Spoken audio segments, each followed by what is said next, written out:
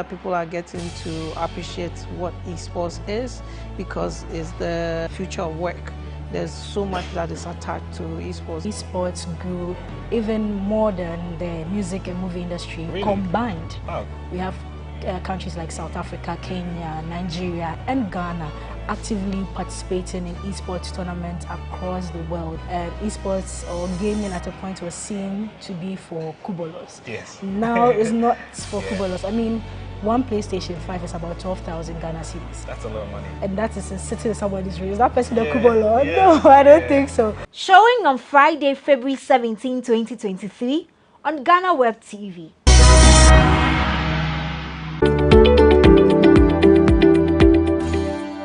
What makes you different? One thing that we really pride ourselves in is that we actually do our construction in-house. And that is something that I always think that it is one of our unique advantages. But what we have done here at the Greens is to give you quality for not to also break the bank. And that is what we've tried to do. So this is a master bedroom. Whoa! Yeah, this is a master bedroom. This is lovely. Yes. This is a master bedroom. Oh, it has built-in wardrobe. Exactly.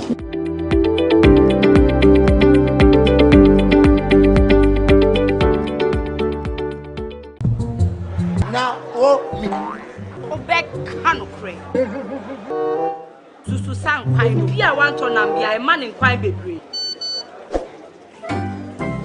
Mommy, you fish can see about Kotoso. Mipoga, send me sick from Lemonade Finance. While Brian did the shit and let me £2. Lemonade Finance. Say they're sending money back home from UK, Canada, and now US. I accepted a instant charges. Exchange waiting in so unbeatable. We should make promo code Dr. Like Nenya £10, $10, and $10 Canadian dollars for the first transaction. What is send this guy coffee? Download to Lemonade Finance.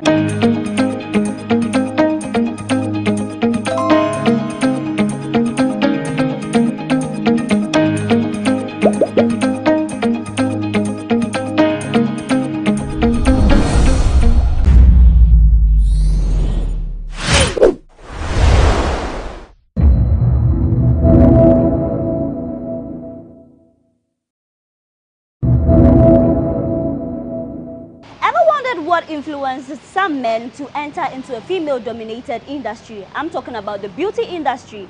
I'm here at the Maxon Beauty Lounge located on the Christian Village Stretch. I'm here to speak to a male hairstylist. Yes, he's called Dennis, a Nigerian who has moved to Ghana and is making it big in a female-dominated area. We're going to find out what influenced him, how business is here in Ghana, and some of the challenges in a female-dominated sector. This is a GhanaWeb special with me, Paula Amabruni. Let's get talking. Ta-da.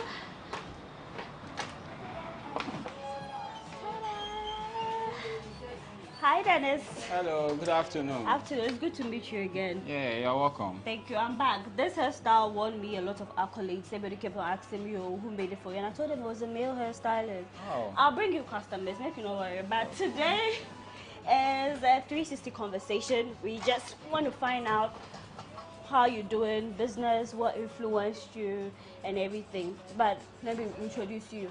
Dennis Oniha. Yes, you introduce please. yourself to us. What you do and what influenced you to be in the beauty industry, which is, you know, female dominated. Actually, I've been inspired by my auntie. So she does this work, hairdressing. Okay. She has a lot of experience. So I really liked it. Very long time. So actually, I've been in the work for like 8 years now. 8 you see. years. Yeah. I've been in Ghana for 6 years. Okay. So I've been working the work, and it's really a long journey, you see.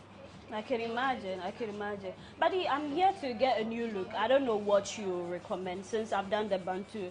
What can you recommend today? Okay, I prefer you go for Rasta, you see, or cornrow, or what do you prefer? I like Rasta, maybe something bigger this time. Okay. I've done the knotless, the tiny ones, so maybe a new look. So I'll go for Rasta, but bigger and longer. Okay, sure. Yeah. But if you have a picture, it will be better. Make I show you. But do clients show you picture, you know, you get issues like, oh, this is not what I want, or you really love to see it? I don't have a problem with any type of picture you have of the bread you okay, want. okay. All right, so like something like this, which I'll show you, like, so something like that is fine. Okay, yeah, it's cool. That's cool. Great. So we get this one off. It's okay. How has business been in Ghana? You said you moved here, it's been 6 years, right? Yes, please. How has the journey been so far? The journey is some way. Some way. I don't usually work the work always. Like the whole of 6 years, I've not been doing the work. It's like off and on, you see. Was it, okay, let's take it maybe the era, COVID era. I know we're all home and all that. So in that period, you were just not working, right? I'm working. Home service? Yes, please. But weren't you scared? Scared of what? Contracting the virus? No. I'm a very hygienic boy, so I'm not. I see that in Yes, please. Great. But then there are a lot of Nigerians here in Ghana, and business is good. I don't know what would you say, but what would you say influences your brothers, your sisters to move into Ghana to start business? That is what they came to do. If it's more favorable to the society or favorable to themselves, you see. When someone is traveling to a different country and going to do some work, he has to focus on customer service and all that. Yeah. Personality and characteristics, you see. You're in someone else's country. There are a lot of things to learn from them, their culture and their environment with the, let me just say, their food and all that, you see. Yeah, it's very important. Yeah. But you made mention of customer service. I would testify. When it comes to Nigerians working here in Ghana, business owners, traders, wherever you find them, you guys are very accommodating, nice, and your customer service is excellent. Do you say that is the main thing that makes you stand out? Exactly. You see, when you are at home, there is some freedom you have. Like, it's different from when you are in someone's house, you see. Yeah. As for in Nigeria, there, I can't brag with it, but it's just so different when it comes to work. Even if you are in your own country or so, the customer service is always like that. Okay. You see. So how do you treat your customers when they come in? Even on days where you're having a bad day, how is the relationship like? My bad day, I left it outside. I don't take it inside the shop. No matter how bad my days are, definitely at the door. Immediately I step inside the shop, you never know if I had a bad day or not. Okay. You see, definitely must. But you know, working with women, sometimes they claim, which is not true. I would say it's not true. Women are very hard to deal with when it comes to what they want. A lady can show you, okay, this is what I want. But the moment maybe something goes wrong, you are good at what you do. Like, you don't miss it. But you have an instance where she says, this is what she ordered, and maybe this is not what she's getting. Maybe it might be their extension. Maybe it might be the weave is not quality and all that. In such situations, how do you handle it? Yeah, that is what they call customer service. They are always right, no matter even if they are wrong or not. So you have to do what exactly they say you have to do. So as a professional, if a week will not be enough and she requested for something that exceeds the limit of the week, you have to go and get some, even if you add it to the base of the total air. You see, when the work is done professionally, it's looking nice. Yeah. You actually told the client that this is the amount you wanted to take from the service. And immediately you are done with those work and it's really looking nice the way she wanted it. She can add it to that bill, you see. Yeah. So that is the problem most people are having, you see. Okay, great. When they are trying, they'll think of managing wigs and so on and so forth. So it affects the service a lot. So with me, I like to do consultation. When I go, you see, when I came in, you gave me options. Yeah. There are days where I'm inspired by a style. I walk in, I'm like, this is exactly what I want. But then I want to talk to the person who's doing the hair. How important is it to do consultation? Maybe your head, even your head shape is not suitable for that cornrow that you so want. And should you be always honest? And even if you give the advice, the consultation, and the person is still not given into you? Should you just go ahead and do what they want? But at the end of the day, if it's not nice, they will say your work is not nice. Yeah, that one there is true. So when it comes to a professional stylist, you see, you have to know the types of hair you're handling, the type of style, and your customer service. Sometimes clients will bring some pictures that won't fit them, you see, or some style that won't be able to do on their hair. So you have to convince them, not like tell them that it won't. You have to bring option, yeah. Okay. In order for you to divide, or you have to bring different options for them. So they should go ahead with that. Right. At the end of the day, if it doesn't fit, they will prefer, like I told you, you would have done this style requested for you. You went ahead and doing something else, and look at what you have done. It's not looking nice on me. So you have to undo it and do what they requested for. Right. If that doesn't suit them, so what are you going to do now? Who do you blame? Who do you blame? Yeah. That one there, you blame no one. The client definitely will send it like that. Oh, I get it. Yeah. But one reason that makes you stand out, the first time I came here, remember when we were doing this hair, it got to this part and I told you I was feeling pain. We were kind of done with the back, right? Yeah. But then when you saw the pain I was going through, you were like, no, let's take it off. And you did take it off, even though you had completed this section. That's what they call customer service. Although you told me it was okay, but I can really see the pain you are going through, so I have to undo it and redo it again, because me, I'm not feeling comfortable. No, it's not nice. But women have really suffered when it comes to braiding. You meet some hairstylists, they claim that some people, they say it's too tight. It looks like it's not their fault. Anybody that comes in, they're like, oh, when you braid, I feel the pain. Your hand is heavy on the head. Yeah. For such a situation, sometimes when you talk to the hairstylist, they are not accommodating. They don't want to accept or even take it easy with you. They say a customer is always right, and it's my hair, it's my scalp, and all that. But sometimes you meet some braiders and they don't even want to take your word or put your feelings. It's a lot of pain, especially for people who have natural hair, because my hair is natural, so I don't want someone who doesn't know how to care for natural hair to handle my hair. So what would your advice be to your fellow hairstylists who are not so okay with the feedbacks that customers give them? And they should go and look for a different work to be doing. Okay. Yeah, I don't have time. When it comes to customer service, you have to treat your clients very nicely, including, it doesn't matter how much they are paying you. Someone might get hair done and go and bring someone else that will give you a lot of money. Exactly, referrals. Yeah, that is the problem most people are having. They feel like this service, this client, they doesn't have money, let me all do it for her. Any abasa, then take your money and go. It's not really nice. You don't have to underrate anyone when it comes to your work. Okay. And you have to give it your all. Exactly. No matter what client is telling you, you have to abide to what they are saying. When it's hurting, you have to adjust your hand and focus on your clients, you see. Exactly. They are the one paying you, so you have to give them your time, everything. Okay. Yeah.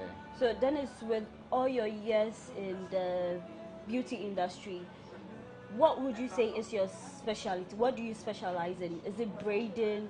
Is it the weave on? Which one would you say is your best? That anytime you touch it, like, this is my signature. This is a go-to when you want this kind of hairstyle. The way you put it there, actually, when it comes to this service of it, I really don't know which is my signature. Yeah. But I've seen your braids, the braids that you do. I've not yet seen like your weaves. Yeah, I've not yet seen it. But then for the braids, I see it pops. The cornrows is good. You've got your patterns right. It's very neat. The pattern, how you cut, everything is just fine. So maybe I'll say it's the braiding. As for me, the braid is not really my thing. Well, which one be your thing? Even the hair cry, it's not even my thing. Hey! So you're here, you're in the industry by chance or what? That one there is true. You see, I'm really good in this work because I commit myself into it, you see. Okay. So when I start talking there today, voila.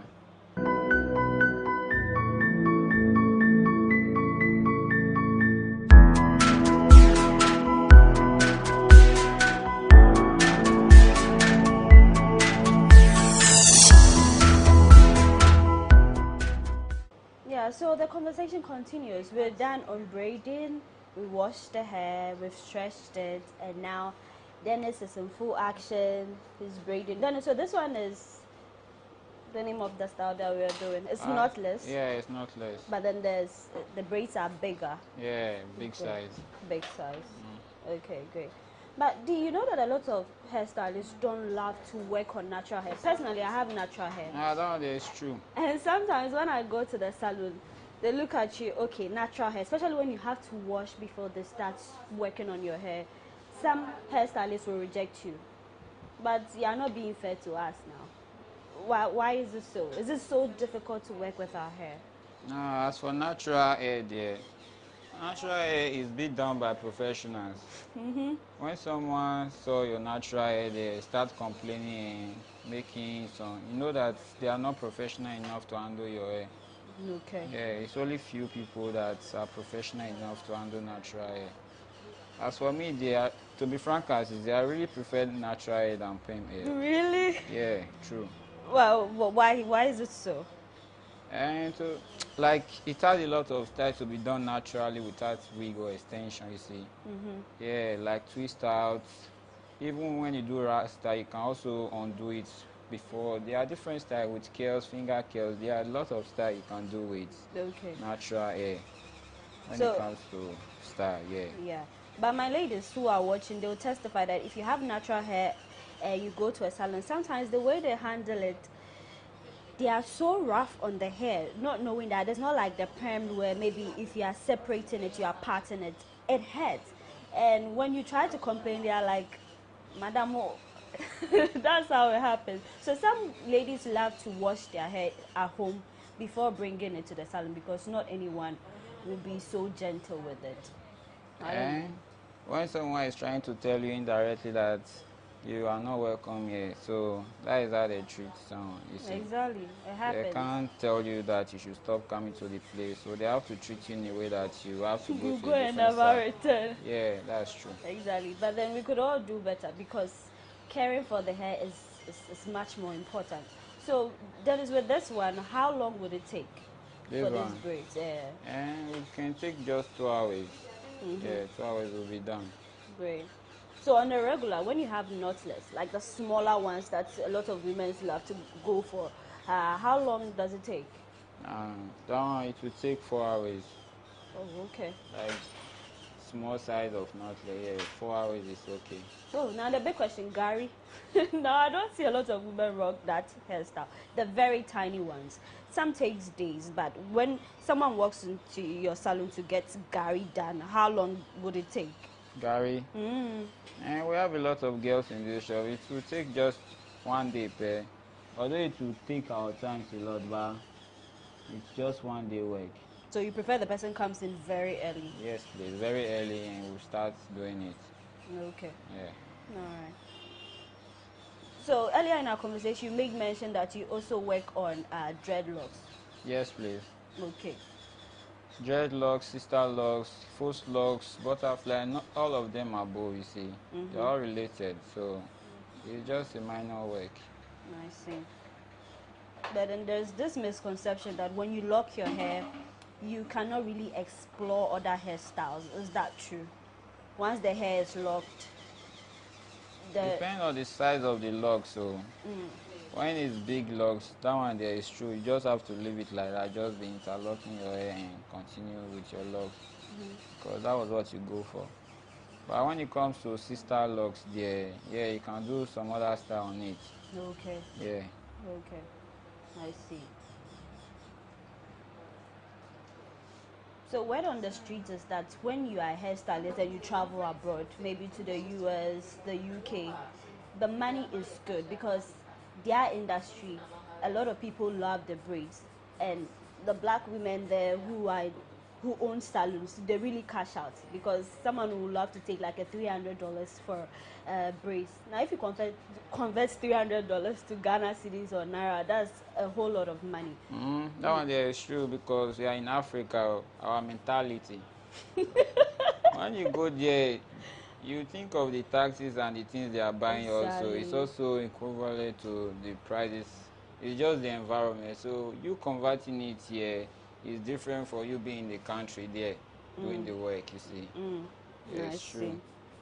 We have not been to somewhere. That is what we think. Exactly. Okay.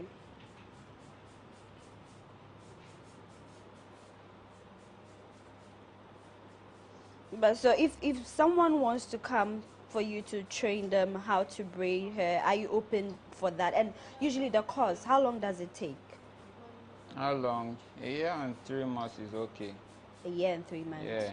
So with that, you master the braids, the cornrow, the wig weave-on. caps and everything, yes. I see. But then do you have courses for like maybe women working class, or maybe someone who is traveling outside and wants to maybe just learn how to braid? If you go there, you can use it as a side job. Are there short courses? Especially when I come for what I want specific. Maybe I want to learn how to do weave-ons. Maybe I want to learn how to do actually, it's open. It's open. Yeah, it's open. Okay. But there's this other question too. I don't know if it's just superstition, but some women claim that you go to a salon, they'll work on your hair. All of a sudden, your hair starts breaking. There are some instances you visit a salon. The moment the person works on your hair, then miraculously the hair starts growing faster and all that. That is why some women love to stick with a particular hairstylist. How true is that? Do you have magical fingers? No, that is what they call professionals. Hey, this professional, dear. As for that one, yeah, it's true. Yeah. When it comes to a professional job and you know what you are doing, you see, when you take good care of something, you see, without any miracle or something, it's normal.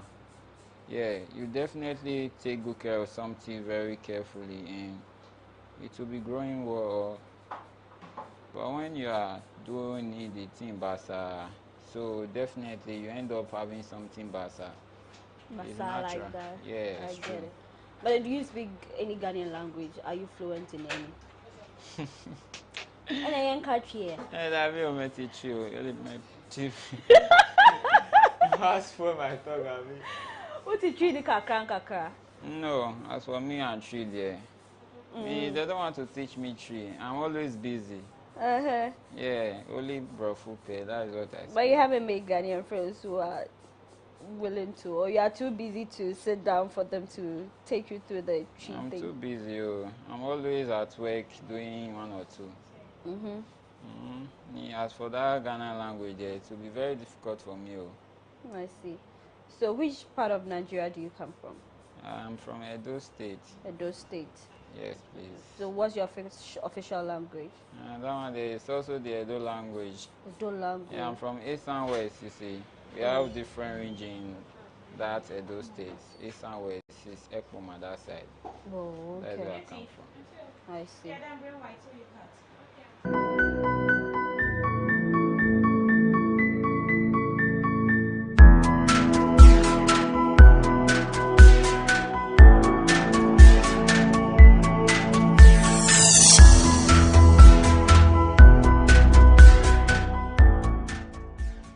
We're almost done. That's the very last one.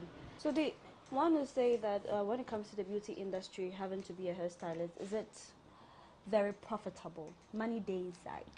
Money day inside though. Eh? Yeah, money day inside, and they should come and pull, invest themselves. Do you know how many shops are in Ghana that there's no stylist inside? As for the money day, but who will be the one working? It entails a lot of hard work and dedication. Yeah. So it's the service that matters a lot, not just the salon itself. But then there are not, like, a good number of male hairstylists. Because it's a female dominated, we see a lot of women in there. How do you feel being a man in this industry? Do you have like male colleagues? Yeah, when I, like, to be frank and sincere, the person that taught me this work was actually a male. Oh. And the shop, there are more than 20 guys there, you see. In Nigeria? Yes, please. Okay. And the ladies are not plenty. Yeah, so I'm cool. So is it normal on a regular to see a lot of male braiders in Nigeria compared to Ghana? That one there is true. A lot of guys that are braiders, mostly even in Ghana here, it's only few of them that based on braids. There no pedicure, manicure, nails. That's what they do on barbering. You see.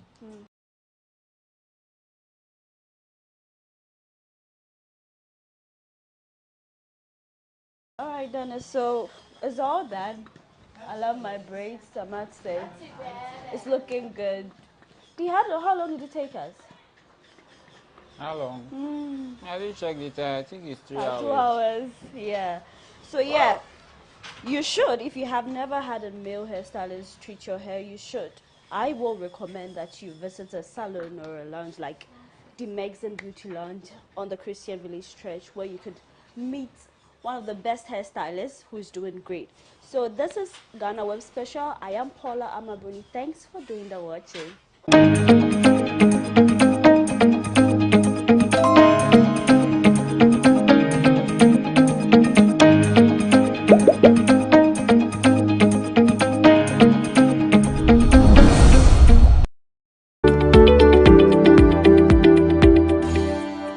Makes you different. One thing that we really pride ourselves in is that we actually do our construction in-house, and that is something that I always think that it is one of our unique advantages. But what we have done here at the Greens is to give you quality for not to also break the bank. And that is what we've tried to do. So this is a master bedroom. Whoa! Yeah, this is a master bedroom. This is lovely. Yes, this is master bedroom. Oh, it has built-in wardrobe. Exactly.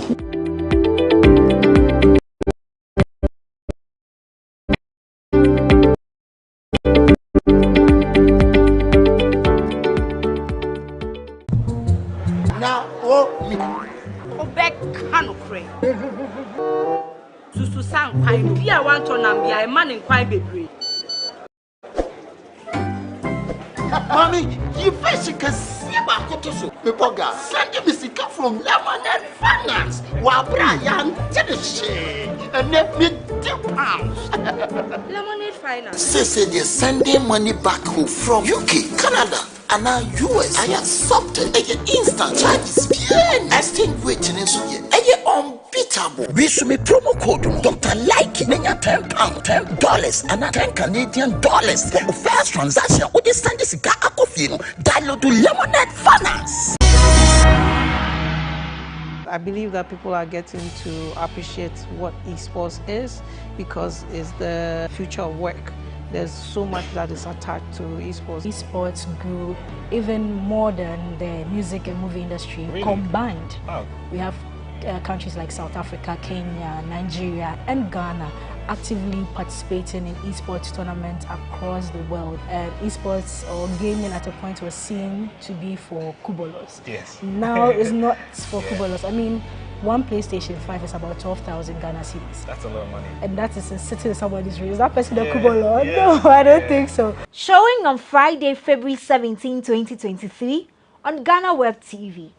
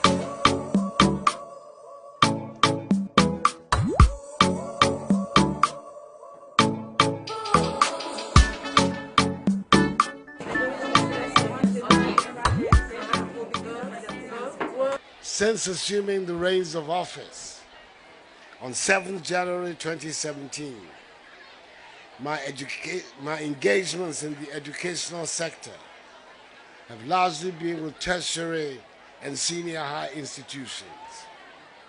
It is different today. Now, as you can see, I'm very happy to be here this morning to inaugurate and hand over the Kwabenya Model Kindergarten School to the Ghana Education Services. It is an institution which, God willing, will provide world-class early childhood education to our children. Ladies and gentlemen, today's youth running barefoot to school could be a future leader of business, industry, the arts, or government. Education is the equalizer of opportunity. I'm in this position as President of the Republic because of education. Education is the most effective way to change the fortunes of our continent and country and join the group of developed nations and continents. Thus, prioritizing investment in early childhood education is critical to the education development of our country. UN Sustainable Development Goal 4.2 explicitly seeks to ensure that by 2030, all girls and boys will have access to early childhood care and development to prepare them for primary education. Quality and inclusive early education enables all children, irrespective of their physical, emotional, social, or medical challenges, to come together at school, to play and learn together. The absence of this deprives the child of play and other critical things of childhood, like cognitive, motor, physical, social, emotional, core competencies, and language development. It is for this reason that the Akufo-Addo government has embarked on the construction of some 350 kindergarten blocks, of which 160 have been so far completed. Several dilapidated kindergarten blocks have also been renovated. Recently, the Arab Development Bank provided funds for the construction of kindergartens in towns like Dadrin in Ninzima East Municipal, Apesika in Cape Coast, in Suta in Techimai, Kenyasi in the Sutufi North, and Atobiase in the Adanse South District. In addition to increasing infrastructure, we'll review the educational curriculum from objective-based of yesteryear to standard-based, which is being implemented across the country. The standards-based curriculum of kindergarten moves away from a focus on teacher talk time and rote learning for exams to encouraging critical thinking, group teamwork, experimental learning, and the development of core competencies required in the 21st century. It is play-based oriented and promotes a thematic approach to teaching. This approach lends itself to the integration of ICT, as we are seeing today. I applaud BSW International for executing the contract for the construction of this ultra-modern kindergarten for the people of Kwabenya with funding from GetFund. I urge management of the Ghana Education Service to ensure that this facility is used for its intended purpose. I'm confident in this by the fact that 22 regional and district ECE coordinators, 207 kindergarten teachers, 30 head teachers, and 33 district teacher support teams have been trained to guarantee quality early childhood service delivery to our learners in the country. I also note with gratitude the creation of play-based environments across 110 kindergartens in the Greater Accra, Ashanti, Eastern, Central, Oti, and Western North regions of the country. The people of Kwabenya are grateful to Amit Cohen, the managing partner of BSW International, who renovated the model kindergarten and oversaw a successful pilot project on integrating ICT into the standards-based curriculum. I appeal to BSW and its Education Technology Division CODIAS to remain committed to the successful integration of ICT into early childhood education in all the 16 regions and replicates at the primary level. Continue to support government in constructing one model kindergarten in each of the 261 metropolitan, municipal, and district areas. They will serve as resource centers for the teachers in the various MMDs.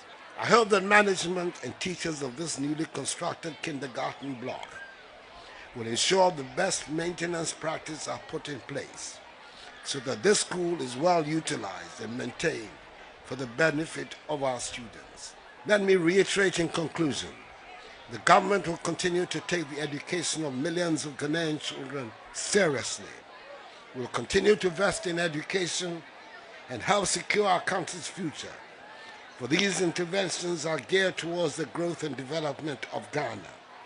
We're preparing our youth for the birth of a prosperous society, a society which creates opportunities for all its citizens, rewards creativity and enterprise, honesty and hard work. Accordingly, ladies and gentlemen, I have the singular honor to declare the Kwabenya Kindergarten Model School duly commissioned. May God bless us all in our homeland Ghana and make her great and strong. I thank you for your attention.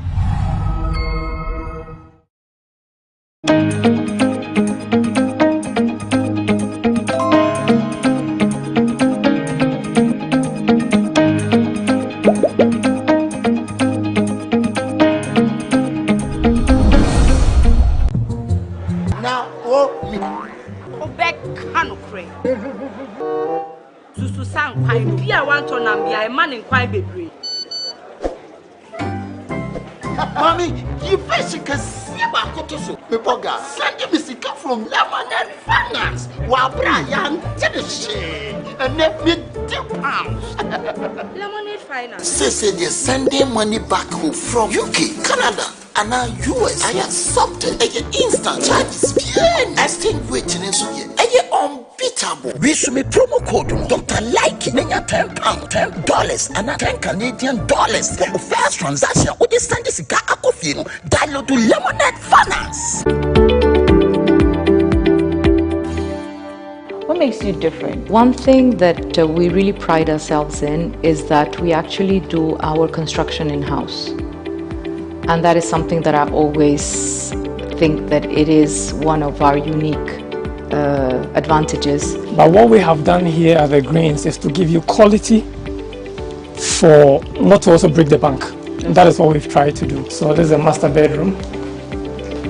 Whoa! Yeah, this is a master bedroom. This is lovely. Yes, this is a master bedroom. Oh, it has built-in wardrobe. Exactly.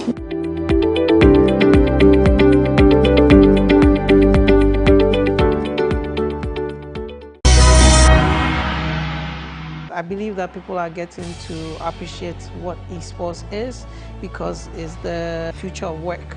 There's so much that is attached to esports. Esports grew even more than the music and movie industry combined. Oh. We have countries like South Africa, Kenya, Nigeria, and Ghana actively participating in esports tournaments across the world. And esports or gaming at a point was seen to be for kubolos. Yes. Now it's not for kubolos. I mean, one PlayStation 5 is about 12,000 Ghana cedis. That's a lot of money. And that is sitting in somebody's room. Is that person a kubolo? No, I don't think so. Showing on Friday, February 17, 2023 on GhanaWeb TV.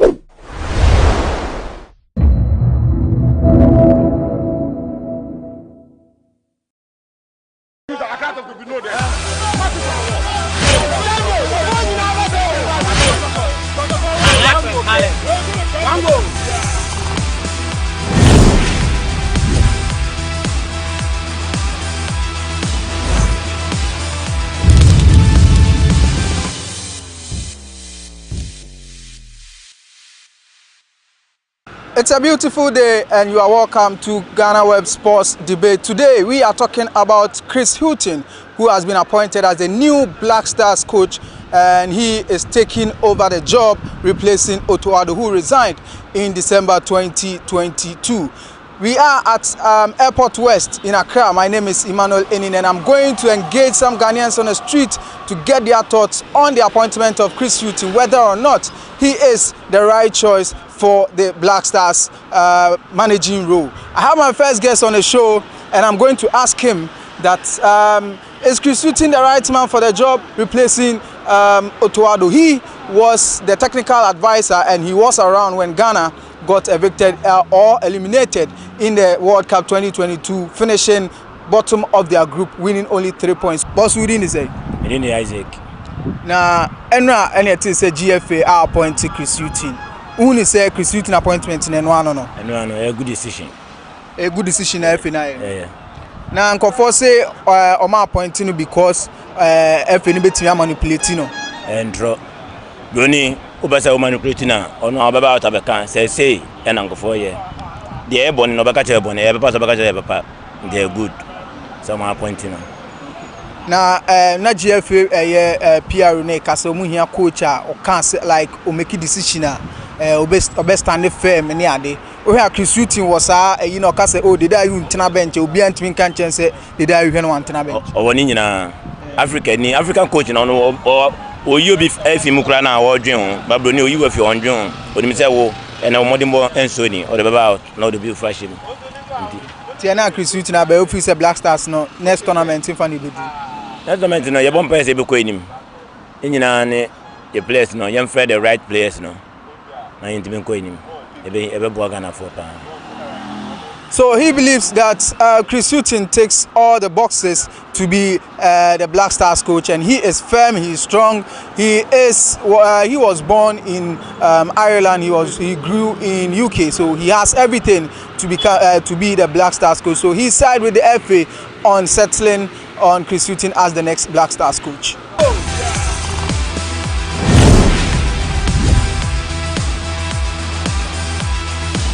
But we say Black Stars and your new coach, Chris Hughton. Asama na betimi aka fa ho. Oh, asama me wo kan fa ho ne say coach no mo ko fa no de e okay. Ba na emum no ye mpanifo na omoma coach ne nya ne selection no. Eno na ha Black Stars team no. E di so mbeja coach no no ankasa hwe players no aye ne selection dia. Ene Ghana obetwa bibi dia mai. Na so ma anya ne sa na say as Ghana akoye for player we bo dia ene emwa ene so mbe change coaches sa yentimi nye cap biada. Say Black Stars betimi age cap a na so ma anya ne sa dia.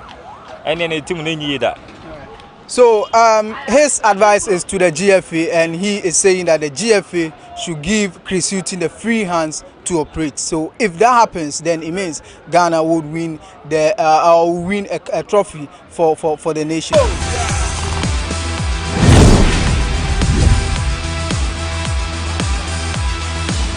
Also, Black Stars are appointing new coach, and as a GFA appointing new coach, I'm a Black Stars. I Chris Hughton. Asama na betimi aka fa ho. Oh, coach ne dey. Me angasa my tin ho information be blaze we good. O ya de. Na mpa e bonus empanifo no mbeja na ma ono ankasa aye ne selection enkonko ba say amanfo na e bia ba ba yo first se na be ya. No mabu e be hard so mo ja na ma ono ankasa ya adwuma ne dia me fi so obe ye a good coach. A good coach. Etu hwa obetimi asesa Black Stars na mai enema of Ghana for ahwehwa. Oh, Black Stars dey players ni ho. You good players. Yeah, as he said, the coach in the banner was what the normal to tuna kwa mudi a Black Stars na best actually. You benya old Black Stars na nkani. My crazy and Sule Montali money as a moja amujina omuna so a Black Stars bubble out mu say Ghana han mo bia epu ko hwese obakwa akọ Ghana match no. And the best aba back. Also, Black Stars said the GFA Ediama Unipa Foforo, a friend Chris Hughton. What don't you know when they say? Oh, it'd be very nice if we only say we're competent. No more will be coaching, say when the oil or you're professional. That's all. No, bet me selecting the players without coaching there. That's better. In this one, no lose soonness or yeah, or no, then you're better accusing so I need a Jumay, but only say you should be professional. Other than that, I don't have any problem with it. So they believe that Chris Hughton is a good appointment for the Black Stars, but he should be given the free hands to operate. That's what they are saying.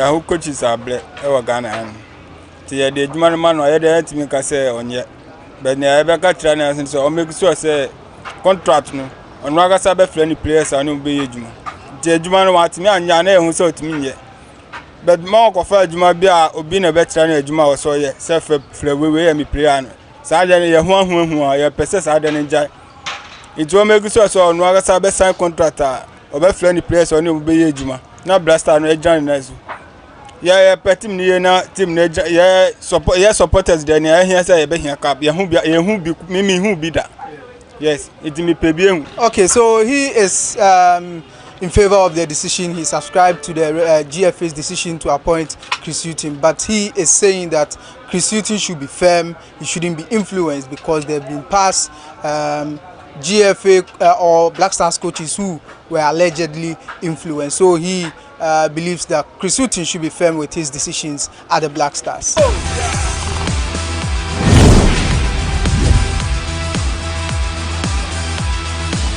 Bosu, yes, sir. Black Stars said they are Chris Hughton. Otuadoko. Asemena betimi aka fa. Oh, fine, papa. Yeah, they are man fine. Na wonu an na fe ye hwehwe. Sa ba ko ye ko fa no a. Wonu wo abruchire wonu ma. Na Otuado na no la no. Won ne yempe, we do good. Ususu say Chris Hughton aba no. Eniema betimi asesa de ama Black Stars so AFCON 2024. Mi gidi so no na o wa abruchire no coach team. Yeah. What if na Black Star ye bobo a unhu ni obo 7 na unhu ni obo 2 bono asiri obi e bo na agene na broni di broni awu so e Ghana need so we no o ma brofo na san ahum brofo no bobo a obetima chese we na ebo 7 we na ebo 6 we na ebo 8 ti one day wa ban de ye sunyame so nti ye de empa ebo e be ta na chi ama bibia so be yi ama Ghana so atumpon. All right. So it seems everyone supports the decision of the GFA giving the Black Stars to Chris Hughton because Chris Hughton has done a lot of work. He has rich experience in coaching, 30 years and all that. So Ghanaians are in favor of or subscribe to the decision by the GFA. They support, but one thing is was running through their submission, and they believe that the GFA, despite appointing an experienced manager as Chris Hughton, should be giving the manager a free hands to operate to see the Black Stars flourish. That is that for today on GhanaWeb Sports Debate. My name is Emmanuel Enin. Today we had an interesting discussion and I hope you enjoy it. Subscribe to the channel. Let me know your comments under the comment section. See you in the next episode.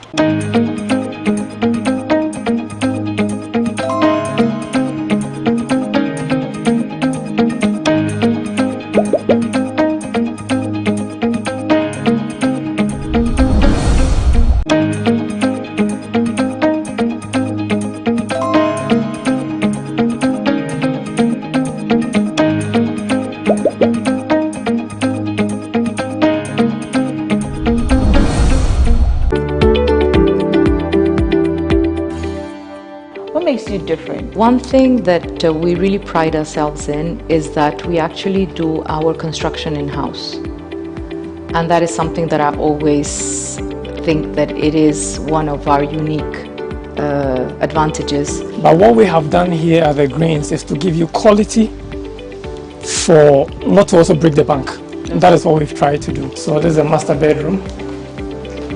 Whoa! Yeah, this is a master bedroom. This is lovely. Yes. This is master bedroom. Oh, it has built-in wardrobe. Exactly.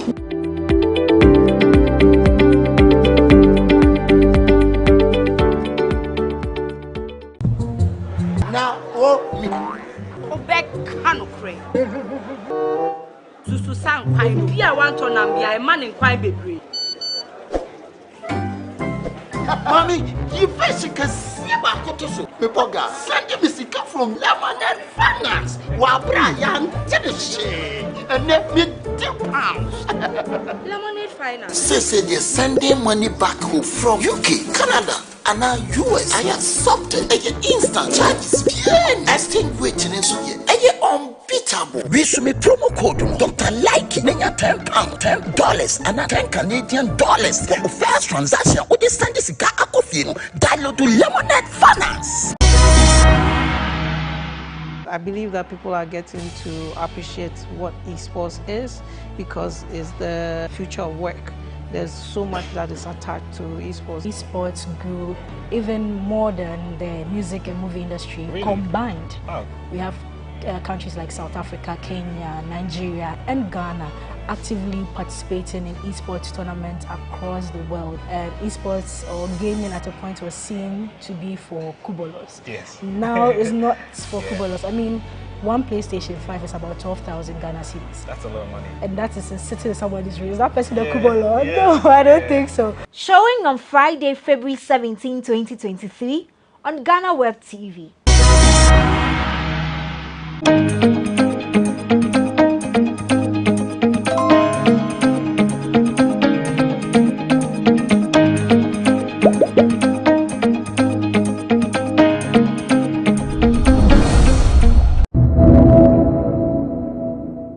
Hundreds of people lost their jobs between 2017 and 2020 due to the banking sector cleanup. Today on GhanaWeb Special, we'll be speaking to one of the affected persons on how she's been coping since she lost her job. I am Nima to Yakubu Atoyese. We'll be right back with our guest.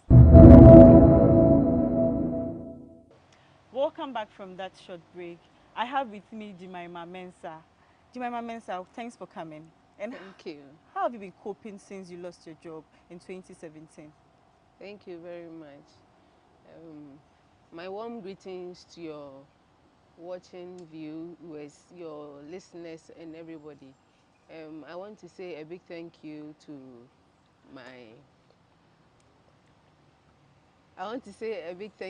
to you for this great opportunity. It hasn't been easy, my dear. It hasn't been easy. For the past 4 years, I've been home without a job, and the challenges are way more than words could explain for me, because for working for 13 years in the banking sector, and all of a sudden you come home with nothing, with kids, and life must go on. How do I pick the pieces? It hasn't been easy, but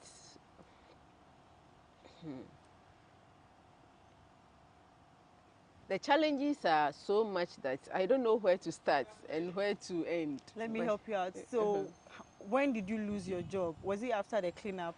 Did they give you a part-time job for you to work and later say, oh, you should move? How did it start?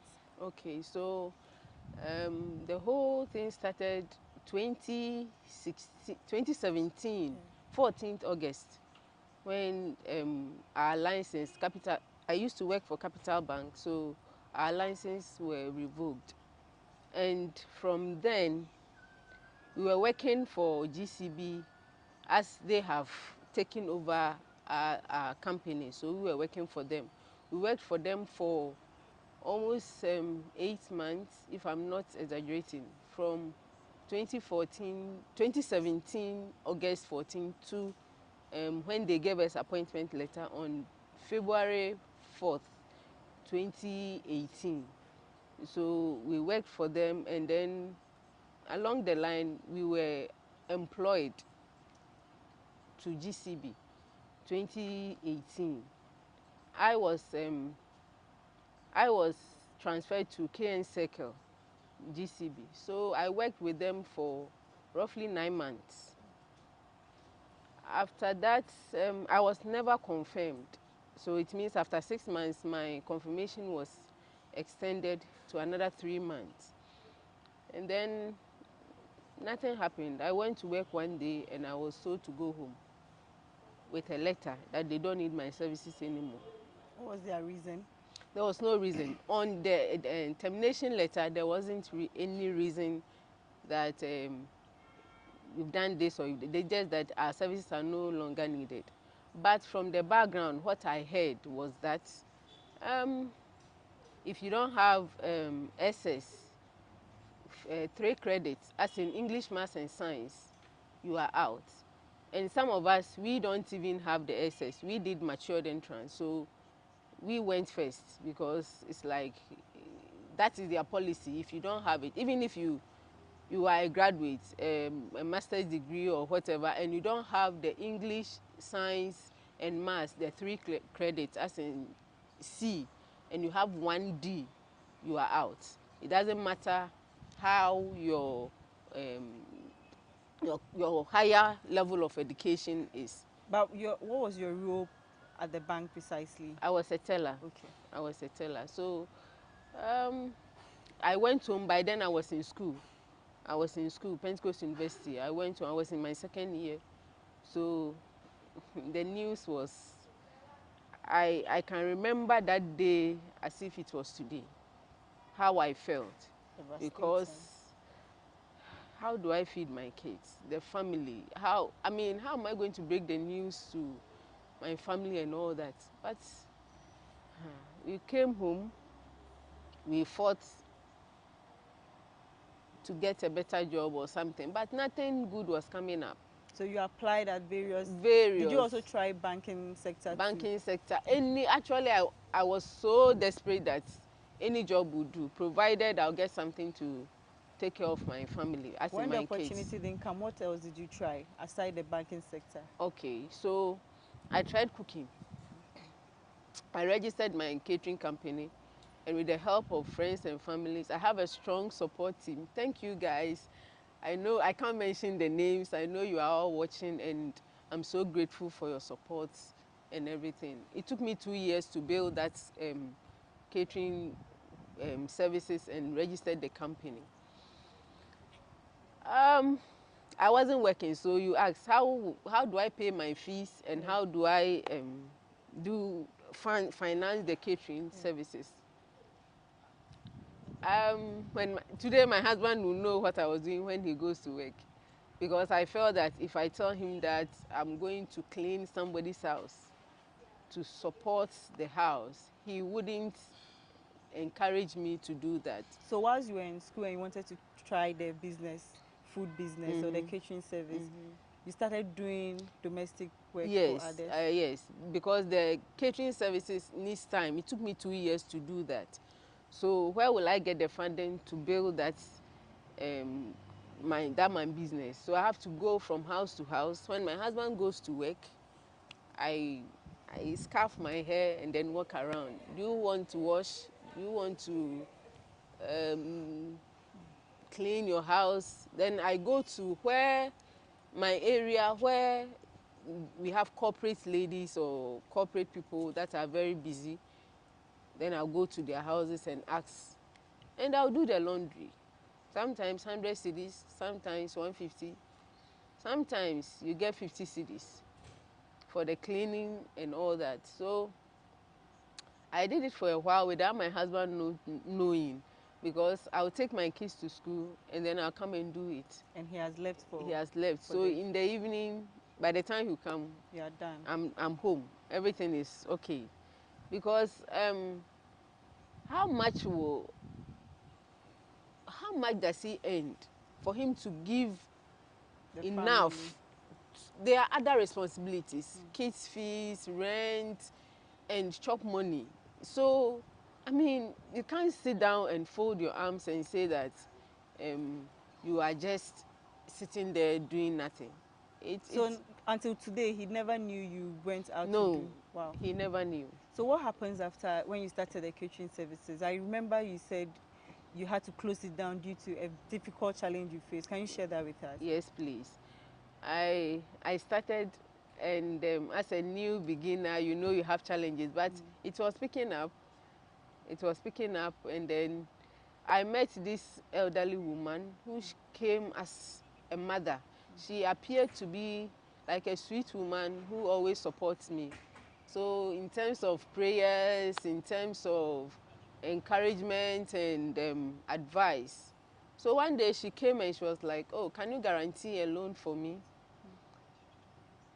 And I didn't think twice. I didn't look back, because... How much was the loan? 15,000. Okay. But did you know her family? You just knew her because she assisted you? Yes, she lived close to where I have my business. Okay. So she normally comes, buy some of the food, help me in my chores and all that, because I didn't have money to employ somebody to help me. Yeah. So I was doing everything myself. So I did it. I did you that. I guaranteed the loan of 15,000 for her. So after that, when the first payment, as in reinstallment came, she was nowhere to be found. And this woman is gone. When you say she's gone, as in we can't find her. After you guaranteed the loan for her? Yes, we can't find her. So how did you know she's gone? Did the bank call you? Yes, the bank called me, and I was like, oh, you haven't, she haven't brought the money. She haven't paid. I was like, oh, I spoke to her yesterday. She will pay. They said time is up, so we are calling you. I went to her house and I was told she's traveled, and I was like, why won't you leave the money if you are traveling?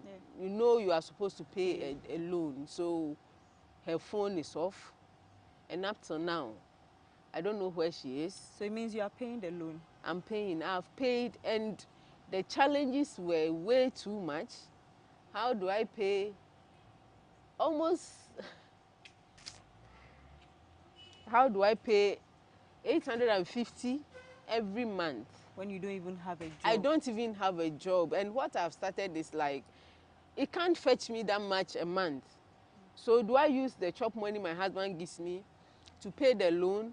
Or you forfeit your catering? So I don't know what to do. I was so worried and disturbed, confused. So the only option that came was for me to sell the container. There's business you established, you yes, had to sell everything and then pay at least some of the loan, and then I'll be relaxed to see what I can do to finish the other one. Have you heard from her? No, please. You've never heard from her? I've never heard. I've never heard. And that was when? That was it last 2 years or last year, July? Oh. It's been a year and some months. Are you done paying the loan? No, I'll be done by December.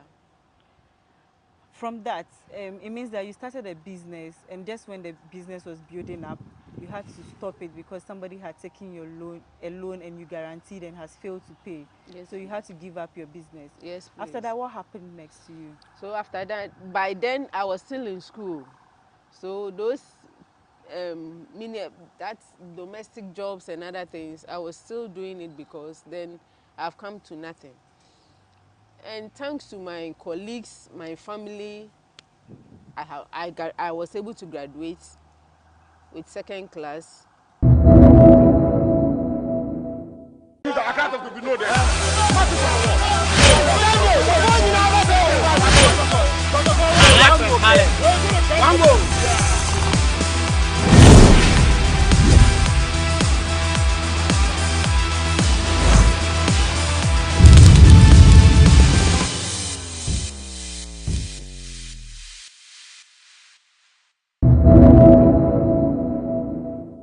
Welcome from that break, and this is GhanaWeb Special. We've been speaking to Jemima Mensah, who has been sharing her life experience after losing her job due to the banking cleanup exercise. So she's now an Uber driver, and we want to ask her how it all began. Jemima, how did it start for you becoming an Uber driver? Was it a difficult decision for you to take, and how have you been coping in the male world? Thank you. Actually, taking the decision was not too difficult because you see the motivation here is that I have to feed my family, especially my kids, and at least provide for my dad too. So when you look around, based on that, that was the strength. That was what encouraged me to do that. When I took the decision 2 months ago, the main focus was to to meet the daily economic needs. And then maybe, perhaps, God will permit my helper to sit in my car one day and get me the job that I've been looking for. But when I'm at home, who will notice me? Nobody. So these are the 2 main reasons why it wasn't so difficult to take that decision to drive to be an online driver or Uber driver. I started 2 months ago. I used to drive Hyundai Accent 2012 model, but the fuel consumption was too much. So I tried it for a month and I realized that, okay, it won't work. So I traded that one off and bought this smaller car. It's not bad. It's not bad because at least by close of day you get something small to buy food for your family, which when you are home nobody will give it to you. The challenge. I want to ask, before we get to how you've been coping with the male-dominated field where they drive Uber, did you suffer any emotional breakdown? Did you go through depression at these trying moments before you took this decision? So many times, countless times. Imagine you have nothing to eat and you are owing. What you are owing is not what you have spent, but you let somebody loan. So countless times that I've thought of committing suicide. But I wanted to kill myself and my kids because I couldn't think about the fact that I will leave my kids for them to suffer. They will suffer. They have their dad. You didn't trust their father enough to take care of them. And why would you think about suicide? A mother's love, and the child will come, Mom, I want this, and whatever he needs, you go the extra mile to get it. I'm not saying their father won't do that, but a mother's love is stronger than... What was your strength that prevented you from doing this act? My kids. My kids. You didn't want to die or just I actually didn't want to leave them. Because if I commit suicide and I kill them, okay, maybe they are going to be big people, important people. I don't know their destiny. So then if you want to hurt yourself, why do you want to involve them? And I don't want to also hurt myself and leave them to see them suffer. So that was it. That was it. That was it. Thank God I didn't do it. Here I am now on this big platform because I took the initiative to drive boats or online driving. If I had not, nobody would notice me. By your marriage, your married life, I'm talking about this because of the issue of depression. How was your marriage? Did this affect your marriage in any way? Oh yes, you know, love doesn't go without money. So if the issue is if one person is the only source of income support, definitely the person might not say it because he knows the situation, but you could sense it. A little bit tension and here and there. So it affected every aspect of my life, every aspect. My marital, my family life, my social life, as in friends. Because the moment you pick a call, hey, obesreska, obebusame, and it's better to ask than to die. So there are times that you can't help it, you see. So it affected all aspects of life. But I realized that the only way to change that situation is to do something. And that something was, I don't have money. I have my car, I can drive. So why not try it? But my slogan that I formed for myself before I started this was, it's better to die a hero than to die a failure. This is very risky. People are being beaten, their cars are being snatched away. But if you go and nothing happens to you, you come home with food. So that was what motivated me. It's also part of the reason. So far, how is it doing? I know you have major challenge with your Uber business, but how is it? How are you coping with it so far? It's not bad. As I said, it's better than nothing.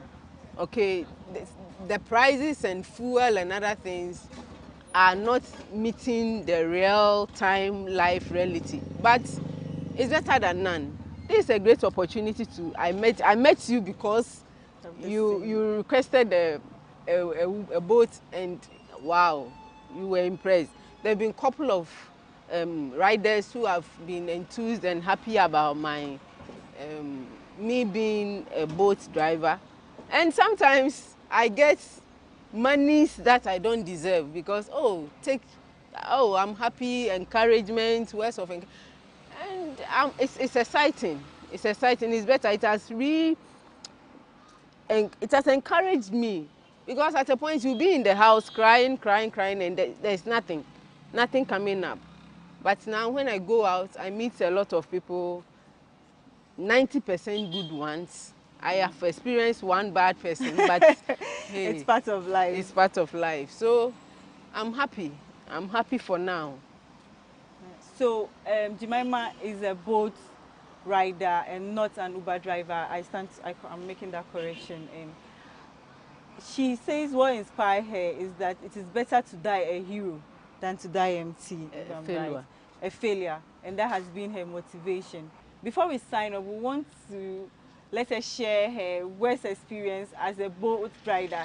Can you share that with us? Because it looks like in every good thing there is one bad incident. Yeah.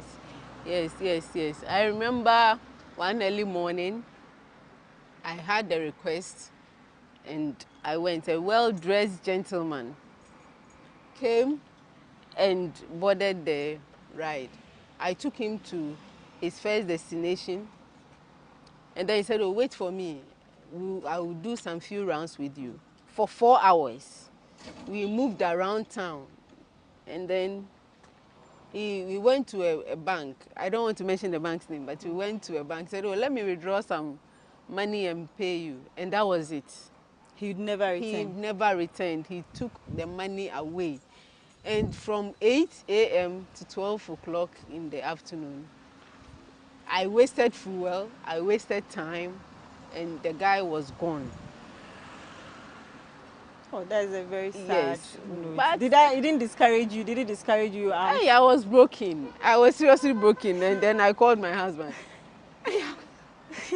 And was like, you don't do your short trips. You are behaving as if you are a man. This job is risky. What if he has done something wrong to you? Yeah. So it's also another experience that showed me that, okay, so if we go, these are some of the challenges. We will give you money. If you are spending 4 hours, you give me the money and then we will go. Yes. So it's been a sad event.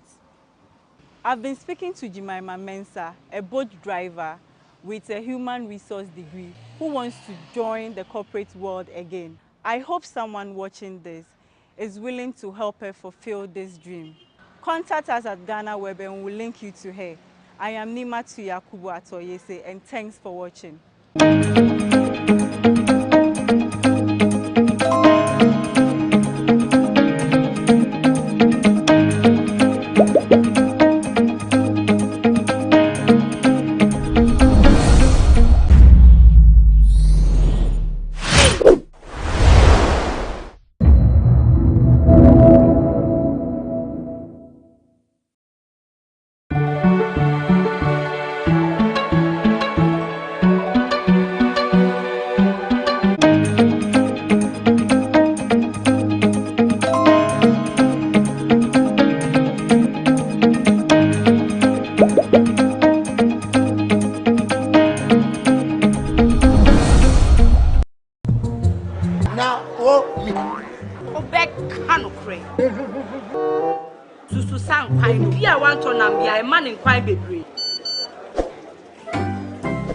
Mommy, you first can see my cotoso. Me boga, send me sika from Lemonade Finance. Wa Brian, take the shit and let me £2. Lemonade Finance. Say they're sending money back home from UK, Canada, and now US. I accepted a instant charges. Extinguishing in so ye. Unbeatable. We should me promo code Dr. Like Nanya £10, $10 and $10 Canadian for the first transaction. What is send this guy download to Lemonade Finance.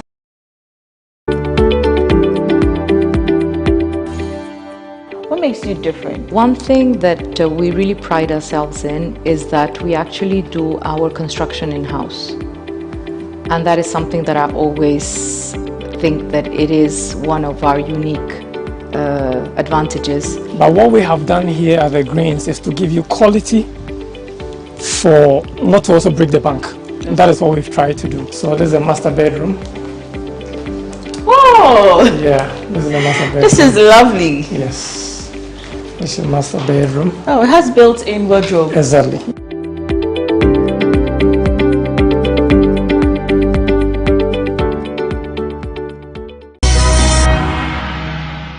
I believe that people are getting to appreciate what esports is because it's the future of work. there's so much that is attached to esports. Esports grew even more than the music and movie industry combined. We have countries like South Africa, Kenya, Nigeria, and Ghana actively participating in esports tournaments across the world. And esports or gaming at a point was seen to be for kubolos. Yes. Now it's not for kubolos. I mean, one PlayStation 5 is about 12,000 Ghana cedis. That's a lot of money. And that is sitting in somebody's room. Is that person a kubolo? No, I don't think so. Showing on Friday, February 17, 2023 on GhanaWeb TV.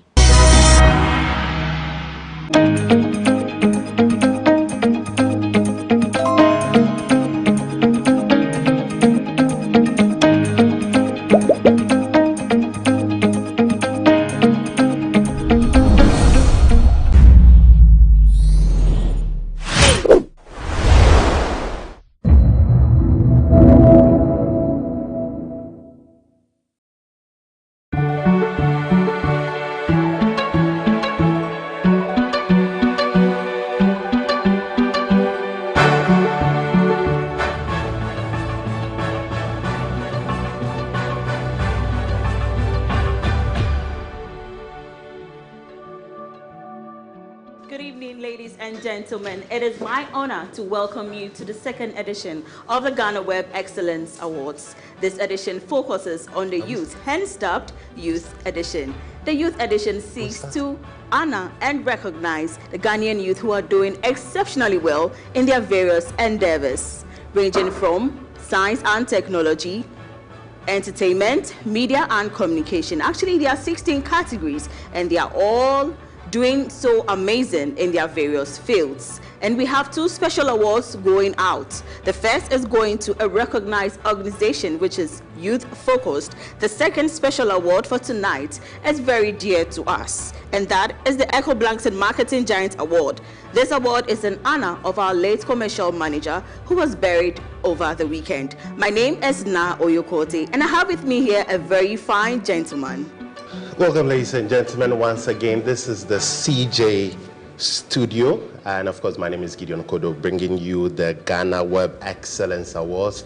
This is the Youth Edition. Now remember, this program is brought to you by Kanketsi Studio of Industrial Company Limited. They're the producers of Vena Natural Mineral Water, Rush Energy Drink, of course CJ right here, where you can rent all kinds of equipment that you need, both small, big, and of course you have access to the studio too as well to do any type of production you want to do. We also have sponsorship from Sigma Health and Beauty Ghana, and of course Ghana Commercial Bank Limited. Ladies and gentlemen, this is the GhanaWeb Excellence Award, the Youth Edition, and of course we're coming to you with the virtual edition. I know you're watching it from the comfort of your home, your office, or wherever you have good, stable internet. We are here for you.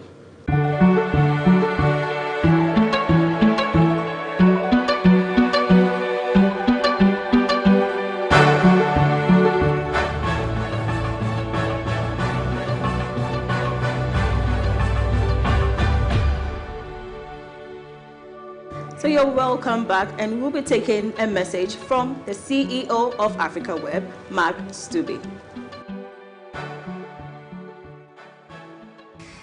Hello, my name is Mark Stubbe and I'm CEO of Africa Web, and Africa Web is the mother company of GhanaWeb. Last year we created the GhanaWeb Excellence Awards as an event to honor those in the Ghanaian society that stood out because of their performance, their development, their good deeds or their leadership. And we were very glad with this event. The driving force behind this event was Echo Blankson. He passed away recently. Only last weekend his funeral was.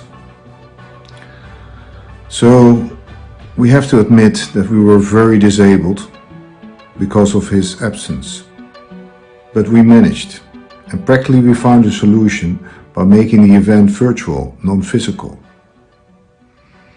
We also honor Echo by the continuation of this event and with a special award.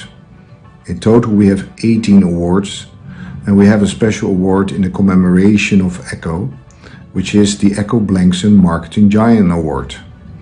Echo was a true thought leader in the professional area of marketing. So we are glad that we can continue the GhanaWeb Excellence Awards.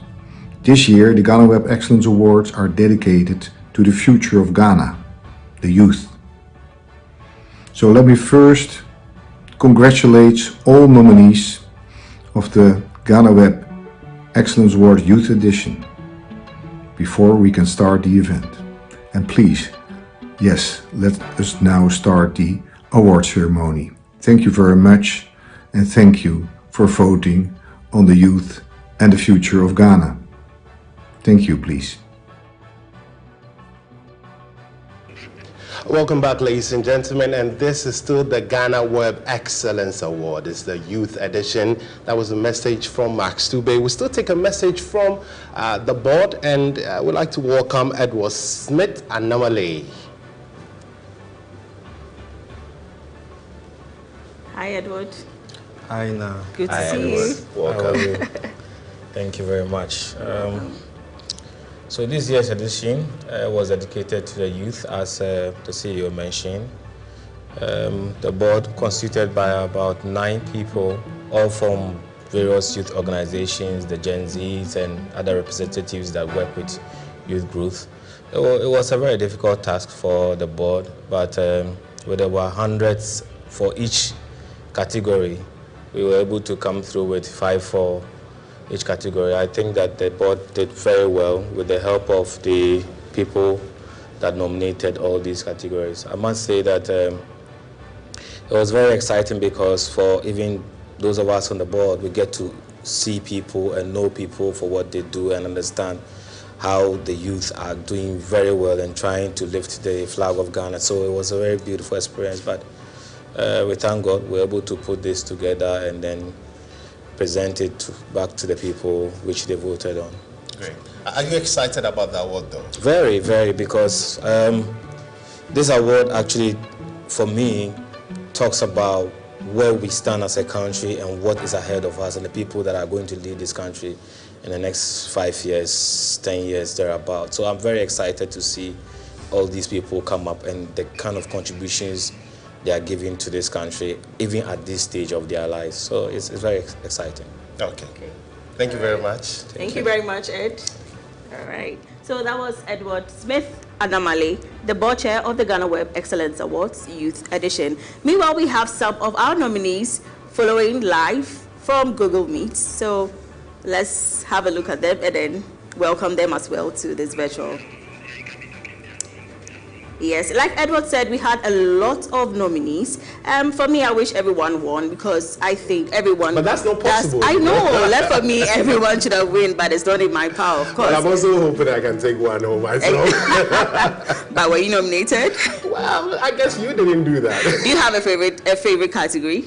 Well, I think I would go for the women advocacy category. I'm really passionate about the issues that's got to do with women and advocacy in general. So that's what I'm looking forward to. I think mine should be science and engineering. Oh, okay. Yeah. Were you a science student? I wasn't, unfortunately. I was a science student. Oh, really? Oh, that's nice. I was actually a business student, but I mean, STEM is really growing. We need you in the economy of Ghana. You shall see me there soon. All right, so we're taking a quick commercial break and we continue with the business of the day.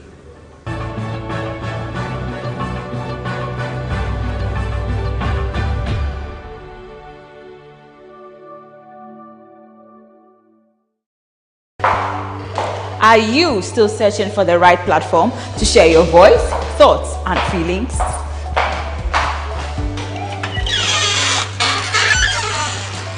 Then the GhanaWeb Reporter on the GhanaWeb app is the perfect app for you. It is Ghana's only citizen journalism and infotainment platform. Wherever you are, whatever you are doing, GhanaWeb Reporter links you up to the world. The reporter also gives you the opportunity to blog or become a citizen journalist, so you share stories with the rest of the world about cities, music genres, pop culture, tech, politics, etc. Download the GhanaWeb app from the Google Play Store or App Store on your smartphone and open it. Tap on the member button at the bottom of your screen and follow the easy steps to register with your phone number or email, and you are ready to become a reporter. Ghana Web Reporter, democratizing journalism and empowering content creators.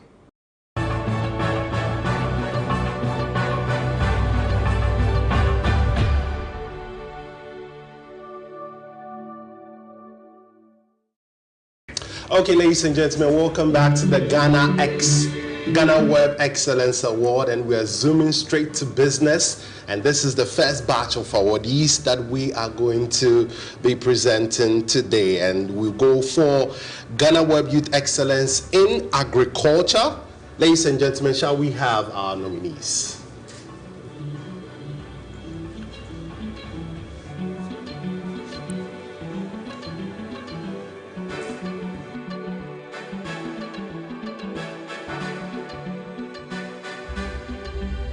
Gentlemen, so we have Maurice Adai, we have Isaac Kofi Nketia, Aloysius Atta, we also have Hakim Shakar, we also have Nana Adjoa Sefa.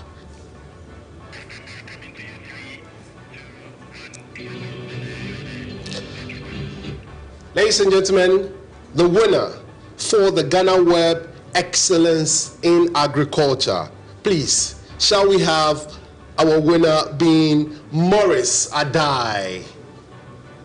Congratulations. Congratulations, Maurice Adai. Congrats. I mean, this shows a gentleman who is very committed to agriculture. Yeah. So that's Maurice Adai giving his message. Hello everyone, my name is Maurice Adai. I'm the founder of MB Adai Farms. I'm happy to be the recipient of the Ghana Web Youth Excellence in Agriculture Award. My sincerest gratitude to God Almighty, to family, to friends, and the general public that voted for me. Thank you, Ghana Web. Okay, so I think before we move on to the next category, Maurice Bafo Adai, that's his full name actually. He's a 35-year-old man, married with 2 kids. He's a farmer and an entrepreneur. He has won some awards, so it means this is not his first awards. He was the overall best farmer for the Ghana East Municipal Assembly for 2021, and he was also the 2018 Best Farmer for the same Municipal Assembly, and he is a member of the Greater Accra Poultry Farmers Association, and he has offered free training of several new farmers in poultry farming and agriculture. So he's done a lot. That's a lot. I mean, we've always been told agriculture is the backbone of the Ghanaian economy. Exactly. Clearly, we don't have a lot of young folks getting into that, so to have a young gentleman just like us, dedicated to farming, which I'll be getting into soon with you. It looks like you're going to get into everything before we leave here. Wow. I can see you are really inspired, so you should. I think I'll nominate you next year. Wow. Splendid, splendid. I know for a fact it's not for the next category. Ladies and gentlemen, the next awardee, which we'll be going to very soon. But before that, shall we have the nominees for the Ghana Web Excellence in Information Technology?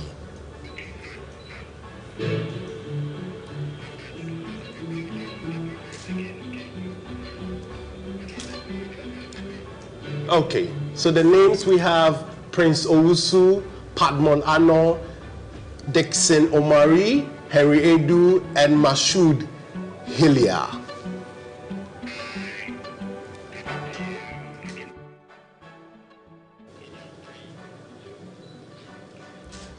Ladies and gentlemen, the winner for the Ghana Web Youth Excellence in Information Technology, shall we have Prince Owusu.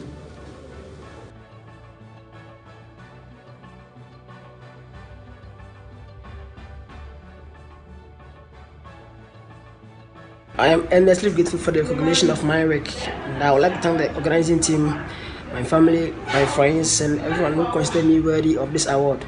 Thank you. We're moving to the next category, which I mentioned to you as my favorite. Ladies and gentlemen, this is Women in Advocacy. There's a Ghana Web Youth Excellence in Women Advocacy. Shall we have the nominees?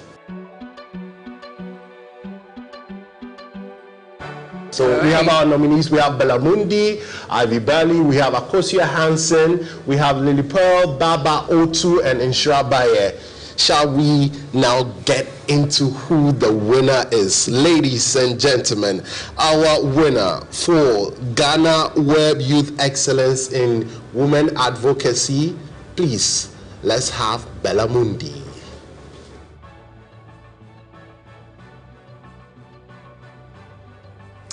Next is the Ghana Web Youth Excellence in Fashion, and here are the nominees.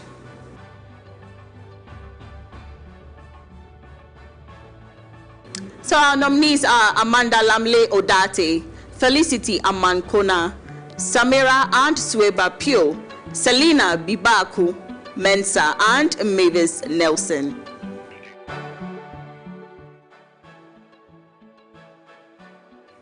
So the winner of the Ghana Web Youth Excellence in Fashion is Mavis Nelson.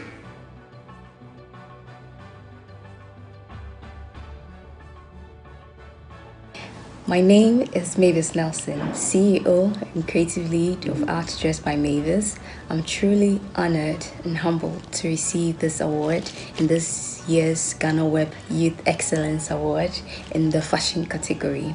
I'm grateful to God for this opportunity, to Ghana Web for the recognition, to my friends and family for the support, to my colleagues for challenging and inspiring me, and to you for voting for me. Receiving this award is a testament to the hard work and dedication of everyone who has helped me along the way. I believe there are greater days ahead. I look forward to growing and learning more in my career as a self-taught fashion designer. Thank you again to everyone who made this possible. Ladies and gentlemen, welcome back. This is still the Ghana Web Youth Excellence Award, and we are going to an area of sports. The World Cup just ended, and in fact, actually the perfect time to reward and award individuals who contributing when it comes to the area of sports. Shall we have our nominees for sports?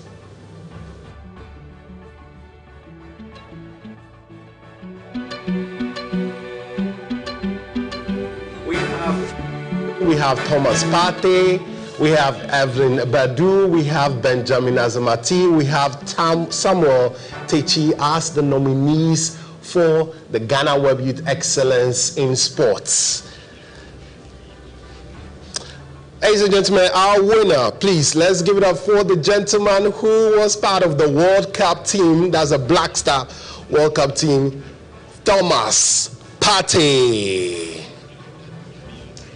Congratulations. Amazing. I mean, they deserve it. They deserve it. They've done amazing. Amazing. Exactly. Amazing. You know, I've always wished I could play football, but that never happened. But it's always amazing. Gideon, I can see you're a jack of all trades. Or you want to be a jack of all trades. Yeah, no, but I mean, sports is beautiful. You know, when you watch the World Cup, okay, and why I say this is not just me saying it.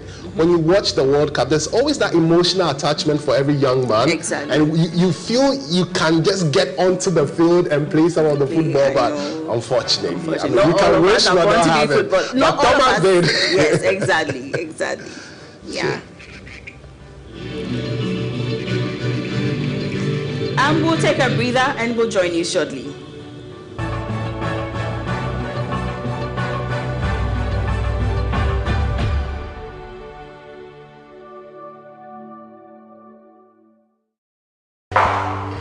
Are you still searching for the right platform to share your voice, thoughts, and feelings?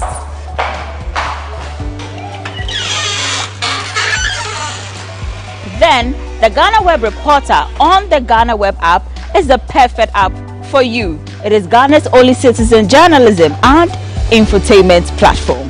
Wherever you are, whatever you are doing, Ghana Web Reporter links you up to the world. The reporter also gives you the opportunity to blog or become a citizen journalist, so you share stories with the rest of the world about cities, music genres, pop culture, tech, politics, etc. Download the Ghana Web app from the Google Play Store or App Store on your smartphone and open it. Tap on the member button at the bottom of your screen and follow the easy steps to register with your phone number or email, and you are ready to become a reporter. Ghana Web Reporter, democratizing journalism and empowering content creators.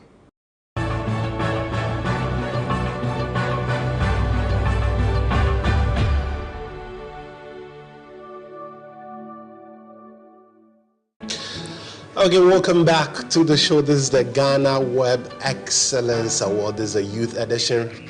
Remember, this is brought to you by Kanketsi Chulium Industry Company, that the producers of Vernon Natural Mineral Water and Rush Energy Drink. And of course, CJ Multimedia, we're right here in the CJ Studios. And of course, with CJ, you can rent any kind of equipment you need, both big, small, and of course, if it's a show that you have, you get all those equipment from them, or you can also use the studio for your production. Also want to say a big thank you to Sigma Health and Beauty Ghana. They've also been amazing in sponsoring this event, and Ghana Commercial Bank Limited. They are our sponsors in making this show a success. So, yeah, thank you very much to our sponsors once again. We are moving on to the second round of awards, and we have Ghana Web Youth Excellence in Music, Drama and Dance. Here are the nominees for this category.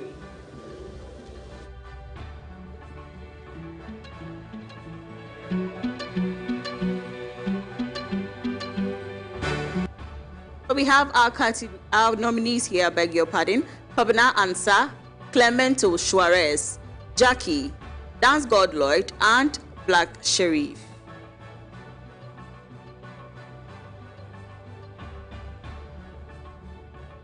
So the winner of this category is a young man who has brought laughter to a lot of homes, in the cinemas, wherever, and his name is Clemento Suarez. Winner. Congratulations. You know, he's Clemento. a product of my school. Oh, really? Which school? Secondary school. Oh, so that's nice. It's a win for Temasco.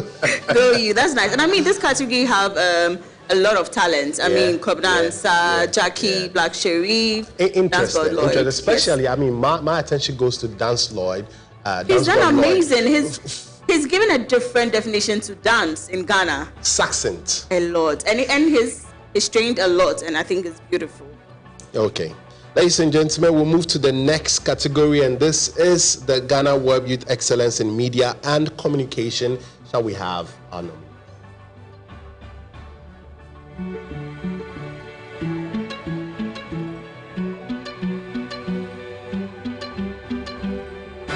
Bamford, we have Kojo Sheldon, Anita Kufo, Tracy Mensah, and Michael Ejapa. Ladies and gentlemen, the winner for the Ghana Web Youth Excellence in Media Communication, the award goes to Michael Ejapa.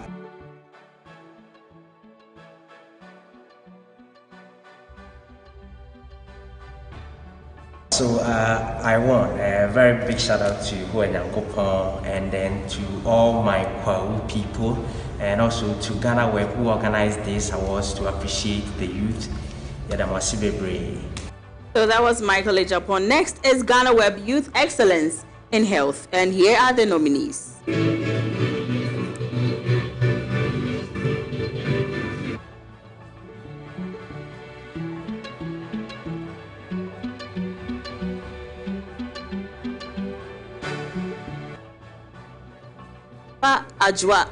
Ajwa Nunu, Annalisa Tete, Benson Owusu, Dr. Grace Bachman, and David Tete. The winner for the Ghana Web Youth Excellence in Health is Dr. David Tete. Congratulations, Dr. David Tete, and to the nominees as well, to the other nominees. Ladies and gentlemen, we'll go straight to the next category, and this is the Ghana Web Youth Excellence in Education. Shall we have the nominees?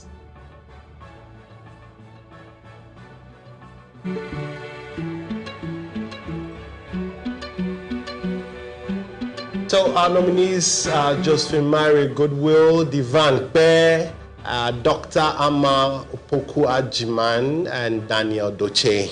And our winner for that category, ladies and gentlemen, is Dr. Ama Opoku Ajiman. Amazing job. Great job, contribution to the educational sector. Exactly. We need that. Up next is GhanaWeb Youth Excellence in Leadership. Our nominees are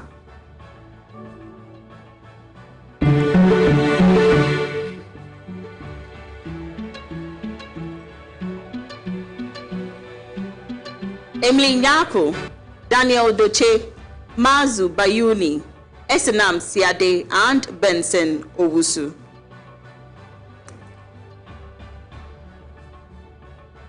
The winner of the GhanaWeb Youth Excellence in Leadership is Emily Jemima Nyako. Hello Ghana, Merry Christmas to you all. My name is Emily Jemima Nyako, President of Ghana Union of Professional Students and a youth activist.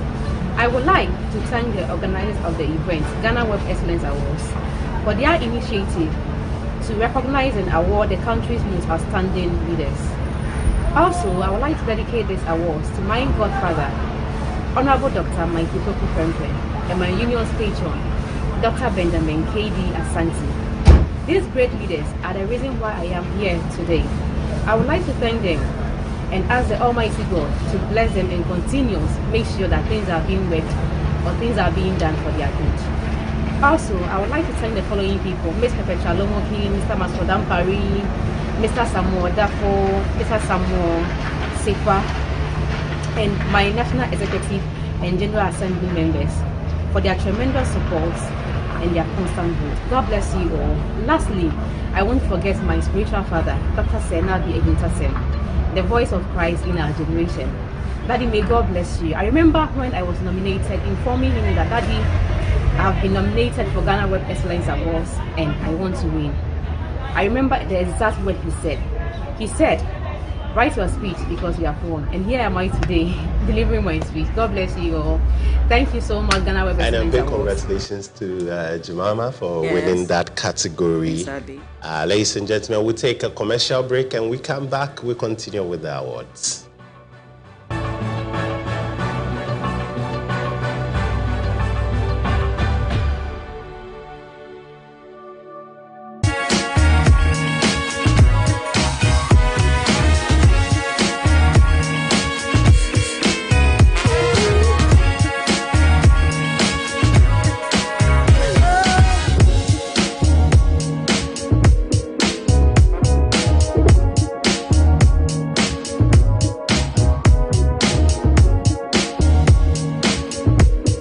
Planet, a world of taste. This advert is FDA approved.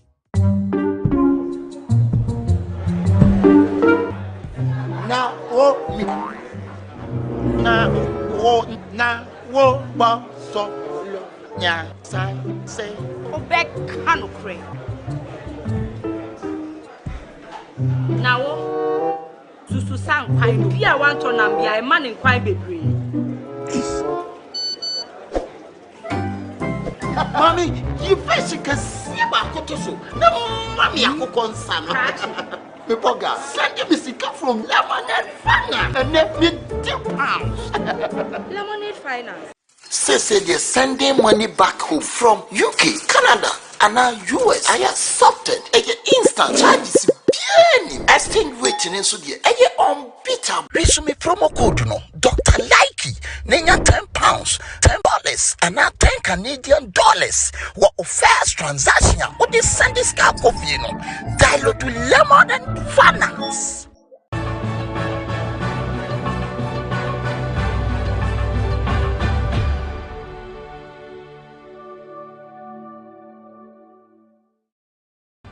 Okay, welcome back from that commercial break. We're moving straight to the next batch of awards. But before you get into that, I like that. I love the categories that we have right now. I see entrepreneurship over there. I see science and engineering, and I'm tempted not to say I wish I was doing that, because then you tell me I'm jack of all trade. There's visual arts. Yeah.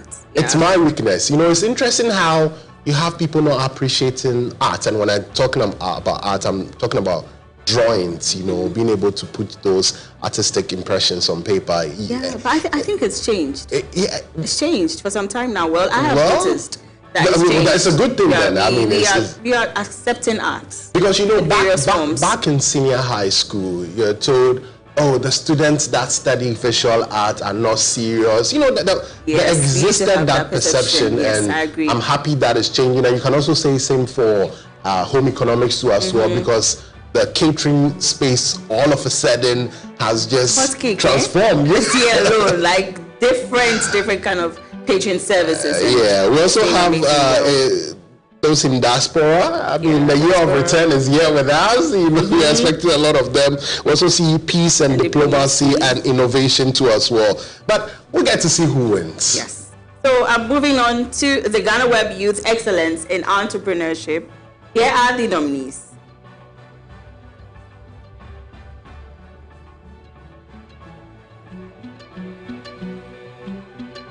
Our nominees are Gregory Roxon, Anthony Jamefe, Aloysius Atta, Selina Bibaku Mensa, and George Appiah.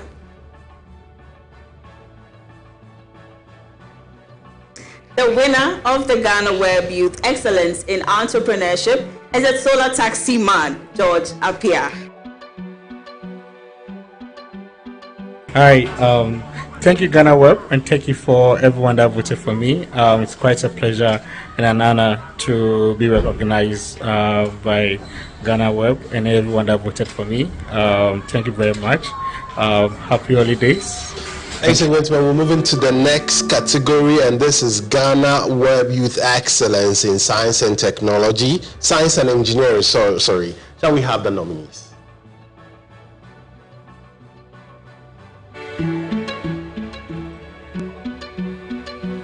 We have Lois Damte, we also have Joshua Opoku Ajimai, we also have Angela Tabiri, and finally Charles Ofori and Tepem. Ladies and gentlemen, our winner for the GhanaWeb Youth Excellence in Science and Engineering. Ladies and gentlemen, let's give it up for Lois Damte. Shall we have the video?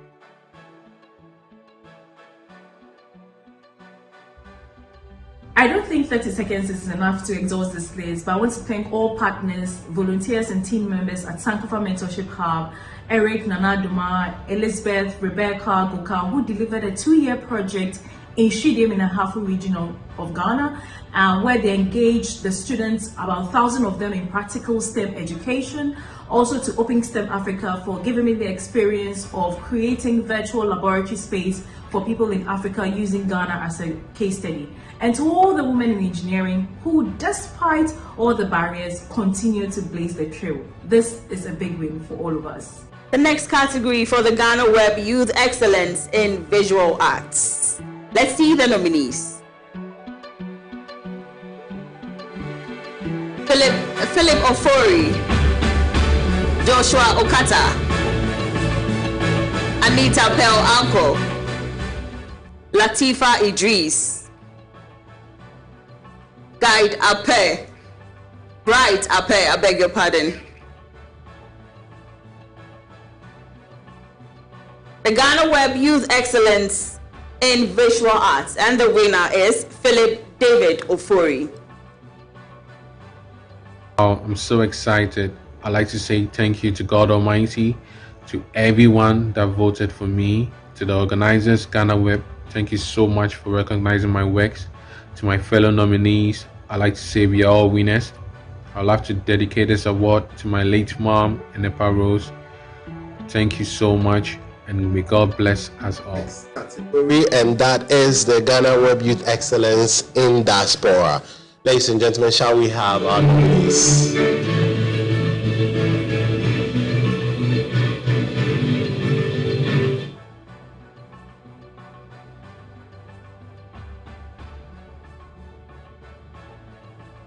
So we have Einstein Bar and Tim, Hida Efiye, Mami Ideher. We also have Ivy Bali and Arnold Safo Kantanka.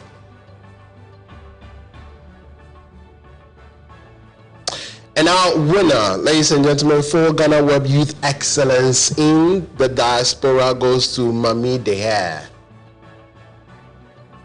Hello everyone, it is with immense excitement that I share that I have won the GhanaWeb Excellence in Diaspora Award.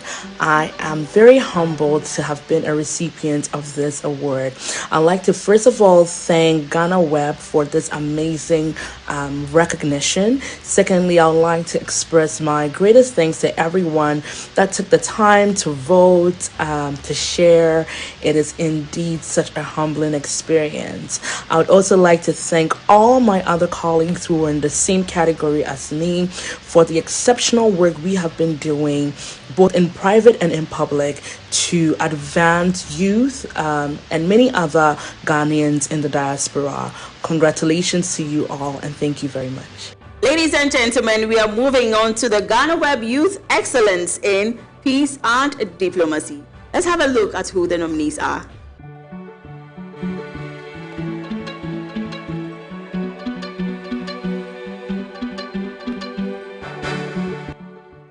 The nominees are Frank Tebi, Enoch Kweku Bach, Gideon Agbagba, Richard Esuman, and Philip Jemfi. The winner of the GhanaWeb Youth Excellence in Peace and Diplomacy is Richard Esuma. Greetings, my name is Richard Esuma Kwekutete, and I'm most grateful to have been nominated and subsequently been voted for this position of the GhanaWeb Excellence Awards in Peace and Diplomacy, that is the Youth Edition. I thank each and everybody that voted for me throughout the nomination period, through the open voting systems, all those that voted for me, that spent their bundles and everything to vote for me. I'm most grateful, and I thank the GhanaWeb Excellence Awards team for their hard work, their dedication, their support throughout this process.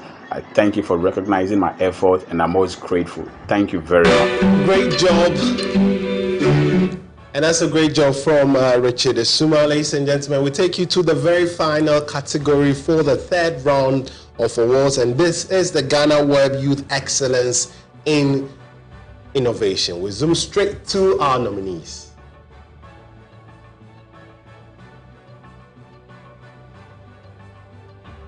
So we have Joshua Pokwa Ajiman, Frederick Abela, Jonathan Sowa, Gregory Roxon, and Nana Gate. So our winner for the Ghana Youth Excellence in Innovation, please let's have Frederick Abela. I can say this award is a life-changing scheme since it helps to praise your expertise and knowledge based in your category. I'm an innovator. I usually build ideas which would help enhance the quality of the place I'm in, and for this instance, Ghana. I built a social media application which would help other countries to detect that we also have skills based as Ghanaians. And also, Africa doesn't limit us to doing things. You being in Africa doesn't mean you can't do anything someone abroad can do. I'm so thankful to everyone who voted and everyone who supported me in this quest. Especially Richmond Setrana from Tales of Africa, who helped me extensively in helping people discover me. I'm sure if not for the articles and the discovery he helped me gain, I wouldn't have been considered in these awards. I'm so grateful. Thank you to GhanaWeb Excellence Awards also for considering me for this and giving me the mandate to be able to show my expertise. I'm so grateful. So that was Frederick Abela. Congratulations to him as well. Gideon, I noticed something. I noticed familiar faces in various categories, and I think people are really watching. People are really watching what our Ghanaian youth are doing. Definitely. That's good. I mean, I know you don't like Jack of all trades, but maybe you might like Jack of many trades. At this time, I don't mind. No, but it's a good job. I see a lot of people trying to invent, push beyond their limits, and I believe that's what is required of the youth of today. You know, we've become a global village. You're competing the individual in the next country, in Europe and all other continents, as you may describe or discuss. So you can only put in your very best. And you know the beautiful thing, we are gradually pushing aside white collar jobs. Yeah. We are taking the bull by the horns, Definitely. actually. Yeah. So we are going to take a quick message from one of our sponsors. We'll be right back.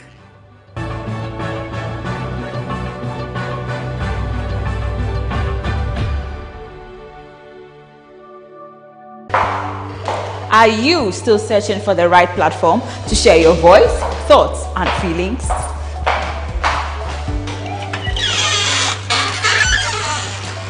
Then the GhanaWeb Reporter on the GhanaWeb app is the perfect app for you. It is Ghana's only citizen journalism and infotainment platform.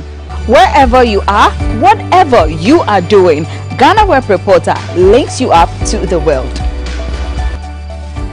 The reporter also gives you the opportunity to blog or become a citizen journalist, so you share stories with the rest of the world about cities, music genres, pop culture, tech, politics, etc. Download the GhanaWeb app from the Google Play Store or App Store on your smartphone and open it. Tap on the member button at the bottom of your screen and follow the easy steps to register with your phone number or email, and you are ready to become a reporter.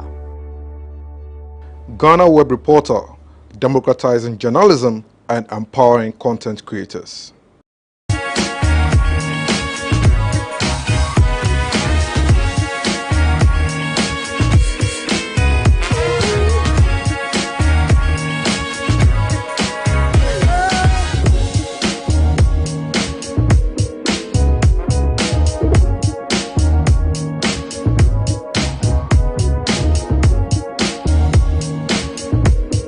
Planet, a world of taste. This advert is FDA approved.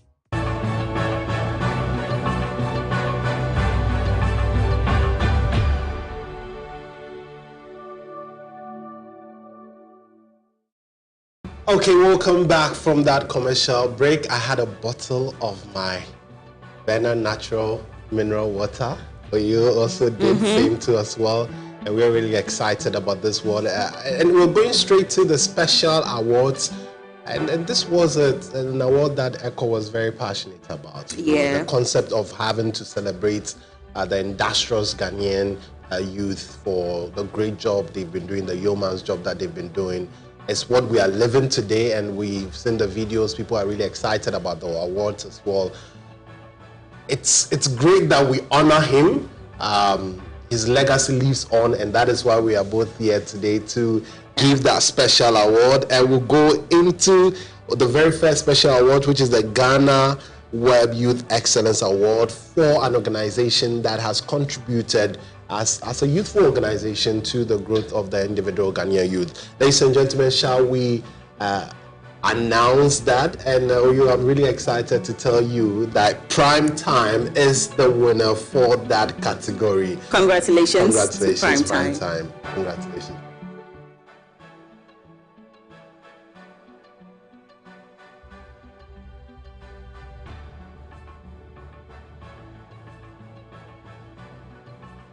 Now the second special awards, it's dear to our hearts, as I mentioned earlier, and it's the Echo Blankson Marketing Giant Award. And as Gideon stated, Echo is really passionate about the youth. He's passionate about innovation. He's passionate about grooming people and ensuring that people do well in their various fields. And his commitment to work too as well. Yeah. I mean, and the fact that Echo was everywhere, and when I say everywhere, he was able to do everything. I recall one time he had a conversation with me about going to the mountains with the boys to go have prayers. You know, the same Echo, you see him on TV. He's with almost all the major media houses. He's worked with them.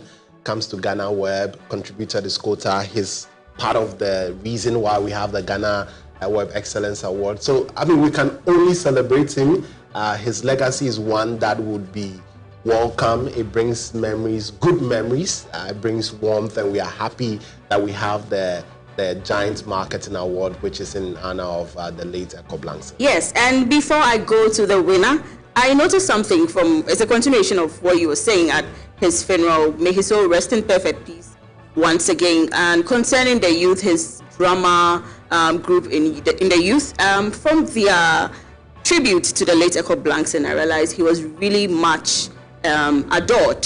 I mean, he impacted in their lives, and I think that was something beautiful to see, and I believe they're going to do well and take that along with them. Person. Yeah, he is. He's a people person. He is.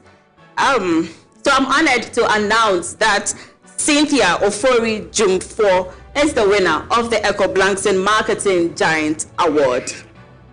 Congratulations, Cynthia Ofori Jumfo. Amazing lady. Recently won an award at the Chartered Institute of Marketers Ghana. Yes, she was the marketing personality as well.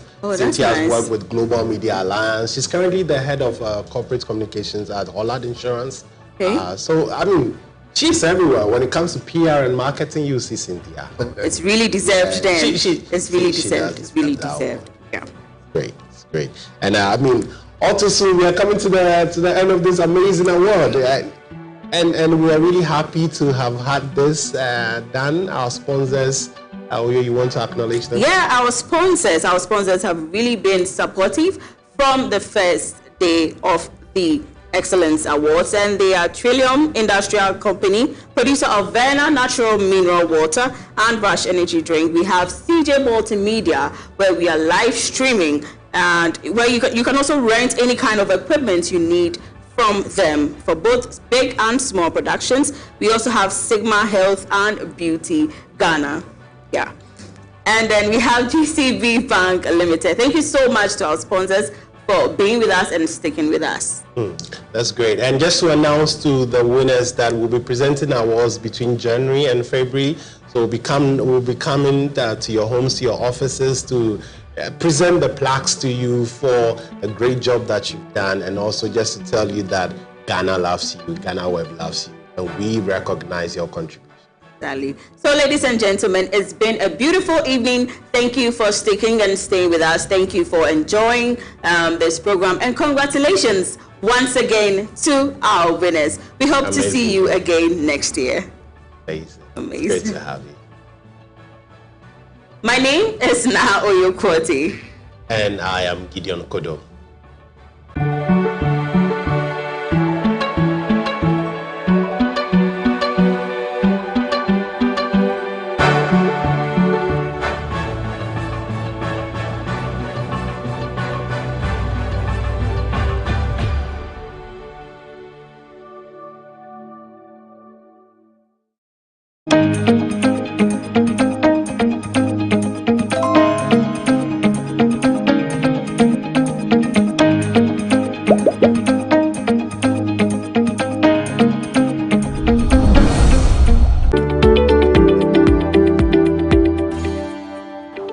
Different. One thing that we really pride ourselves in is that we actually do our construction in-house, and that is something that I always think that it is one of our unique advantages. But what we have done here at the Greens is to give you quality for not to also break the bank, and that is what we've tried to do. So this is a master bedroom.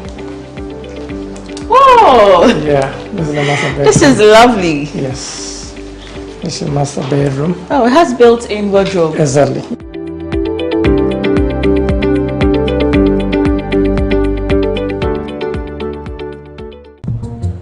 Now,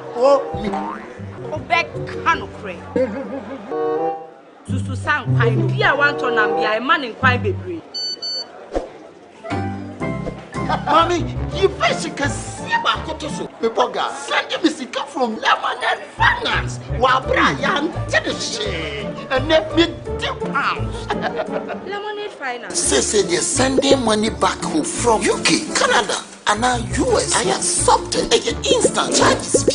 Extinguishing in Suya.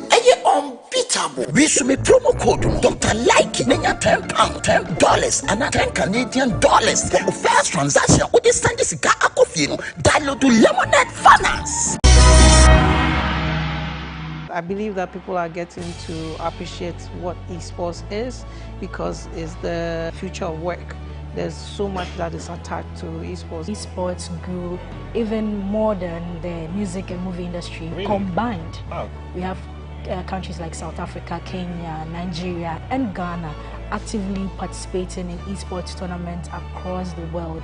Esports or gaming at a point was seen to be for kubolos. Yes. Now it's not for kubolos. I mean, one PlayStation 5 is about 12,000 Ghana cedis. That's a lot of money. And that is sitting in somebody's room. Is that person a kubolo? No, I don't think so. Showing on Friday, February 17, 2023 on GhanaWeb TV.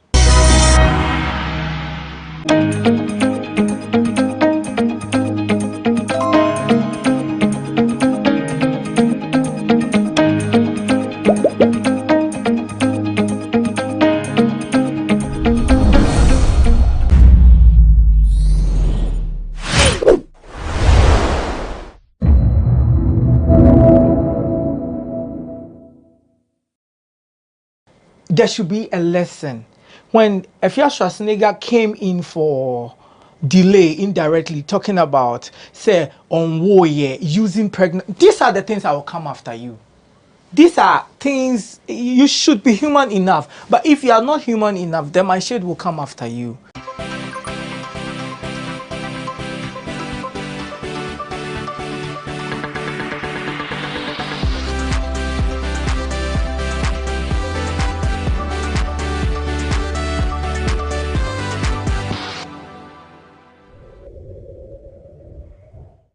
It's an all-new season of Talkatainment on GhanaWeb TV. In this new season, we bring you exclusive interviews, great content from your favorite celebrities and personalities in Ghana. I am Paula Amabroni. When we return, I introduce my guest, my first guest for the year 2023.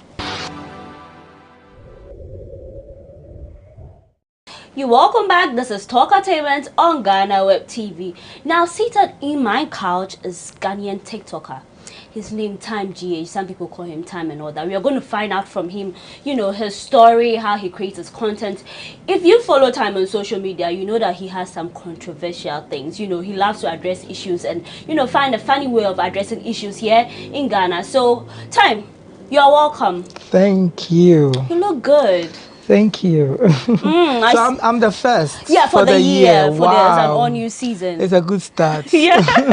So we're going to shake some tables, yeah. Okay. Here in Ghana, you know, TikTok, and some people say you have a lot of controversies and all that, and then, you know, people having to put a tag on you, whether it's you can be termed as celebrities and all that. Later I'm going to find out how you feel. But you're welcome once again. Oh, thank you so much for having me here. You're welcome. Your studio is very beautiful. I love your colors here, the coffee, you know. Yeah, the whole blend thing going on. Yeah. Thank you very much. I feel like I'm in the UK, you know. Oh, yeah, your studio is yeah, that's true. Yeah, that's true. Now, Time, I want to find out, you have a wide following when it comes to social media. Your Instagram, and then, you know, when you go to TikTok where, you know, you're very Facebook, popular. Facebook. Even on Twitter. Oh, across. Yeah, all around. Yes, I love that. Now, I want to find out, TikTok in Ghana, is it a very lucrative avenue? How much do you generate? Because people say that, like, you know, TikTokers now, when we study your lifestyle and all that, lose like but you can tell us roughly, like in a month, how much can you generate, depending on, you know, the number of followers that you have. Well, it depends on your category, because when you come on TikTok, we have comedy, we have dance, we have drama, we have lifestyle, we have tourism and all of that. So it depends on what you are selling and the people you are appealing to. There are also people who are on live, generating money from live. We have TikTok live where you get virtual gifts, then it's translated into currency like money. So people recharge, maybe I can recharge $100. If I'm watching people's video on live and I feel like gifting them, then maybe I can take $10. You use it to buy a rose. You have different types of it. A lion is even up to $500. Yeah, wow. Yeah. People earn like $500. So those are virtual gifts. It comes once in a while. It's not constant. So that is the other side of TikTok.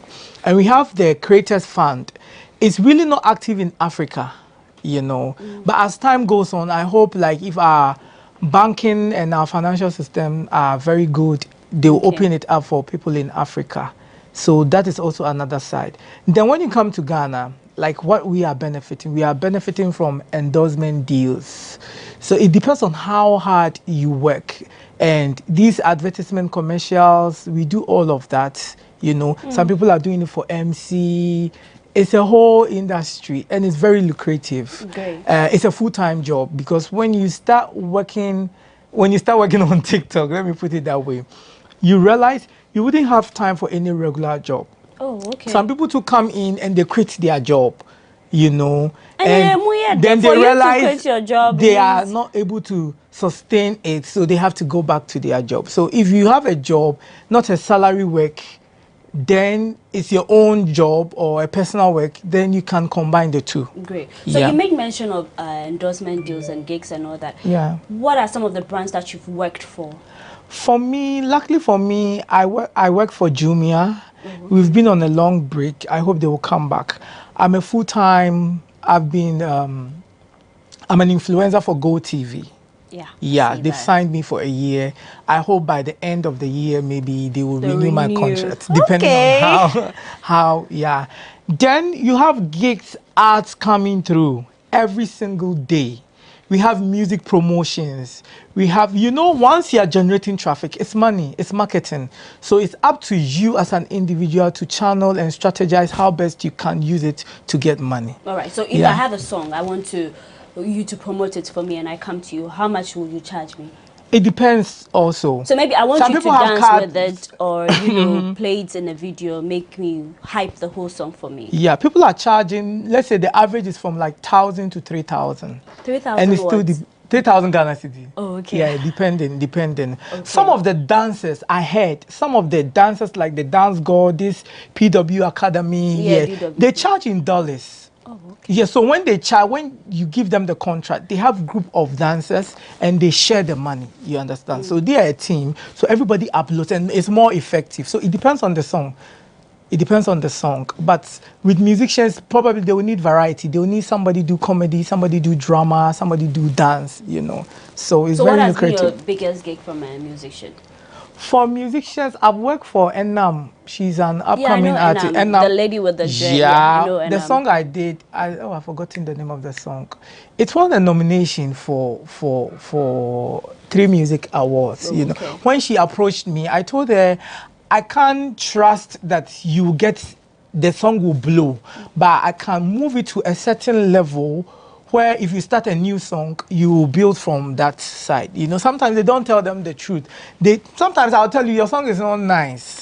So just know it's not nice, but I'm trying to do something around it. If your budget is too small, then we find a way. So me, I don't have a card rate. Like you come on TikTok influencers, they'll tell you, oh me, I charge 600, 300 or 3,000. No, I have to look at your pocket, your budget. Then I work around it for you. Okay. Yeah, that's how I do it. Now, when you come to Ghana, TikTokers, it kind of looks like now the lavish lifestyle. You flaunt things on social media and all that. Some have called it unexplained wealth. I want to understand. Is it the money that you are generating that is funding, the big houses, the clothing, the cars that we see some of our female and male TikTokers drive? Or should we say it is just for show? Some are not for show. Some are definitely for show, But the thing is, it's branding. And for me, it's a psychological game everybody is playing, because early on when we started, people felt we are joking. So people needed to prove that this is how much we are worth. So some of them rent the cars to prove the point, which for me, if it doesn't have a long-term effect on your personality or your mental health, then it's good. But for me, I still do my chotro, I do my okada, I call myself cocktail, I do a little bit of Uber. It depends on where you are coming from. I don't do more of lifestyle content. Like I go to parties, I go to Dubai, I mostly do comedy, drama. I deal with drama issues. So for us, we don't have a problem. But we have people who need to keep it up. Because, Afrochella came, other big events, and some of the influencers were hired to promote it. They deal with more of the lifestyle, So they have to keep up the game. They have to keep up the game. But would you say that it's pressure, PPH? It's still pressure. It's still pressure, but they are getting something out of it. Yeah. Some brands wants to look at your lavish lifestyle, then, match up with it. So that is what it is. Some too are Dadabi, so some are from rich homes. So they have uncles' cars are there. My mommy is there. So even the gigs coming, you know, can afford your car. Can afford fuel and all of that. You understand? So everybody, if you have someone like Wesley Kessie is from a rich home. So if Wesley Kessie is getting 10,000 Ghana cedi in a month, you understand? And me from a Japa house, you know, I'm also earning 5,000 or 8,000, a little bit like 2,000 difference, you know. I'm thinking of my rent. I'm thinking of my costume, up and down and all of that. So my lifestyle goes into that budget. But for him, that car will fear. All he has to do is buy fuel, spread his friends. So some people, of course, they've made it before, you know, the TikTok phase. Exactly, exactly. Great. So you need to know where you are coming from and your brand. Okay. Yeah, and your brand. You just can't follow anyone just like that. All right. Yeah. Augustus Edujefi Boati. How did you get the name Time? I came to social media to promote my song because I love music. I started as a musician. Oh, okay. And I was jumping to one influencer or the other, and no much you know how it is. So that is where I got the name. Time is the name of God. Time is timeless. You know, time rules the world. This show cannot last for more than 5 hours. It has a duration. So there is no single day people will not mention my name, Time. I had to choose a name that will ring a bell on people's mind every single day as an artist. So that's how I started. Nice, nice. So Time, if for those of you who don't follow you, if you go on his social media platform, he has great content and all that. One that really caught my eye, gas no Genesee. I don't know if you agree that was like one of your viral videos. I've had several viral. But then that one, honestly it also speaking, went, but personally from you, which video did you say really did you good, really traveled? If you're going to pick like maybe a few. Because I was doing variety, I was tackling different issues. I had a video about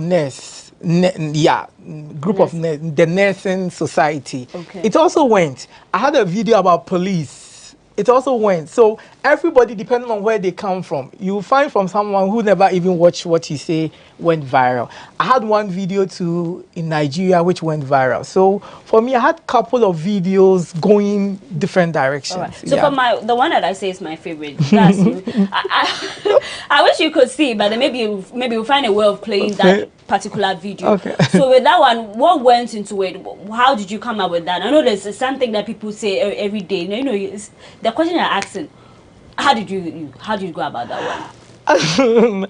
So initially when I make videos and people enjoy it so much, like this particular one, I have to sit down and analyze what makes people like what I say or the things I do. Then I realize it has shareability content or it's relatable. So mostly when I'm just myself, anything can come up. So far as I open my spirit and I'm very observant, I make these kind of videos. So that particular one, I just went to the gas station to fill my gas. And I couldn't even get a boat to direct to my house. So when I jump at my main junction, I had to walk, you know, with my gas. So once walking, I met this woman selling shoes, and she said, gas no you're saying. Actually, I met two people on the way asking me gas no you're saying. Then I told her, it's 88. That time it was 90 cedis. So my way coming as this question can be annoying because because depending on how much you are filling. For all you know, you can't even fill a full cylinder. You might fill half or 20 cedis or 10 cedis. So it just came to my mind, and I did the first record. This thing is catchy. Let me do another record. And that was it. Great. And people felt it. Great. So with your content, what goes into it? Do you write your own content, or you have a team that maybe they are observing social media trends and like, okay, this is trending, do it? How do you go about your content? I think Me, I don't have a team now. Okay. I think the more Ghanaian I am, the more realistic I am, then I get content. I have to be empathetic and be in people's shoes. So you realize these are not the things just for me, but they are things for the people. Okay. So far as I continue to be more Ghanaian, then I realize this is what is going on. That's why I said people are creating content. You were earlier saying people are showing off cars, showing off big houses and all of that. You don't need to as a content creator. You need to be realistic and be yourself. Be real, that is original. Where, you know, because when you succumb to this pressures, hey, now I'm trending, I have to look like the... If you stop sitting in church, where are you going to get all of these ideas and these content from? You have to keep up being yourself, enjoying yourself. You understand? Apart from security, where there are times you can't be in public space because of security. You have to eat your wachi. You have to be yourself. Enjoy do the things you love to do. You keep flowing and keep on being the voices for the people. And that is where you get the inspiration. That is where I get my inspiration. But when you just talk about security, I know that some people say, I interviewed some comedian and he was telling me that, oh, you know, Ghanaians, we don't know how to take jokes. We take things too personal. For your content that you have created, has anyone come to attack you, or have you suffered any live threats or anything? Oh, we do get it online. Maybe I don't go out a lot, that's why. But once you step on people's toes, they really, if you step on a dog's toes, they will have to bite you. You know, so definitely some of my contents have a lot of shading. So you have to do it in a very respectful way, you know. But you definitely meet your meter one of these days. Time, you said your content has a lot of shade, which I really agree. But we'll take a quick break. When we come back, we'll continue our conversation with Ghanaian TikToker Time GH. Musumu peseyo, uko fili gasa, ubiye sha no busao, na unya ne sen, ufili na yesen. Ko fili we die. Ufili asu kwa be mu de bi anya 10 cedi na busa. Ufa gas ne tintin se den ko 10 cedi ya na ufili. Untimi akoto bidi o. Emi de ma fili ne ma. Ah, nipa be 10. We ne share we na fili unya ne sen, na fili se adru sen. Adru se obeto bidi.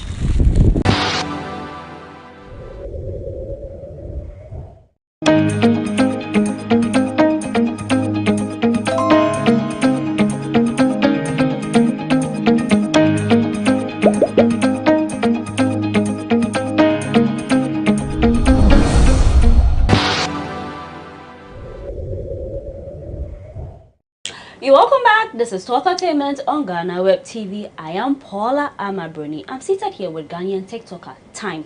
Time, before we went on that break, you were talking about, you know, some of your content have been a little bit shady. I follow you. I'm a big fan, I must say. So, some time ago, I observed that you were, you know, making content about Ifya Schwarzenegger. And then later on, it came to Nana Agrada. I just want to find out, do you specifically maybe, like, I don't want to use the word target, but then someone who follows you, maybe a fan of Ifya, and like, why are you talking so much about it? Why are you putting her matter, you know, in the public space? Oh, like I said earlier on, it's what is trending, it's what is hot. They are the hottest. They are very awesome on social media. They are the queens on social media. They make noise. When they talk, people listen. So definitely, sometimes they love it. To be honest, I remember one time I shaded Shatawale in one of my videos, and some people were saying, you meet Papa, you meet Papa. So I posted it on Twitter, and I captioned it, hey, Shatawale, don't beat me. Or so it says something similar. Then he responded like, no, I'm not going to beat you. I love it, pa, you know. It adds to their brand. If they really understand entertainment, they know it's in the right direction. It even sometimes takes people's attention from the seriousness and the insults, and they just laugh over it. But you realize you find people too in their camp who will feel, oh, it could be, say, somebody has paid you to do that or just to disgrace them. But in the spirit of love, it's all about, you know, adding up to a good content. So you don't have any bad blood when it comes to Ifya you can. specifically with Ifya? that's what I'm saying. The more hotter she becomes, the more we go for those content. Okay, so you are in for the violence. We are in for a lot of Peace the is violence. No. Okay. Peace is my enemy. You Hey, understand? sound. Yeah. Okay. So with the Nana Agrada on to, you put a lot of effort and energy into your content. You could have just stood anywhere, but then you went on location to a church when a whole arrest came. Yeah. So with something like that, do you feel like sometimes don't you feel like you are threatened? Anything could happen on the ground, or people could come after you? Not just on social media, physically. Physically, that's what I'm saying. It still depends. You realize most of my content, or I would probably say all of my content, are free from insult and personal attacks. Hey, time. Yeah, I can shade you to go into your system, but it's like I say. Police nearby, any soldier nearby. There's a difference. You understand? Soldier ni beti me abo basa, but police ni beti me abo na call with them. You will find an evidence say abo me. You understand? So that is the strategy. You just have to realize that you have to be respectful. You don't insult people, and you should know court for her. You can have court issues, so you have to be smart, as much as you're out there. But still, there should be a lesson. When Efia Schwarzenegger came in for delay indirectly, talking about, say, on warrior, using pregnant, these are the things that will come after you. These are things, you should be human enough. But if you are not human enough, then my shade will come after you. You understand? I wouldn't insult you directly. I don't target you as a person, but I target what you say or your actions. Okay. That is basically it. Great. Yeah. Great. So have you ever had someone walk up to you and like, oh, time, I want to pay you. I want you to diss this person, go after this person. Some content creators say they've experienced things like that. So have you experienced? And even if someone has, plans of, contacting you to, target someone, are you open to that? They don't come. No, they won't come because they feel if they come, I'll let the cat out of the bag. You understand? Sometimes they look deep inside and they realize, my content is not biased. My content is not biased, so I think that will put them off. But if they come, they should try and see. I might end up using their issue itself as a content. You understand? But I stand for truth. Your content should have some authenticity in it. I deal with social issues. I deal with things that bothers people. You realize I wouldn't have any personal interest just to go for one particular person. Okay. You understand? All right. Yeah, that's how it is. That's how it is. So with the onset during the COVID era, when we were all at home and this whole TikTok became a big craze, it was people doing fun things. It was lovely to, create accounts and all that. But currently, if we are being very honest, now it kind of looks like it's insult. Today someone is attacking someone, they go on live, so recently someone was telling me that, the TikTok that we used to be, now it's all about insults, beef and all that. Personally, from where you sit, would you agree with that? Or if not, what do you think can be done to sanitize the whole TikTok thing? Because it's not a good name, honestly speaking. Sometimes when I log on, some people can just record the filthy language just because they want to trend. Talking about, like, it's too dirty. And then this is a place where children too go for, it's a big space. Yeah. As a famous TikToker here in Ghana, what do you think can be done? Or do you think it helps with the number, so we should just come No, it doesn't help with the number. I think, sir, to be honest, there's a whole lot of beef and insult, like you're saying, going on. But there are good sides to going on. It depends on where your attention is. But definitely, the negative side will try to pull off the bad side, the good side. Yeah. For me personally, TikTok is still just an extension or an extended form of our realities as a people. This has been as Ghanaians. In our schools, in our homes, even in churches, these things goes on. But TikTok is just reflecting that. If you live in a compound now, you realize these things happen. But we've gotten an opportunity, so we are just moving these things there. It was in Facebook, they move and they've all migrated to TikTok, and they are doing it. Sometimes, I don't really concentrate on these beats because I have social issues to deal with. I'm creating, I'm directing myself, I'm doing a lot. There are people to doing lifestyle, tourism. TikTok is broad. It depends on where you want to put your energy, you know. But these people are in just to make the name, but they won't last because they go, they come, they go, they come. So if you are on TikTok, it's up to you to decide where you focus your energy and you channel yourself to. These things, you can't force them. You can't force them. It's not like this Abrofu, they understand our language and they will take you off, you know. But when people abuse you, when people wrongfully accuse you, you can report them. You know, but TikTok is having a lot of difficulties and challenges too, because early on they started, like, when you have an account and you have 10 people report you, then there's a legitimate reason, so they put you off. But people were also using that means to sabotage people, where clean accounts were also unanimously reported for no reason, and they were putting, so it was becoming difficult. That's the reason why this thing is happening. That's the reason why this thing is happening. So there's nothing much even TikTok can do about it. There's really nothing much TikTok can do about it. But people should go on TikTok to entertain themselves. If they are ignored, they are getting their attentions. If I come on live, unless it's a comedy, even I don't get that numbers, but let somebody come on live right now. I'm coming for GhanaWeb. Hey, GhanaWeb. The moment I, even with the tonation of my voice and all of that, people will start coming. So it's our culture. Charity begins at home. These things are the things we are doing. Social media is just reflecting who we are as a people. You understand? So there's nothing we can do about it. There's nothing we can do about it. It's a big deal because, you know, we all looking at a space where, you know, it will be clean enough. At least it's social media, you cannot control it, as we are all aware. We were here 1st January. Our politicians were out there in Parliament throwing blows. Bang, bang, bang, bang, bang, bang. Our politicians, it happened in Parliament. We've seen churches, church elders fighting over. This is who we are.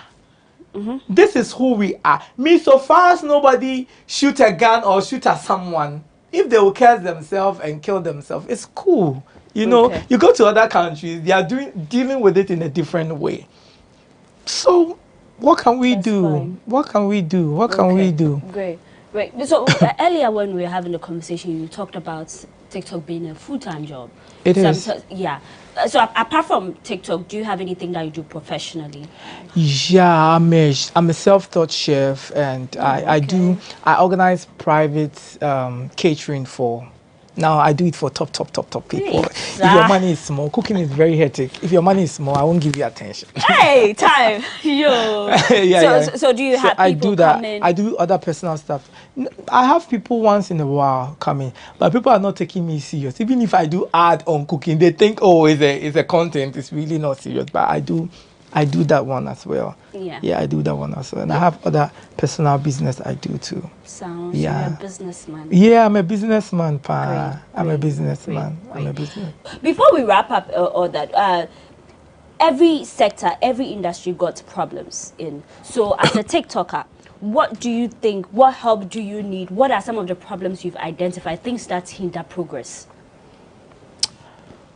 Ooh, there are a lot of problems, but because this is not a government work, it's individual problems. Probably it's up for you to build yourself. One, I think we need to learn a lot, research a lot before we put content out there. Yeah, but I think that's the problem basically. You need, as a content creator, you need to be psychologically healthy. You need to have your sanity. You need to take break, you know, and all of that. Because sometimes people will come after you. It's up to you to get counseling. Yeah, to get counseling. You need counseling. Get 1 or 2 friends you can talk to. Don't hide your feelings. Talk to them how you feel, you know, because that's basically it. Apart from that, the money coming, you don't share it with anybody. Yeah, it's up to you to deal with it. Great. Yeah, it's up to you. So I saw your content when a lead commercial manager passed, Blanks, and I saw you did, you made a video for him. Was he someone you looked up to, or was he a closer friend or anything? I did a video because he was a nobleman. he is one in a million, one you wouldn't find in terms of, if you look at his level of achievement and still he's calm. There are people, you see them from afar and you know this is how they are. And there are people too, you see them from afar and you see this man is just so good to be true. I started watching him way back. He's not today Eko Blankson. So he's the type we're all looking up to him, that I want to be an actor like him. So when it happened, it hit me so much.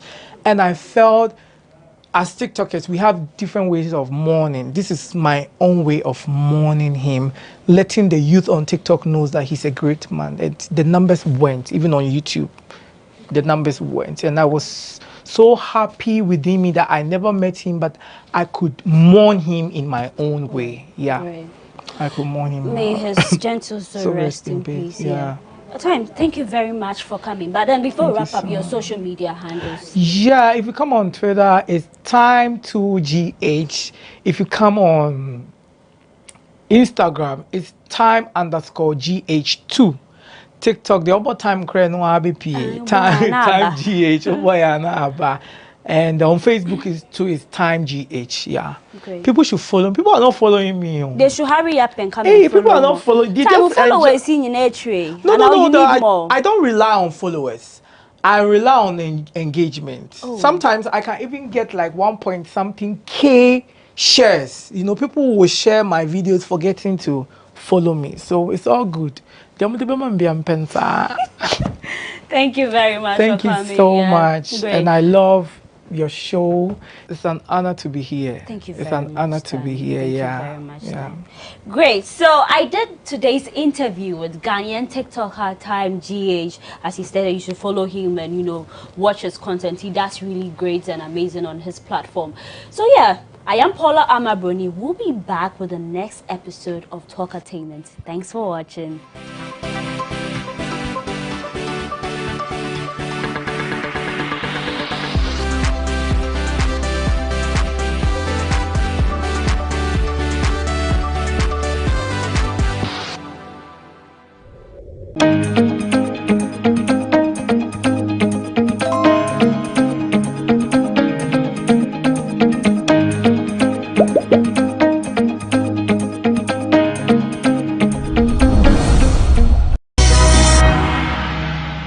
I believe that people are getting to appreciate what esports is, because it's the future of work.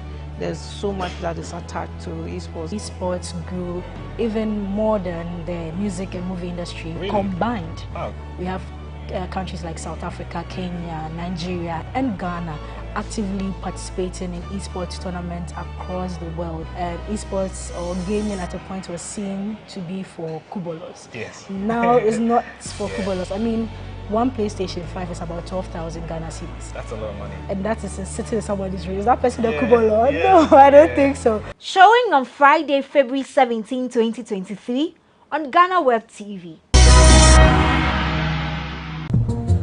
Now, back canocre. Susu sang pine, be a one ton and be a man in quite baby. Mommy, you fish can see about Kotoso. Pepoga, send me sick from Lemonade Finance. While Brian did the shade and let me £2. Lemonade Finance. Say they're sending money back home from UK, Canada, and now US. I accepted a instant charges. Extinguishing in Suya. Unbeatable. We should make promo code Dr. Like in £10, $10, and $10 CAD for the first transaction. What is Sandy Cigar Akofino? Download to Lemonade Finance. What makes you different? One thing that we really pride ourselves in is that we actually do our construction in-house. And that is something that I always think that it is one of our unique advantages. But what we have done here at the Greens is to give you quality for not to also break the bank. And that is what we've tried to do. So this is a master bedroom. Whoa! Yeah, this is a master bedroom. This is lovely. Yes. This is master bedroom. Oh, it has built-in wardrobe. Exactly.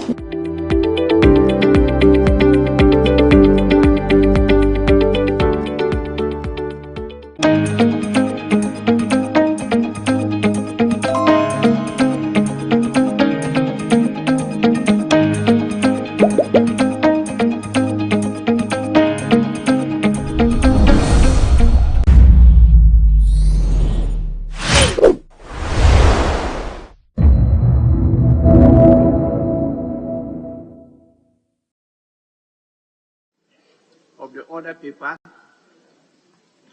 and start with item 10. This is to be moved by the majority leader.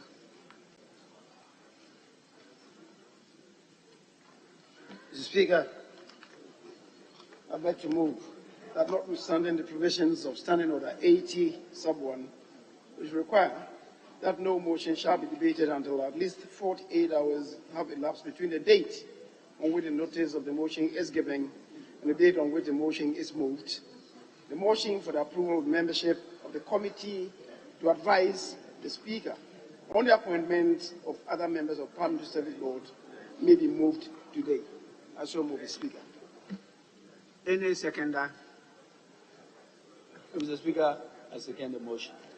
Motion moved and seconded. It's for the consideration of the House. It's a procedural motion. And so I'll put the question. Those in favor of the motion say aye. Those against say no. I haven't heard members. Those in favor say aye. Those against say no. The ayes have it. The motion is carried. We now can move to item 11. Are we okay? Ready for item 11? Majority Leader.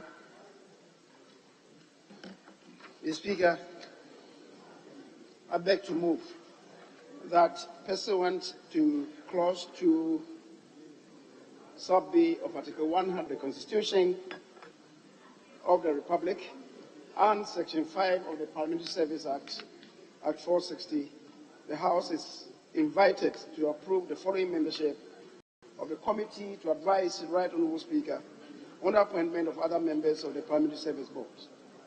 Speaker, the membership of the advisory group includes my humble self, Osechi Mensah-Bonsu, the Honourable Dr. Kesel Ato Bar-Folson, the Honourable Alexander Kwamina Afenyo-Markin, and the Honourable Emmanuel Ama Kufibua.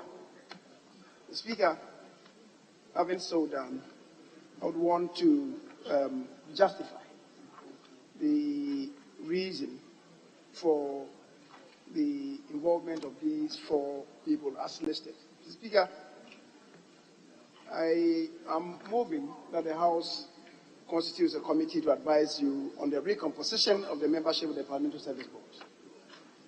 Speaker, you would recall that at the commencement of this meeting, specifically on the 7th of February 2023, you informed this House of receipt of a communication from the National Democratic Congress, NDC, notifying Parliament of changes in the leadership of the Minority Caucus. The changes led to a replacement, among others, of the leader of the Minority Caucus, the Honourable Haruna Idris, with the Honourable Dr. Kesel Ato-Folson. Ordinarily, in practice of this House, over time, a change in the leader of the caucus has resulted in a corresponding change in the membership of the Parliamentary Service Board.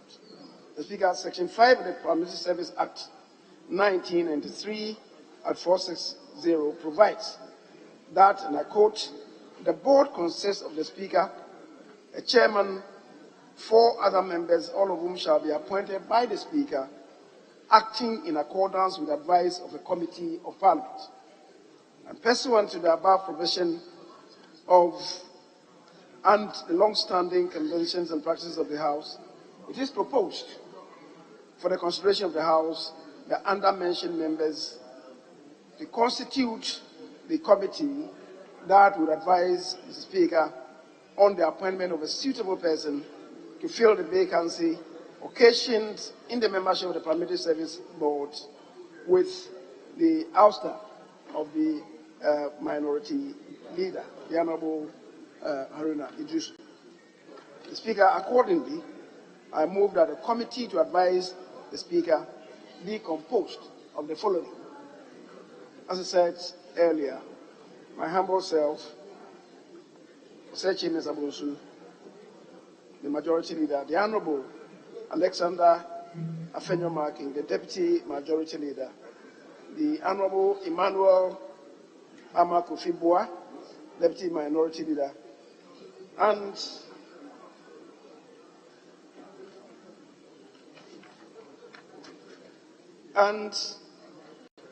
the Honorable Dr. Kesel Atuforce. Mr. Speaker, I so move. Mr. Speaker, I think there is a mix-up on the motion. Those of them who have it. It is the Honorable Kwame Govenza-Boja. The rather should read the Honorable Dr. Kesel Atuforce. That is, Mr. Speaker, following the convention and practice of this House. I so move. Motion number 11 at page 6 of the order paper moved accordingly. Any seconder? Thank you, Mr. Speaker. Mr. Speaker, I rise to second the motion. Mr. Speaker, as has been stated, a gap has been created and it has been occasioned by the recent changes that was announced by the National Democratic Congress. Indeed, the Dr. Atuforce has been approved as the minority leader. And that requires that, Mr. Speaker, these changes be done on the Parliamentary Service Board. And that indeed is the reason for this report. Mr. Speaker, I therefore support a recommendation for the adoption of the report to appoint Dr. Kesel Atuforce, the minority leader on the Parliamentary Service Board. Mr. Speaker, thank you very much. Honourable members, motion moved and seconded is for the consideration of the House.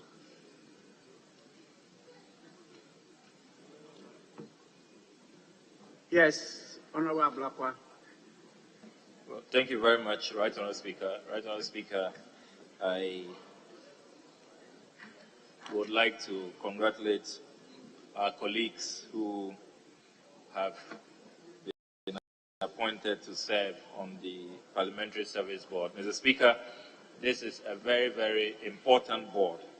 They are to advise you as chair of the Parliamentary Service Board. And Mr. Speaker, they are going these important positions at a very, very crucial time. At a time we are celebrating 30 years of parliamentary democracy. And Mr. Speaker, at a time that for the first time in the history of our country, we have a speaker who is not from the ruling party.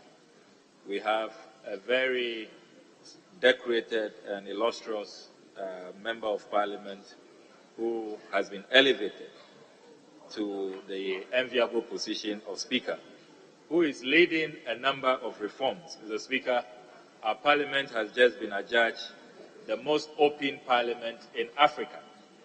And you are determined to keep that very significant title that we have been accorded. And Mr. Speaker, we also know that you are leading a number of reforms, including strengthening members of parliament's offices with staff, making sure that we are well resourced to carry out our mandate, not only having research assistants, but also having the technical support that we require to carry out research, to carry out oversight, and to be able to pursue our constitutional mandate with in-depth understanding. Mr. Speaker, we also know that you are passionate about having members of parliament equipped logistical wise, and also with offices, so that even in the constituencies, when the member of parliament is here in the chamber working, the good people of this country can be assured that member of parliament's office is functioning and running. So there are quite a good number of refreshing initiatives that you are leading, and being a reformist yourself, we are excited about that. So we congratulate our colleagues, and we have no doubt that they will bring their expertise and experience to bear in supporting you and the board to champion all of these reforms and to ensure that at the end of the day, our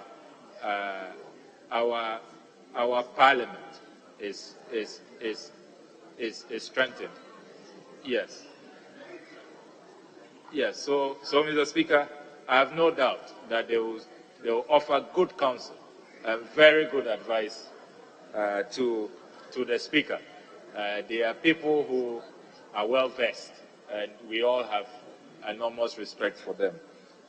I hope that the dinosaur in that committee, the majority leader, will not bully them and will be accommodative to the new entrants, so that they can also bring their views on board, seeing that he sometimes has a tendency to be a bully and to be larger than the institution of parliament. On that lighter note, Mr. Speaker, I thank you for the opportunity. I'm grateful, Mr. Speaker. Honourable members, yes, please. Thank you very much, Mr. Speaker, for the opportunity to speak to the motion. Mr. Speaker, it's very important that you have moved with speed to constitute this very important committee as provided for under the Constitution, Mr. Speaker. But I'll require some explanation, Mr. Speaker, especially with Article 1242B, as stated on the face of the motion paper. With your permission, I'll read that there shall be a parliamentary service which shall form part of the public service of Ghana. 2, there shall be a parliamentary service board which shall consist of A, the Speaker as chairman, B, and that's where the emphasis is, 4 other members, all of whom shall be appointed by the Speaker, acting in accordance with the advice of a committee of Parliament and the Clerk of Parliament, C.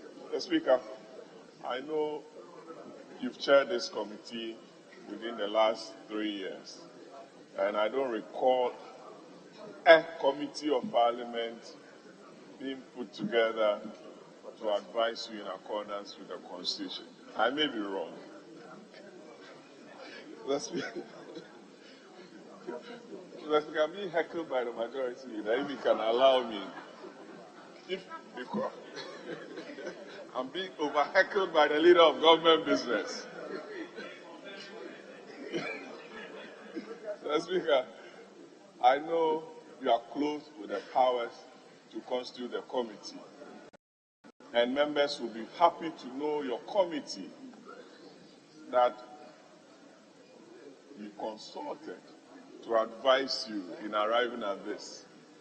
Second of the now chairman of the National Democratic Congress, Honorable Johnson Asiedun Ketia, was a former member of the committee, and we congratulate him for the service provided the committee, and also Honorable Hakman also Ajiman used to be a member of the said committee. Mr. Speaker, but we know the very important role this committee plays with regards to your office and the administration of Parliament.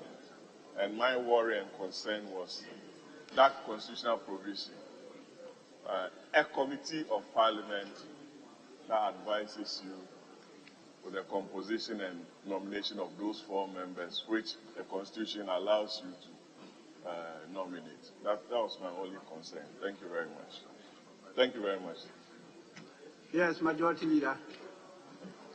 The Speaker, as the honorable member for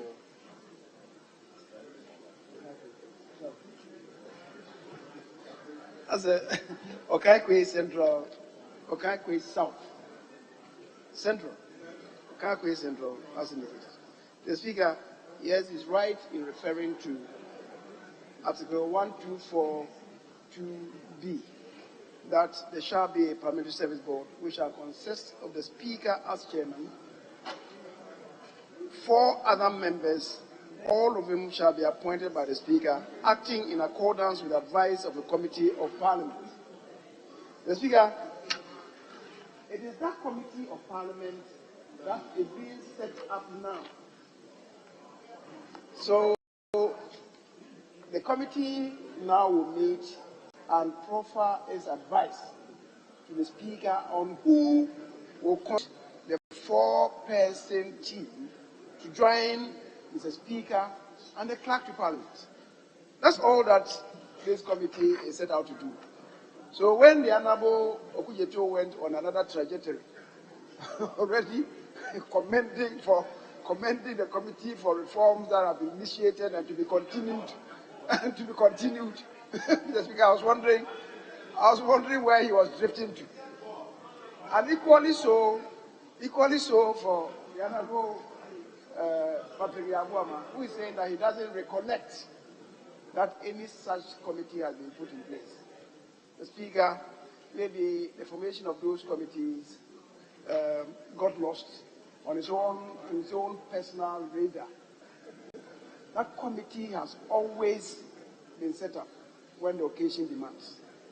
So the first time, the Speaker, when the majority at the time changed their leadership 4 times, beginning with your good self as the majority leader, replaced by the Honorable Cletus Abuka and the Honorable Kumbo later. Then later, the Speaker, somebody getting recycled. All of them. A committee had to be set up to properly constitute, to be constituted and then advise the Speaker. So, Mr. Speaker, that has always been the practice of the House. That is for the avoidance of doubt. Yes, honorable members, I thought this was a simple matter. Yes, go on. Well, Right Honourable Speaker, I just want to set the record straight that I was referring to the board. I was Parliamentary Service Board under the leadership of the Speaker for the reforms and all the laurels, the awards we were winning. So I'm allowed to. The committee will advise the Speaker on an appointment to the Parliamentary Service Board, and I'm allowed to celebrate the Parliamentary Service Board under the able leadership of the Right Honourable Alban Sumana Kingsford Bagby. So that's all I did. So we don't have to confuse the board and the committee. They are 2 distinct entities. I'm grateful, Mr. Speaker. Thank you. Yes. Thank you, Mr. Speaker. Mr. Speaker, I think it's in order for the honourable member to have made a point he made. I personally have been in this house for 14 years. And I have to tell you, I'm very proud of the changes I'm seeing under your leadership. And I think every opportunity we have to talk about some of the reforms and the changes you've brought are things that we should celebrate, especially on the occasion of the 30th anniversary of our democracy. So, Mr. Speaker, it's in order. Thank you. Yes, Honorable Dafia Mako. Speaker, I thank you for the opportunity to add my voice in support of the motion on the floor. Mr. Speaker, particularly because we want to urge the committee to assist you to be able to successfully host the Commonwealth Parliamentary celebrations that will take place this year, the Commonwealth Parliamentary Association celebrations that will take place this year, which will coincide with our 30-year anniversary. And so it's important that the committee assists you to select members and people who can help you put this program together successfully. Because the eye of the world, especially the Commonwealth world, will be on Ghana this year. So this is all that I want to add in support of the people who assist you to do a good job for us this year. Mr. Speaker, thank you for the opportunity. We need to celebrate it. Yes, Majority Leader. Mr. Speaker, just so that we get it right. The event in Ghana, which would be from 30th September to 6th of October, is not a celebration. It's a Commonwealth Parliamentary Conference. It's not a Commonwealth Association celebration. With the greatest respect, it's a conference, Mr. Speaker, that is involving all Commonwealth parliaments coming to have a conference in Ghana. This is the sixth conference of the CPC. And on account of that, the fact that it's holding in Ghana, Right Honorable Speaker is the president of the Commonwealth Parliamentary Association, because Ghana is hosting it. And because Ghana is hosting it, the president of the Republic is the vice patron. The patron is the King of England, and the president of the host country is the vice patron on account of the fact that that country will be hosting it. So it's a two-pronged thing that is happening. But it's a conference and not a celebration, with a greater respect. Honorable members, may we move on? Mr. Speaker, I think that's exactly the point. The vice patron, and Ghana was not selected by accident because of our credentials. And so, yes, it's a conference, but there's good reason why some of us can use the comment that the selection of Ghana for the conference is good enough reason for us to celebrate. Thank you. I put the question. Those in favor of the motion say aye. Those against say no. The ayes have it. Is carried. Honorable members, we'll now go back to item 6, questions. The minister should take his appropriate seat, and we start with question number 332, who signs in the name of Mr. Wisdom Gidisu, the Honourable Member of Parliament for Karachi East. Honourable Member, you may ask your question now. First Deputy Speaker to take the chair. Okay. Thank you, Mr. Speaker. I rise to ask the Minister for Roads and Highways when the feeder roads will be constructed to link the following communities in Karachi's constituency. 1. Abunyira, Abukofe, Ganakwe, Koto Briga, Dagoshikofe, Ulubu, Alamblo, Nchini, Udumase Adokofe, and Kudokofe. Thank you, Mr. Speaker. Honourable Minister.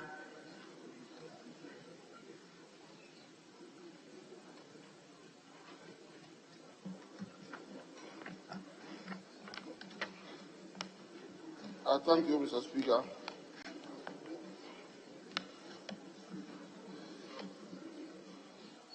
Mr. Speaker, beginning with the background.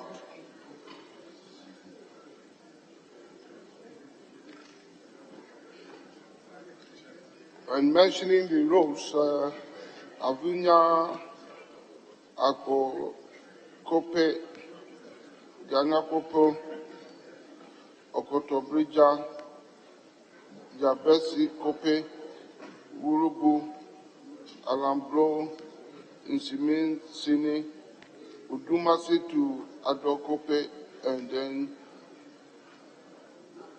Kudo Kope roads.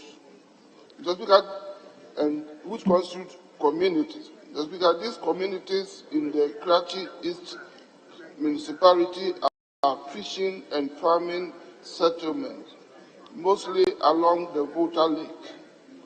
The roads leading to these settlements are farm tracks, which are not captured in the feeder roads network.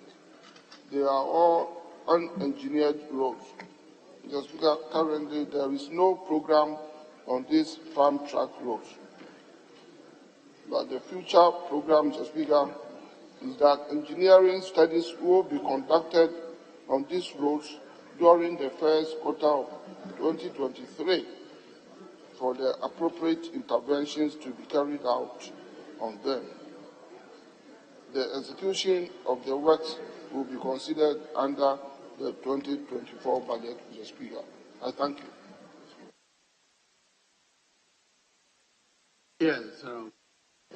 Thank you, Mr. Speaker.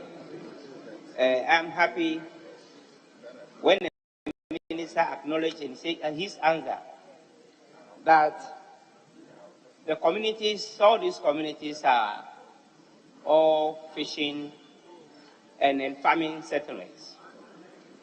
And the roads are just farm tracks. And that is exactly the impulse of this question. In his answer, he also stated that the engineering works will be done in this year, 2023, and actual works will be captured in 2024 budget.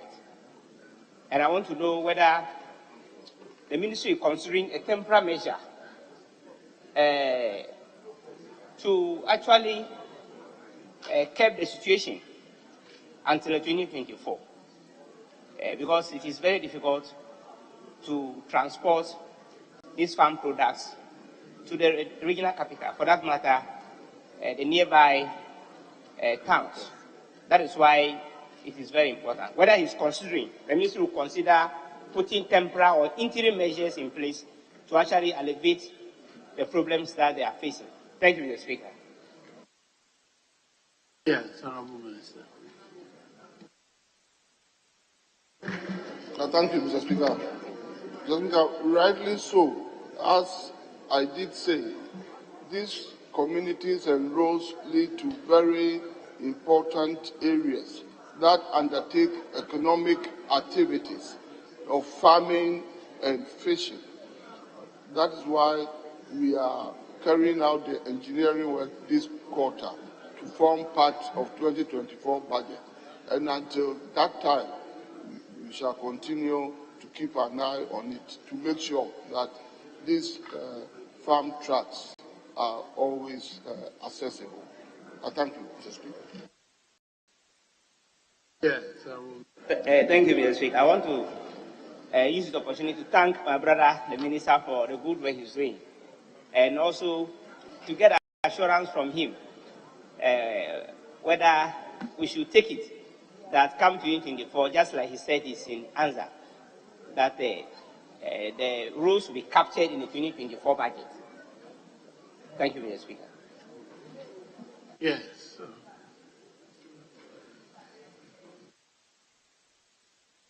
Thank you, Mr. Speaker. Yes, Mr. Speaker, I can again confirm that once engineering studies are taken on these community roads and pave the way to form part of 2024 budget, then obviously it would have been, or they would have been programmed for an action to be taken. I thank you.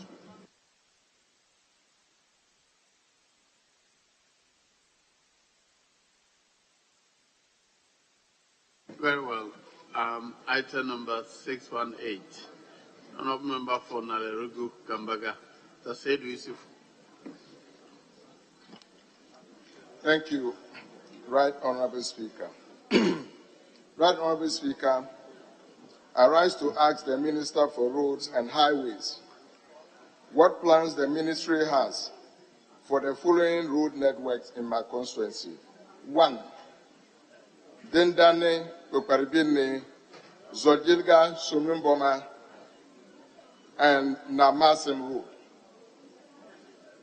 Number 2, Langbinsi Wundu Road. Number 3, Langbinsi Kasape Buzulmu Antimpela Road. Number 4, Buzulungu Junction to Samini. Thank you, Mr. Speaker. Yes.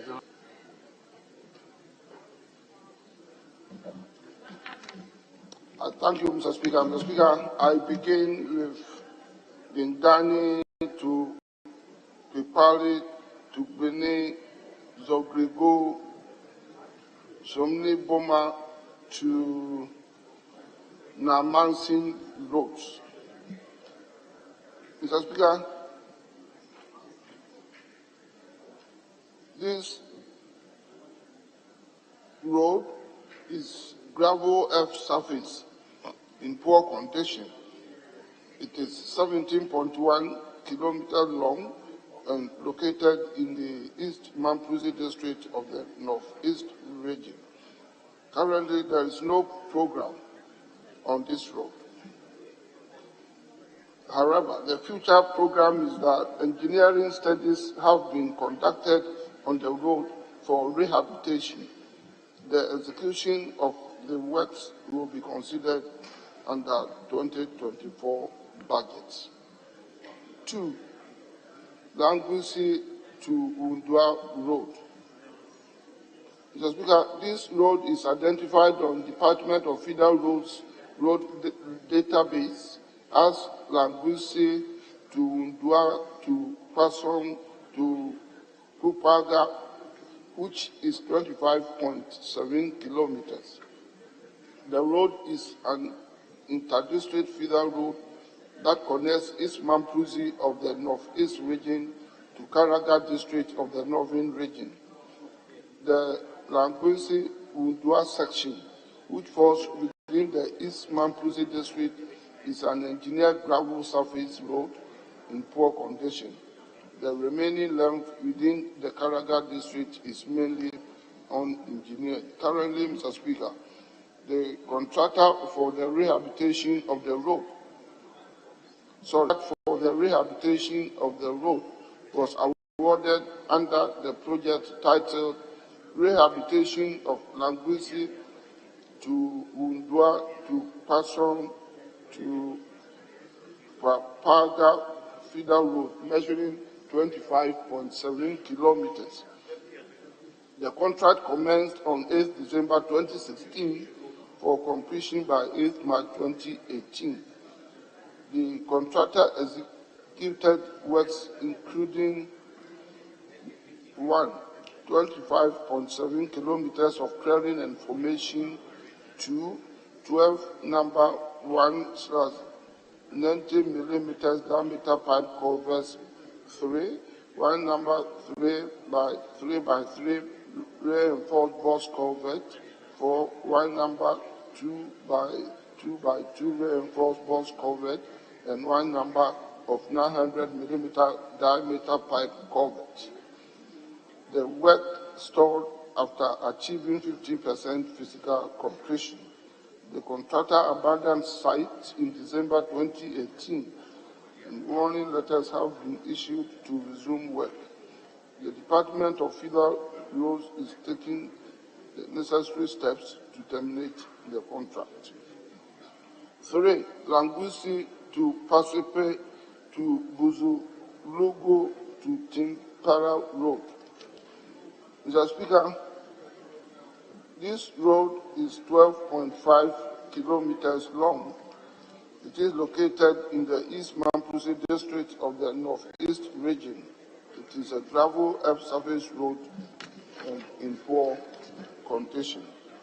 Currently, there is no program on the road. Engineering studies conducted on the road during the first quarter of 2023 for upgrading as its future program. The execution of the road of the works will be considered under the 2024 budget.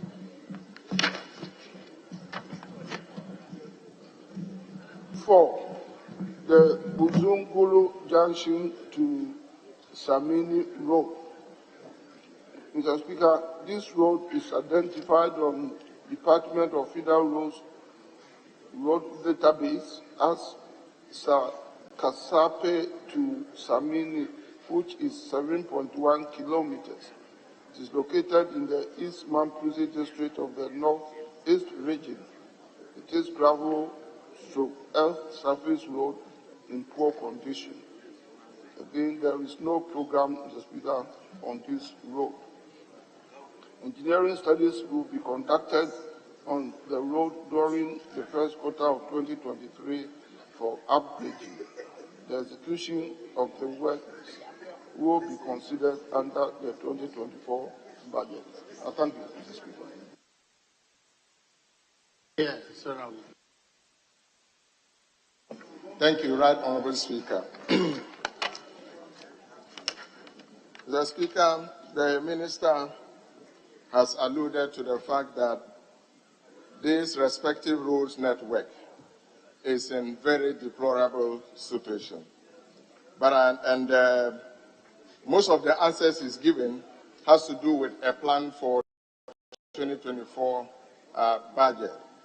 But I want to find out from whether there's any temporal intervention the Department of Federal Roads plans to put in place, at least to help lessen the burden of people around these localities.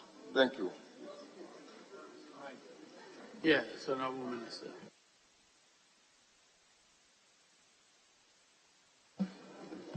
Thank you, Mr. Speaker. Mr. Speaker, these are very important roads in the constituency, and they constitute a major network for the movement of the people to carry out their daily and commercial activities. So until steps are taken to work on the roads, as I have indicated, because they must be budgeted for. That's why we are looking at 2024. But during the interim, yes, all these roads will come under the ministry's ongoing routine maintenance program. And we will keep a close eye on them to make the roads more trouble. I thank you, Mr. Speaker. Yes. Thank you, Right Honourable Speaker. Mr. Speaker, I want to find out, so if there's all this roads network will pass through the routine maintenance schedule, is there any specific timing or a schedule that he can give so that will assist your ministry to monitor the work on the ground? I'll be grateful if the minister could give that information, then we can help him to monitor what is going on the ground. Thank you. Yes, Honourable Minister. Thank you, Mr. Speaker. Mr. Speaker, I always want to avail my ministry and the technical staff to be available, to carry out our work. But I always also call for support and collaboration from my. So if we continue to work together and there's any issue, particularly regarding maintenance, until the conditions become favorable for us to work on the roads. I want my colleagues, Mr. Speaker, to also support me and bring all issues to my ministry's attention and my attention, so that we address them. Thank you, Mr. Speaker. Yes, you have one more opportunity. Thank you, Right Honourable Speaker. Right Honourable Speaker, my last question is specifically in connection with Langbinsi Wundu Road, that is captured in the question as number 2, and the Langbinsi Kasape Bushulungu Road. Okay, for the Lambiesi Bosolungu Road, Lambiesi Wundu Road, Mr. Speaker, and on November 2021, this question was asked the minister, and he specifically told us, if you look at column 17 of our official report of 5th November 2021, the minister indicated that the road was being assessed and it will be captured in the 2023 budget for construction to start. Now, if you look at the 2023 budget, there's no specific to that effect. If you look at it, you cannot find these roads there, and I understand it has been a detailed report at his ministry. I want to find out from him, as he promised, that it will be captured in the 2023 budget. Is the Lambisi Wundu Road captured in the 2023 budget, as he said? Thank you. Yes, Honorable Minister. The last question that relates to the... Honorable, you have asked a question. You've asked a question. I thought you wanted him to answer. Okay. Yes, Honorable Minister.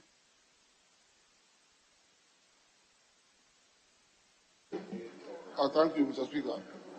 Yes, Mr. Speaker, because the contract for this project had delayed for too long, and the project was being undertaken by MCC Razak Company Limited. But as indicated, it had to be terminated first so that it could be captured. And steps have been taken, to get the termination process, completed. Meanwhile, it's part of the 2023 budget, but we have to go through the process first, before packaging and re-awarding to a more competent contractor. So I can confirm that. Thank you. Very well, I'll move on. Question number 648, in the name of the honorable member for Tema East, Isaac Ashai Odamche. Yes, may I ask you a question?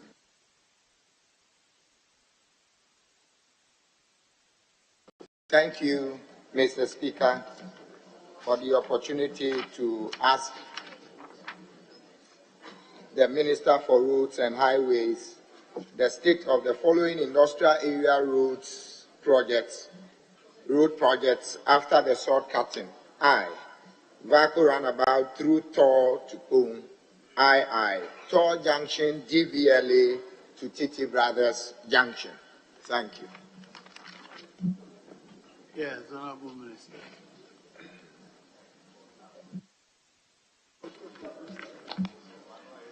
Thank you, Mr. Speaker. Mr. Speaker, Tema is a metropolitan assembly in the Greater Accra region. And I want to pick Baku roundabout to Tor to Pong Road first. Mr. Speaker, the contract for rehabilitation of Tema industrial area to Pong Road, measuring 7.2 kilometers, commenced on 21st February 2022 for completion by 20th February 2024. The project is at 10% physical completion. The contractor is on site. However, works are progressing slowly. 2. Tor Junction to DVLA to TT Brothers Junction. Mr. Speaker, the above roads were awarded under two separate contracts titled Reconstruction of Tema Still West Road, measuring 4.2 kilometers, and Reconstruction of DVLA Road in Tema, also measuring 1.20 kilometers. Reconstruction of Tema Still West Road. Mr. Speaker, the project commenced on 3rd June 2018 for completion by 3rd January 2020, which was revised to 18th December 2020. The project, Mr. Speaker, is substantially completed. Reconstruction of DVRA Road in Tema. Mr. Speaker, the road commenced on 18 June 2018 for completion by 17 February 2019. The project is at 3% physical completion. The contractor has vacated site. The contract is being terminated for non-performance.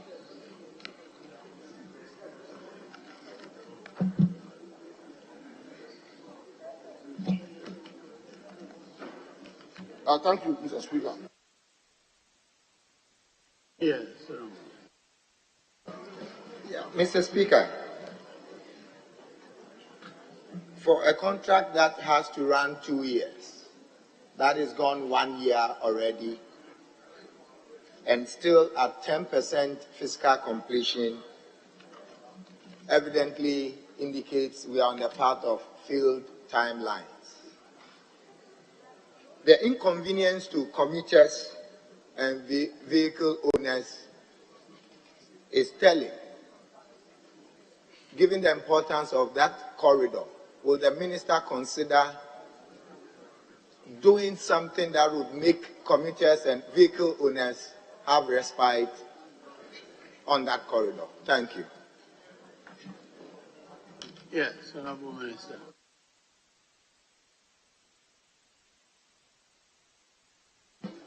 Thank you, Mr. Speaker. Mr. Speaker, these three roads, as indicated, are very important to us, and particularly the enclave where the roads are. So I agree with my honorable colleague. And I am sure he's also aware that the construction of these roads from Bago roundabout through Tor to Pum and to Stillworth and TT Brothers are not ordinary road to be constructed to bituminous level. These are areas that have been programmed as concrete roads. Mr. Speaker, in our country, the only concrete road that we have, properly, so speaking, is the Accra-Tema motorway.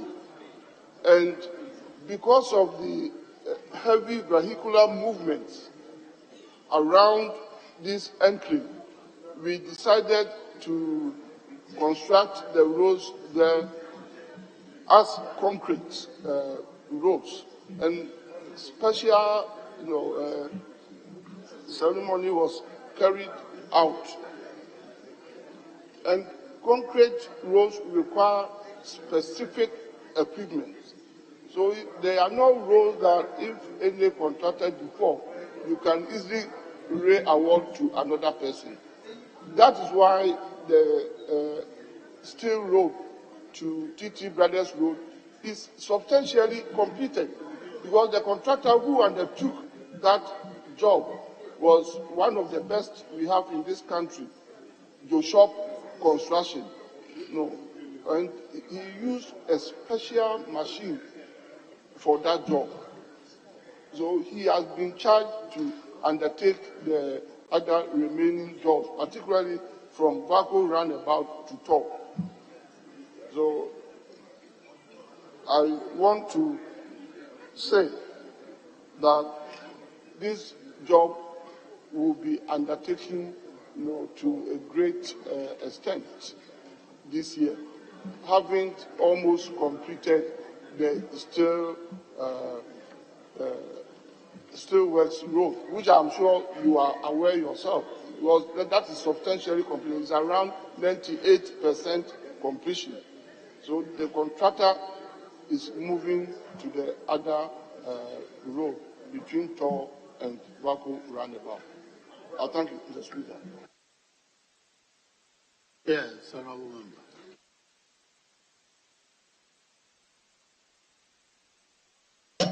Mr. Speaker, reading from the last but one paragraph, with your permission, the project is, and this relates to the DVLA road in Tema.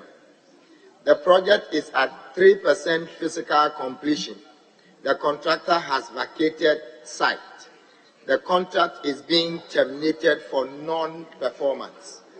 Marrying these two statements, that the contractor has performed on the Steelworks Road and is being assigned to the Vaco roundabout to Tor Junction. Yet this is a contractor who has abandoned site for non-performance. May I ask the minister what the consequences will be for a road that has received some work, 3% work done, yet no payment made? What will be the legal implication for termination? Thank you. Honorable Minister.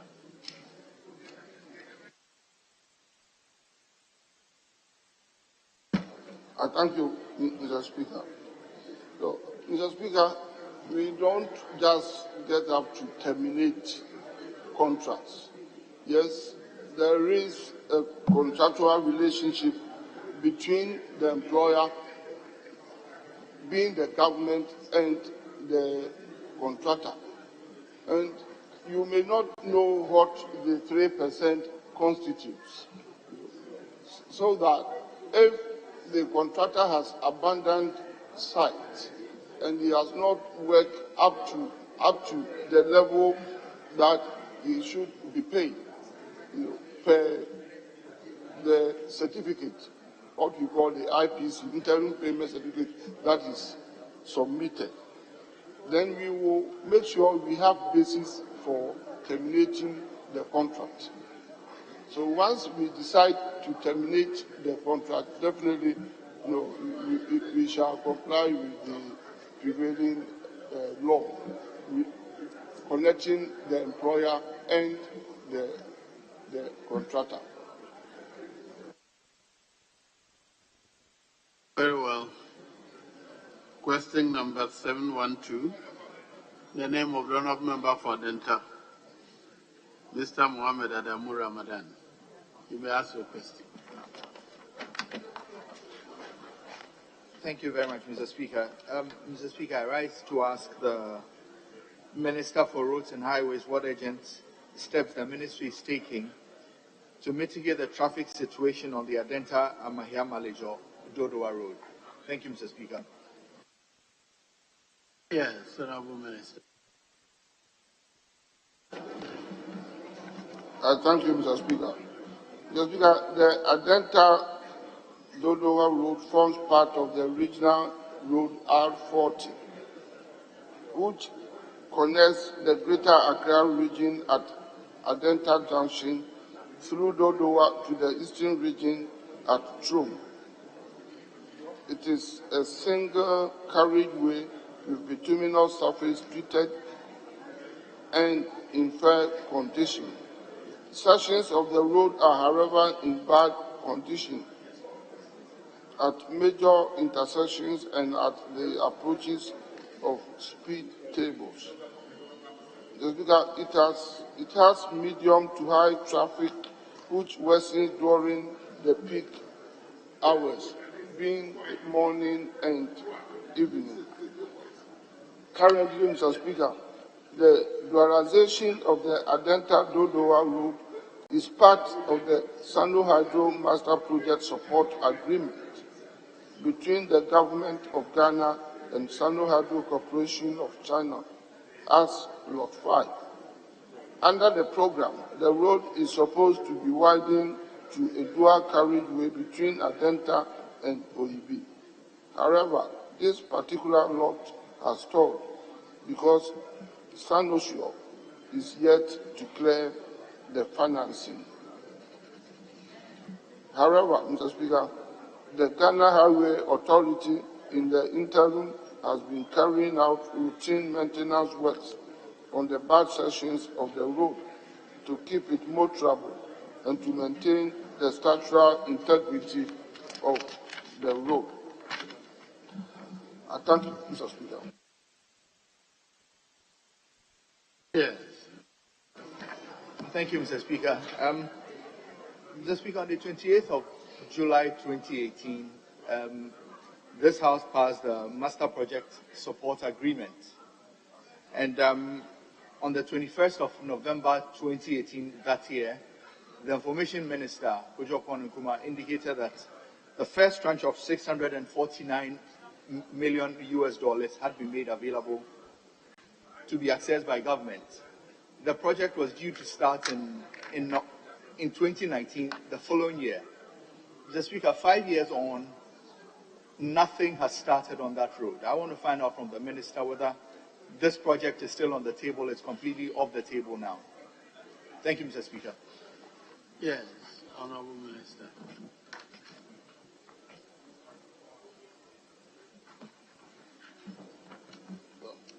I thank you, Mr. Speaker. Mr. Speaker, all the projects constituting the first lot under the Sano Hydro Master Agreement Program are all on the table and are being worked on.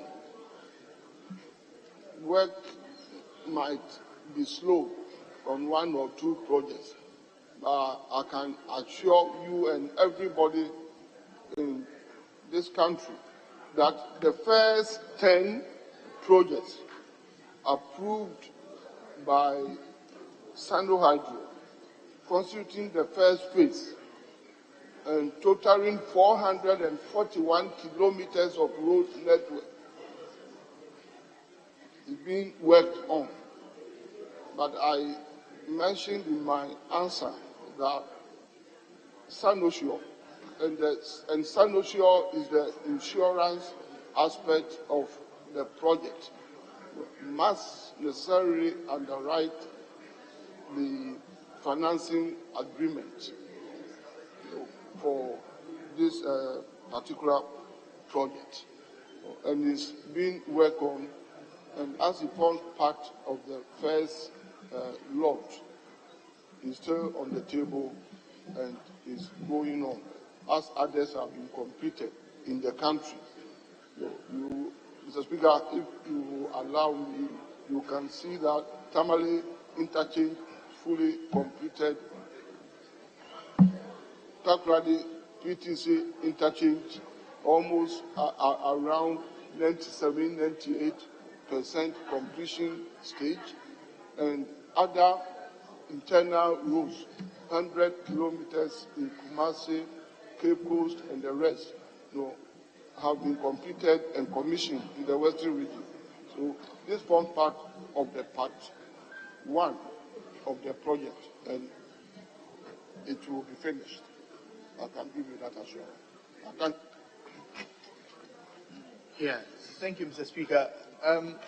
Mr. Speaker, one can best describe the situation on that stretch of road as horrendous. A distance of about 10–12 kilometers, which would take about 20 or 30 minutes, would sometimes take people between 3 to 4 hours. If you need to experience it to appreciate what I'm saying. Adenta is predominantly a dormitory constituency where people in the middle class work in town but live there. People would have to wake up sometimes as early as 3 a.m. or 4 a.m. to move into town just to avoid the traffic.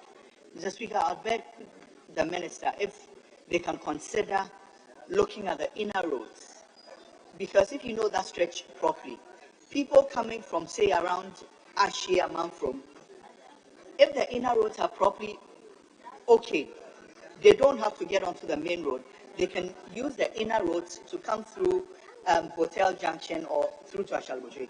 So Mr. Speaker, I kindly plead with the Minister if we can consider that option, or if, like they did for the Gang of Four roads, if GOG could take over and then consider dualizing this road, because it's really difficult for my constituents. Thank you, Mr. Speaker. Yes, Honorable Minister. I thank you, Mr. Speaker. Mr. Speaker, it's an option worth considering. And I can also confirm that that road is one of the heavily trafficked roads we have within Greater Accra region. That is why the road is being widened and being dualized. You know, between Adenta and OEB, we are dualizing that portion of the road. It's all an attempt to make sure that we reduce the congestion of vehicles on that road. So your suggestion, I would say, is a good one and it's worth considering. I thank you. Very well. I move on to question number 776. In the name of the honourable member for Awutu Senior West, Mrs. Gisela Tetaboti. Thank you very much, Right Honourable Speaker. I rise to ask the Minister for Roads and Highways when the following roads will be completed in the Awutu Senior West constituency. 1. Obrachwe SHS Road. 2. Bontrasi to Airusu Road. Thank you. Yes, Honourable Minister.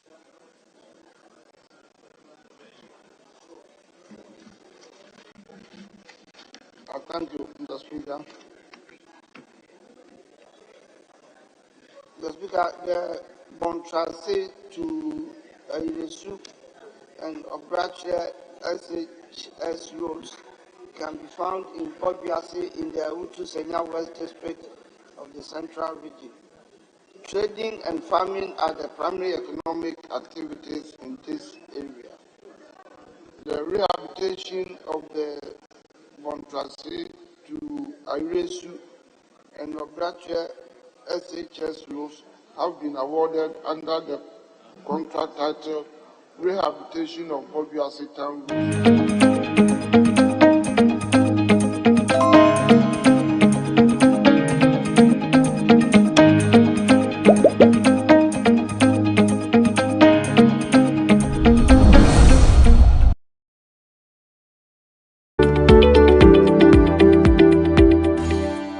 What makes you different? One thing that we really pride ourselves in is that we actually do our construction in-house.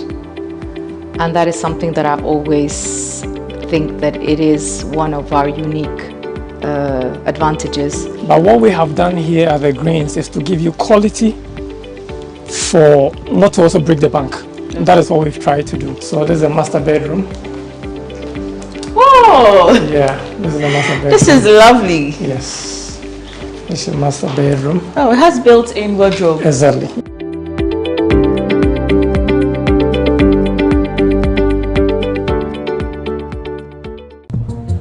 Now, Obek Kanukre.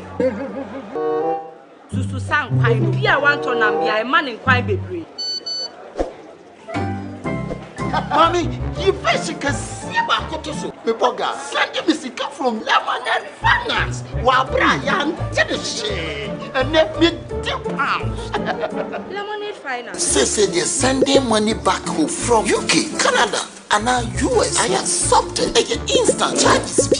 Extinguishing in so unbeatable. We should make promo code Dr. Like it. £10, $10, and $10 Canadian dollars for the first transaction. What is send this guy a coffee? Download to Lemonade Finance.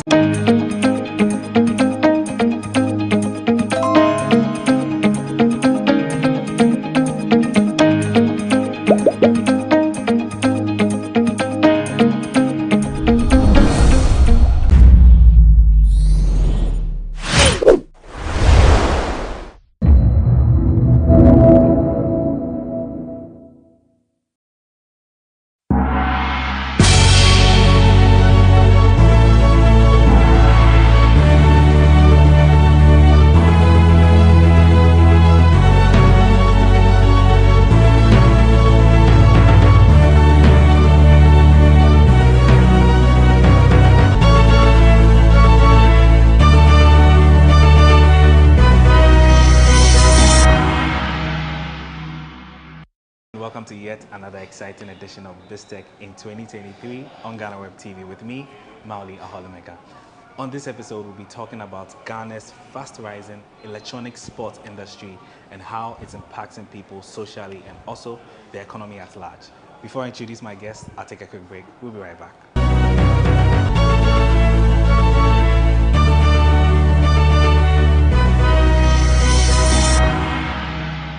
Welcome off another break on BizTech. My guest is Dabi Diamond, and she's the manager at the Yetra E-Blue Sports E-Stadium here at the Accra Mall. Dabi, how are you? I'm good. How are you? I'm doing very well. Good to see you. Good to see you. Yeah. So where exactly are we now? So this is Yetra E-Blue Esports Stadium located at the Accra Mall. We're on the same lane as the banks. So anytime you come, you want to play video games, you want to play PC games, this is the right place.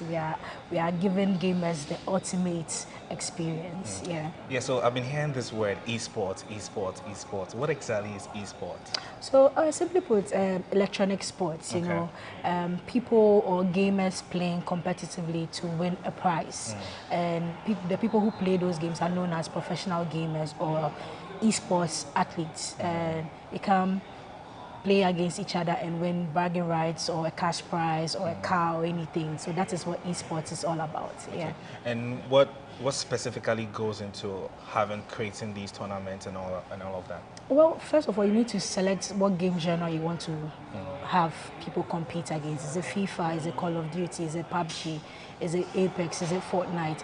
Once you get that, you just put out a call for gamers to come and compete. Of course, you need to have your cash prize, you need to have sponsors on board, you need to have a venue like Yetra to have those tournaments. And so basically that's it. Yeah. So the esports sector is one that is growing. It's picking up. I mean, you tend to have a lot more younger people coming into.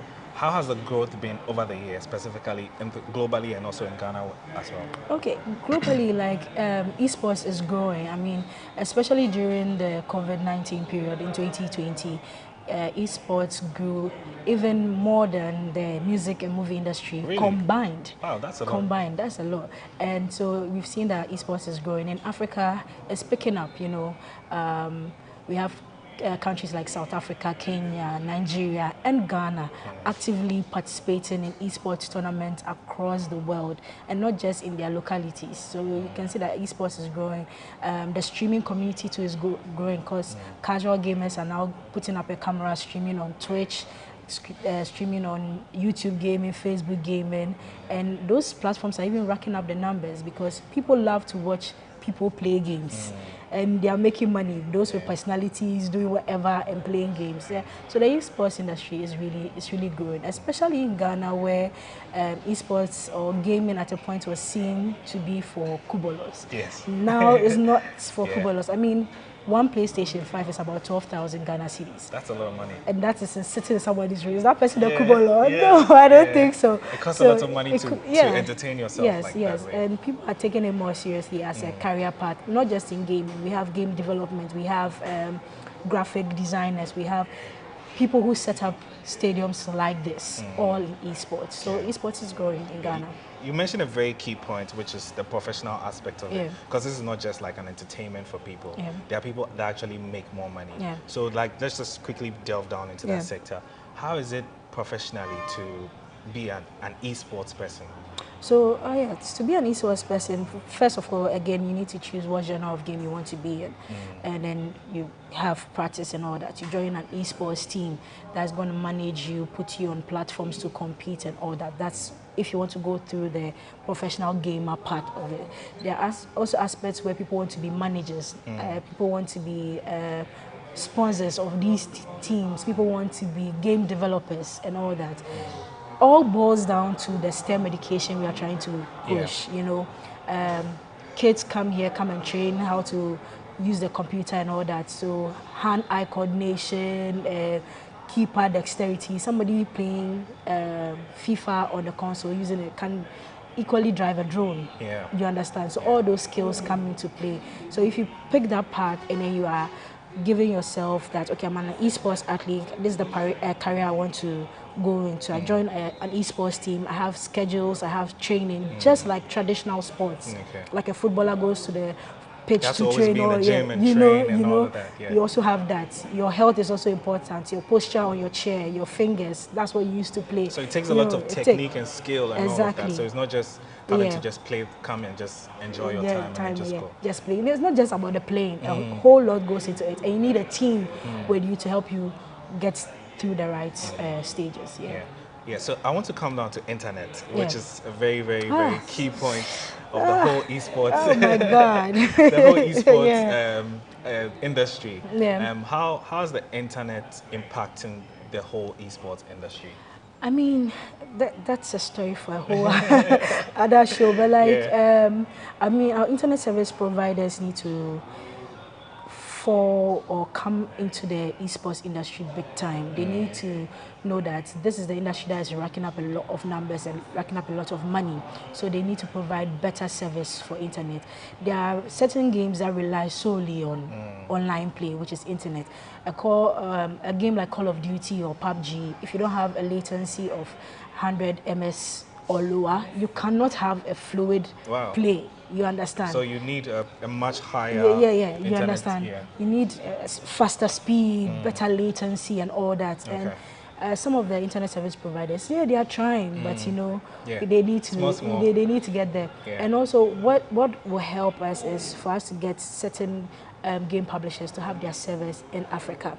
We have instances where we are competing in tournaments and we can't compete because our internet is so bad or the server is far away. Somebody will score you 5 minutes later before you know that. So you get an elite speed, elite speed and all that, So if someone like FIFA or EA Sports decide that, okay, I'm bringing my server to Ghana, that will also solve the problem for us. It's in the works. Gabi, so I've been learning quite a lot from you. I'll take a quick break and then I'm sure we'll be sitting in one of these things to play a game and see how it goes. I've been speaking with Gabi Diamond, and she's a manager here at the Yetra E-Blue Esports Stadium at the Accra Mall. We've been talking about Ghana's fast-rising electronic sports industry and how it's impacting the economy as well as social life. Don't go anywhere, we'll be right back.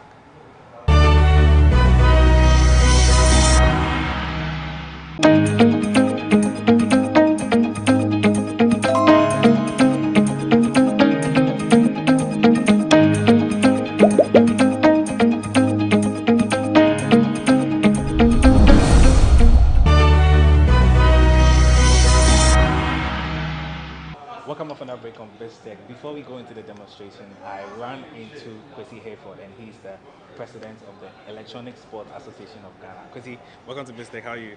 Thank you. Funny enough, I just ran into you here. How are things in the esports sector? I think things are shaping up well. This particular, last year, 2022, was a good year for Ghana. We were able to send players to Istanbul, we were able to send players to Bali, Indonesia, all to participate in international esports tournament. So we ended the year very well. And I believe that, and this beautiful space, the first esports stadium, Yetra Esports Stadium in Ghana, also came on stream on the 25th of December. So in fact, everything came out very well for us. I believe that people are getting to appreciate what esports is because it's the future of work.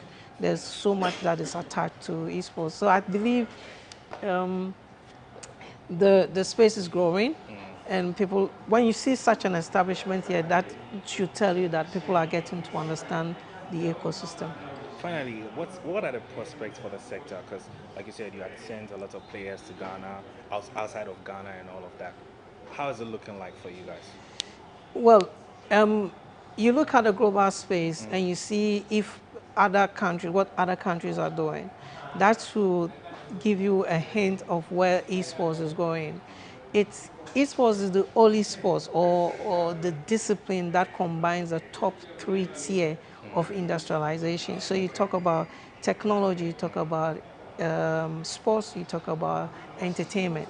When you combine all these 3, esports is in there, right? So that gives us an opportunity to see that there are other employment opportunities that are springing up. For us, Ghana, is for us to really position it, and also the 4th one, let me say, the youth. Esports is driven by the youth and the interest and passion of the youth. So it's really a space for us to really go into, delve into. It also expands the scope of game development. And when you talk about video games, it's bigger than movies and music together. So that also positions us for us to create unique experiences for our culture, build experiences that are towards into AI, into VR and other experiences. All right, Chrissy, thank you so much. Thank you. Yeah, so that's Chrissy Hayford, and he's the president of the Esports Association. He's been sharing his bits with me on how the sector is going in Ghana. I still have Dabi Diamond with me, and she will be going through a demonstration of how some of the games here work at the Yetra Blue Sports Stadium at the Accra.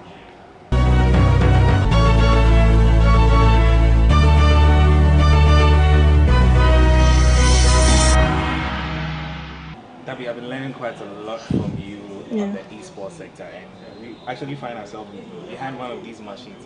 Before we go into it, this is a really, really huge machine. And I see all kinds of lights. And what kind of investment went into buying all these things? And I mean, these machines are gaming machines. Okay. So we have our mechanical mouse, our mechanical keyboard, headphones, you know, proper gamer setup, our graphics card, GTX 3060s. I mean, you can get it anywhere. So you need like specific things to be inside the machine. Exactly.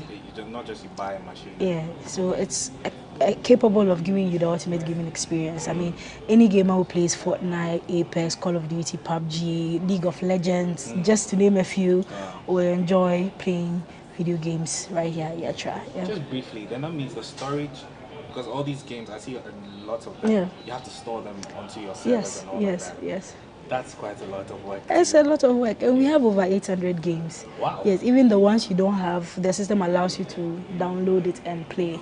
Yes. You haven't even talked about the updates. Yes. Wow, very interesting. There's some games you download it for like 80 gig, and you have to update it like 30 gig and all that. So it varies. It varies, yeah. So I want to come to gender.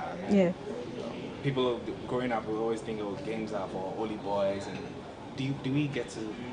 Are we seeing some changes in the gender balance, having more women come here to play video games and all that? I mean, it's obvious that we are seeing changes, right? Look at me talking to you. You could be talking to some guy somewhere else by now, but you know, we've come a long way. I mean, and it's understandable that the gaming industry in Ghana is male dominated. It's understandable because of how we grew up, the setup, you know. Growing up, the girls are in the kitchen, the guys are wherever they want to be, which is unfair sometimes.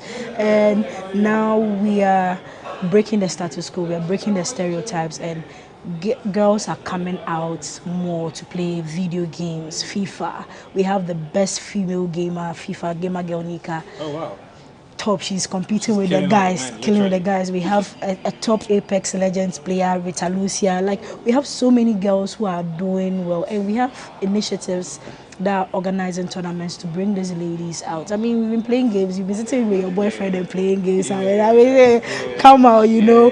So initiatives like the Gamer Girl initiative, which I started with the esports association presidents. So we're just bringing more ladies out. We have a Queens group, that's a collective of all the female gamers in Ghana, whether you play mobile games, console games, or PC games. We are all, user experience you know, we just making sure that we have everybody. We have over 100 females playing games. That's actually very impressive. Yes. So now what we have to do is give them the opportunities, give them the platform, and give them the skill they need.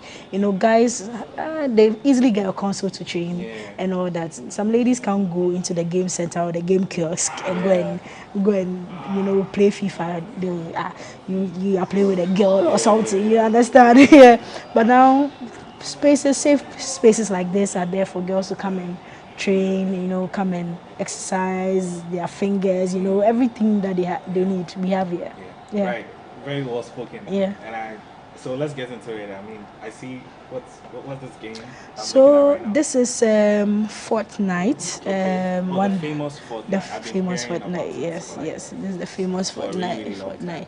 And so how does it work? Currently, I mean, I started the game before we started talking, so we've been killed. Right now, we are spectating one of our teammates, and basically you run, kill other people in the game. You know, collect weapons, collect wood, and build. So if somebody is shooting at you, you could build something to block the bullets from touching you and all that. At the end of the day, we want to see who the last man or woman is standing, and then the winner is declared. So, and you do this with other users across the world? Across the world. It's online play. Because I understand this game is extremely lucrative. Yes. It brings in a lot of revenue. A lot of revenue, you know. And you're playing, I mean, depending on the mode you choose. Right now I chose the trios. Okay. So you're playing with 2 other teammates. So it's it's not just you. And you have the opportunity to communicate with them. So you're doing strategy, you're doing teamwork, you're doing communication, you're getting all that. All the skills just to be into it. Yes. Okay. And those skills can be transferred into real life as well. You understand? So if a kid is playing Fortnite, imagine the kid building up the communication skills, building up the hand-eye coordination, because you're using the mouse, you're using the keyboard, and you're looking at the screen as well. That's what we want to develop with esports. I was going to come to that. How impactful is the esports for, I mean, young students coming up, especially mathematics? I mean, you mentioned a lot of, you know, mental strength and all these other things, and the comfort it gives you and all of that. How impactful is it for, especially like really young kids? So esports, like I said, it's just here to boost the STEM education. You know, over here, everything you see here is STEM, from the architect to the game developers to the setup and everything is all STEM, and it's under esports. And so the impact is that whatever you are studying here, whatever you are playing over here, you'll be able to use it in future purposes. I mean, we have a sim rig racing stimulator where it will be coming soon. But when you have people can learn how to drive with a sim racing. Before you even get on the road itself, you have already learned the basics. You know, you want to learn how to fly a plane, you learn it over here before you go. So we are just trying to promote STEM education with esports. For example, there was this lady who okay, let's not get to the, but I'm just the enormous benefits of esports, especially for children when they start early. You know, it's great because you get all these skills, all these things, and then you can put it into real life. If you have a child who is timid, you should get him, bring him to esports and all that, having them develop their capacity as well. Finally, we're wrapping up. You guys have been operating for quite some time. And how's the patronage been for you guys? It's been great. You know, we opened on Christmas Day, and so a lot of people coming here. Of course, a lot of people were here, and since then the response has been great. People are loving the space. There's nothing like this in Ghana. So the whole experience, the whole ambience of playing in a fully equipped esports stadium is what people are coming for, and we do not disappoint. Whichever game you want to play, whether it's on console or on PC, we've got you covered, and it's nice. People are experiencing great things, and it's about time something like this is in Ghana, and I think I love it. Thank you so much. Thank you too. I've been speaking with Debbie Diamond, and she's the manager here at the Yetra E-Blue Esports Stadium at the Accra Mall. We've been talking about Ghana's electronic sports sector and how it's impacting social life and also the economy as well. Before we go, don't forget to log on to our website www.GhanaWeb.com and follow us on all our social media platforms: Facebook, Instagram, Twitter at the GhanaWeb, and also our YouTube channel, GhanaWeb TV. Do make a date with Ernestina Sewa Asante with this headlines on GhanaWeb TV.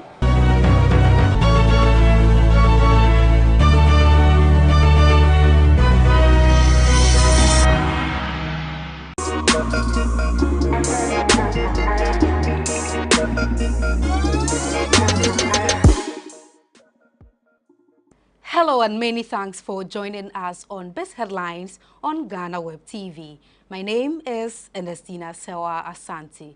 Now to our very first story, market watchers are very optimistic about the cedi's year-long prospects, with analysts at the research arm of RMB Africa projecting the currency to end 2023 at around 13 cedi to $1. If attained, it will represent a significant improvement over the cedi's performance in 2022, when it depreciated by 30% against the US dollar, according to the Bank of Ghana, compared with the 4.1% dip in 2021. The cedi's performance is closely tied to the country's efforts to secure a $3 billion bailout from the IMF, and recent developments have brought the country closer to this goal. According to analysts, confidence in the local market is expected to rebound later this year, which could bode well for the local unit. A group named Team Saglemi Not for Sale has said it will resist any attempts from government to sell the project to a private developer. According to the lead convener of the group, Nana Otudako, his outfit will not sit aloof to watch the purpose of the housing project die, just as Ghana Airways, Ghana Telecom, among other projects, have become a white elephant. Addressing the press on Thursday, this is what he said. We are equally stating our position clear that we will not want any private developer to come in. And this, we are going to give a signal, and it is a warning to any private developer who will make attempt to take away our heritage, even our heritage bequeathed unto us by a former generation, that we are supposed to be custodians for a future generation that is not seen. This is a warning to that person. Any private developer that ventures, does that at his or her own peril, as future government would be compelled by Team Saglemi Not for Sale to cancel such unpatriotic contract. And Ghana Airways at the restaurant. Ghana's consumer price inflation now 53.6%, according to the Ghana Statistical Service. The recent figures released by the service showed an unexpected slowdown from 54.1% recorded in December 2022, with some analysts attributing the developments to recent gains made by the cedi against the US dollar in the last 3 weeks. This would be the first time in about 20 months the figure has slowed down. CPI measures changes in the price of a fixed basket of goods and services purchased by households. According to GSS, the month-on-month inflation between December 2022 and January 2023 was 1.7%. Fitch has downgraded Ghana's local currency credit score to restrictive default. The latest verdict comes on the back of the conclusion of the domestic debt exchange program, with Fitch Ratings describing the exercise as a distressed one. Fitch further cited the material reduction in terms vis-a-vis the original contractual terms and the fact that the exchange is needed to avoid a traditional payment default as part of its reasons for the recent downgrade. The agency, in its latest statement on Ghana, also placed the country's long-term foreign currency IDR at C, which is the slowest score before default. This verdict is due to Ghana defaulting on its local bonds and Eurobond coupon payments in January this year, while Fitch has also cut the foreign currency grade to RD on the back of the grace period expiring February 17, 2023. Meanwhile, the government of Ghana on February 13 disclosed that over 80% of the local bondholders signed onto the debt exchange program.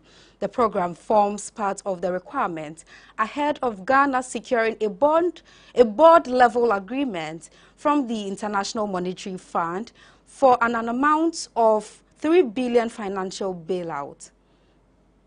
Minority Leader in Parliament, Dr. Kesiel Atuforsen, has debunked claims that Parliament has approved the domestic debt exchange program being embarked on by government. According to him, during the presentation of the 2023 budget, the Finance Minister, Ken Ofori-Atta, stated that the House will be briefed when the fine details of the program have been concluded. However, when the Finance Minister appeared before Parliament on February 16th, the Deputy Majority Leader, Afenyo Markin, asserted that the policy had undergone parliamentary approval. Mr. Speaker, I heard the Deputy Majority Leader say that Parliament has approved the debt restructuring program.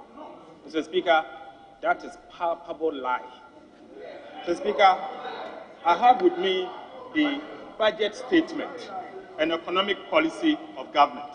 Mr. Speaker, I refer you to page 71. Page 71, paragraph 278. Mr. Speaker, it goes on to say that, Mr. Speaker, details of the debt operations program will be announced soon to the public and investor community after the necessary engagement with all relevant stakeholders. Mr. Speaker, Parliament does not have the information our minister responsible for finance has given to us today. Fuel prices have seen some reductions as the second pricing window for February has begun. Checks by GhanaWeb Business at some fuel pumps have shown that some oil marketing companies have reduced the price of fuel. Fuel is currently selling a litre of petrol at 14 cedis 50 pesos and diesel at 14 cedis 90 pesos, an indication of a 5% reduction from the previous price of petrol and a 3% reduction from the price of diesel. The reduction has been linked to the recent stability of the Ghana cedi these past weeks. Meanwhile, the Institute for Energy Security predicted that OMCs will witness a marginal price drop in the second pricing window. IES, in a statement cited by GhanaWeb Business, further stated that the price of gas oil could drop by 4.26%. This means that the price will move from 15 cedis 90 pesos to about 15 cedis 25 pesos this month. Meanwhile, the price of LPG is expected to be sold at 13 cedis 51 pesos per kilogram across all stations. The institute also asserted that the price reduction in gas oil could be attributed to government's Good for Oil program. Dean of Cape Coast University Business School, Professor John Gachi, has said banks will suffer in meeting international standards when the International Monetary Fund's resident advisor for financial sector supervision to the Bank of Ghana takes office. According to him, the move by the IMF will make the governor and deputies at the Bank of Ghana powerless. The IMF has assigned a resident advisor in financial sector supervision to the Bank of Ghana to provide technical assistance and to assist in building the capacity of the banking supervision function. The move was at the request of the Bank of Ghana and fully funded by Switzerland's State Secretariat for Economic Affairs. Commenting on the appointment on Star Today, Mr. Gachi described the move as turbulence news for the country's financial sector. He said as a result, the banking sector cleanup since 2018, banks in the country have been mutilated to the extent that some of the banks are only standing and not strong. John Jinapor has called on the newly assigned resident advisor for financial sector supervision to the Bank of Ghana to keep an eye keenly opened on activities at the central bank. This comes after the IMF assigned a resident advisor to provide technical assistance and help build the capacity of the banking supervision function. John Jinapor, who lauded the move, posited that there is a mistrust in the governor of Bank of Ghana, Dr. Ernest Addison, which therefore requires a proper supervision of the bank's activities. Speaking on the floor of Parliament on February 16th, the former Deputy Energy Minister expressed concern over the central bank's decision to advance funds for government's expenditure in 2022. The International Monetary Fund has appointed Leonard Chumo as a resident advisor to the Bank of Ghana. Mr. Chumo will provide technical assistance to the central bank and will support the implementation of Pillar 2 and 3 of the Basel II and 3 capital frameworks. He will also help strengthen the risk-based supervisory framework at the Bank of Ghana. In a press statement cited by GhanaWeb Business, the resident advisor assumed office on February 6th and is expected to stay for 3 years. Ghana's currency surged as much as 3.1% against the US dollar after government said it had received support from more than 80% of bondholders to restructure its local currency debt. The cedi was trading 1.3% stronger at 12 p.m. local time, heading for the biggest gain in almost 3 weeks. It is still the worst performing currency tracked by Bloomberg after the Lebanese and Egyptian pounds this year. The support from the majority of local bondholders was a key step for President Akufo-Addo's administration as seeks to finalize a $3 billion bailout from the International Monetary Fund. Besides the reorganization of 137.3 billion cedis of domestic loans, Ghana is also in talks to restructure bilateral and other external debts after suspending interest payments on $13 billion of Eurobonds. With repayments suspended on domestic debt, governments will resort to significantly lower central bank financing when compared with 2022, an analyst with Red Intelligence said in an emailed response to questions.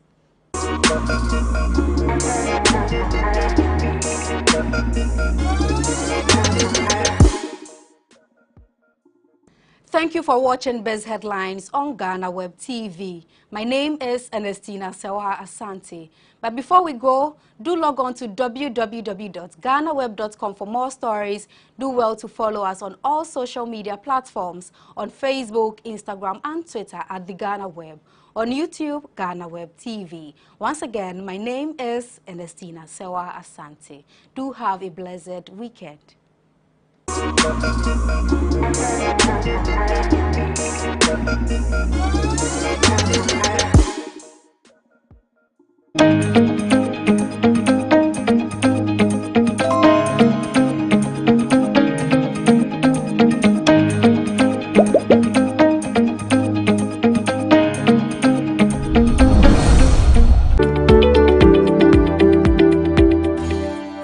What makes you different? One thing that we really pride ourselves in is that we actually do our construction in-house. And that is something that I've always think that it is one of our unique advantages. But what we have done here at the Greens is to give you quality for not to also break the bank. And that is what we've tried to do. So this is a master bedroom. Whoa! Yeah, this is a master bedroom. This is lovely. Yes. This is master bedroom. Oh, it has built-in wardrobe. Exactly.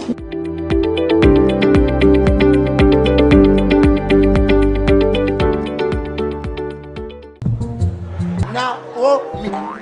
Obek Hanukre.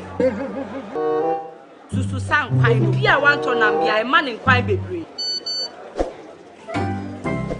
Mommy, you fish can see my cotoso. People got sending me sika from Lemonade Finance. While Brian did the shit and let me £2. Lemonade Finance. Say they're sending money back home from UK, Canada, and now US. I accepted a instant charges. Exchange rate in Suya. A unbeatable. We should be promo code Dr. Like Nanya £10, $10, and $10 Canadian dollars for the first transaction. What is send this guy a coffee? Download to Lemonade Finance.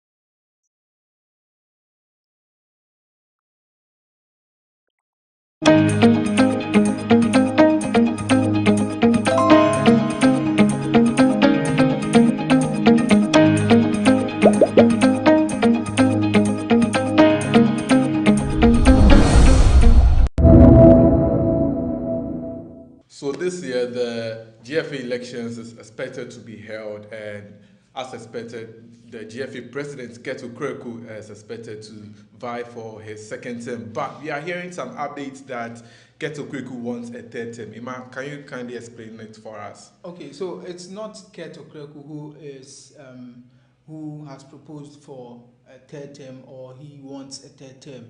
It's rather the statute review committee.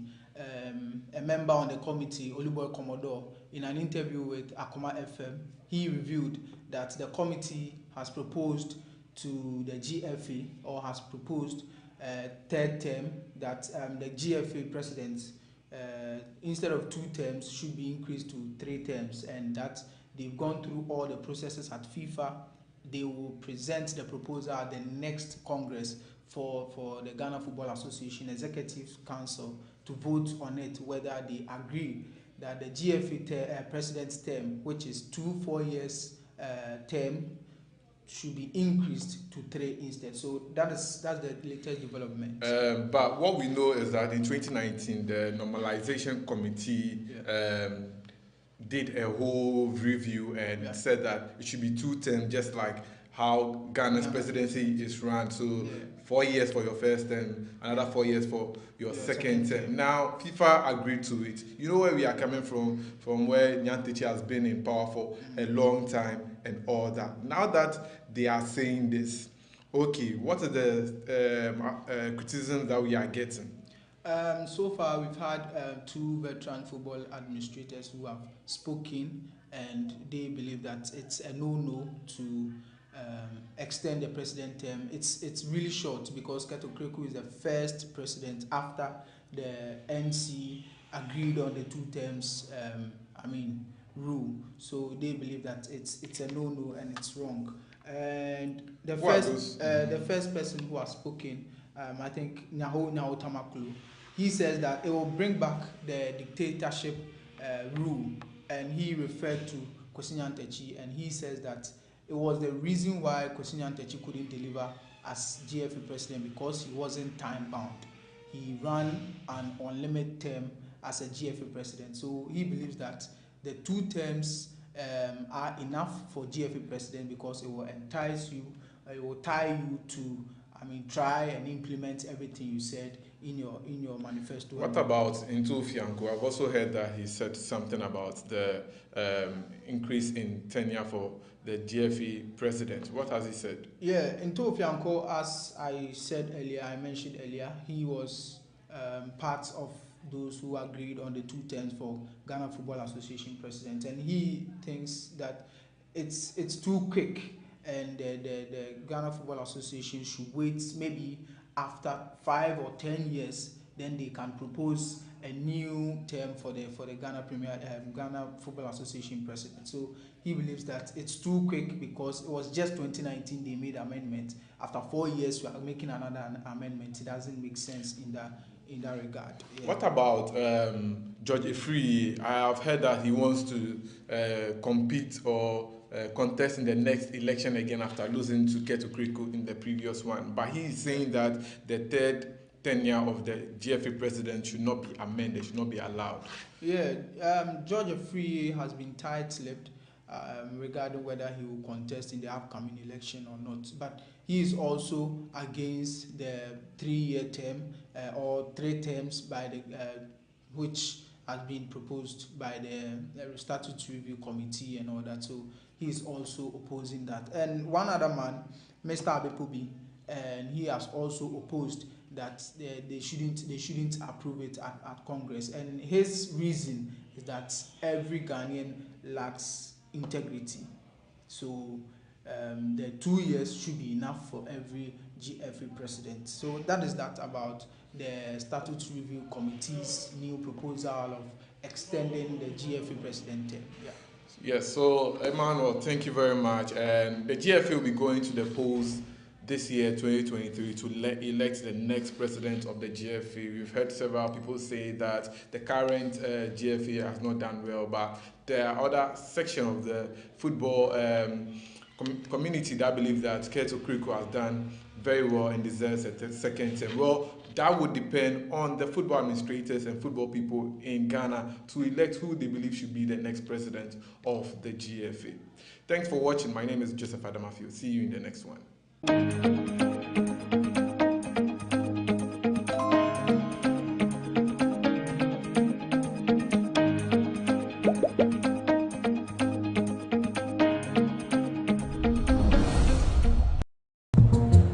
Now, oh, me. Back canocre. Susu sang pine, be a want on and be a man in quite baby. Mommy, you basically see about Kotoso. People got sending me sick from Lemonade Finance while Brian did the shit and let me £2. Lemonade Finance. Say they're sending money back home from UK, Canada, and now US. I accepted a instant charges. Extinguishing in so unbeatable. We should be promo code Dr. Like £10, $10, and $10 Canadian for the first transaction. What is send this guy coffee? Download to Lemonade Finance. What makes you different? One thing that we really pride ourselves in is that we actually do our construction in-house. And that is something that I always think that it is one of our unique advantages. But what we have done here at the Greens is to give you quality for not to also break the bank. And that is what we've tried to do. So this is a master bedroom. Whoa! Yeah, this is the master bedroom. This is lovely. Yes. This is master bedroom. Oh, it has built-in wardrobe. Exactly.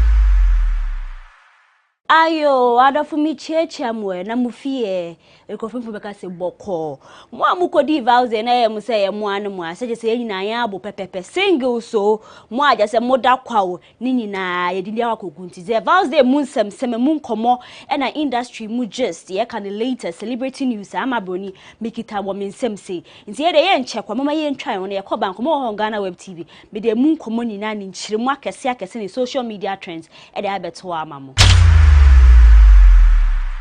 Me also ba wakwa bank mo ho GhanaWeb TV na chama broni me de nchemu nyina abesomo na watwe de mesra me kan vows de de mu kire ye bia nkasa chese hu sa adofo asusu adofo nsa na ye mie ni ye celebrities photo shoot chese Vows Day will be a photo shoot, Christmas will be a photo shoot, one birthday will be a photo shoot. Just say, be a photo shoot. Now, feed ye.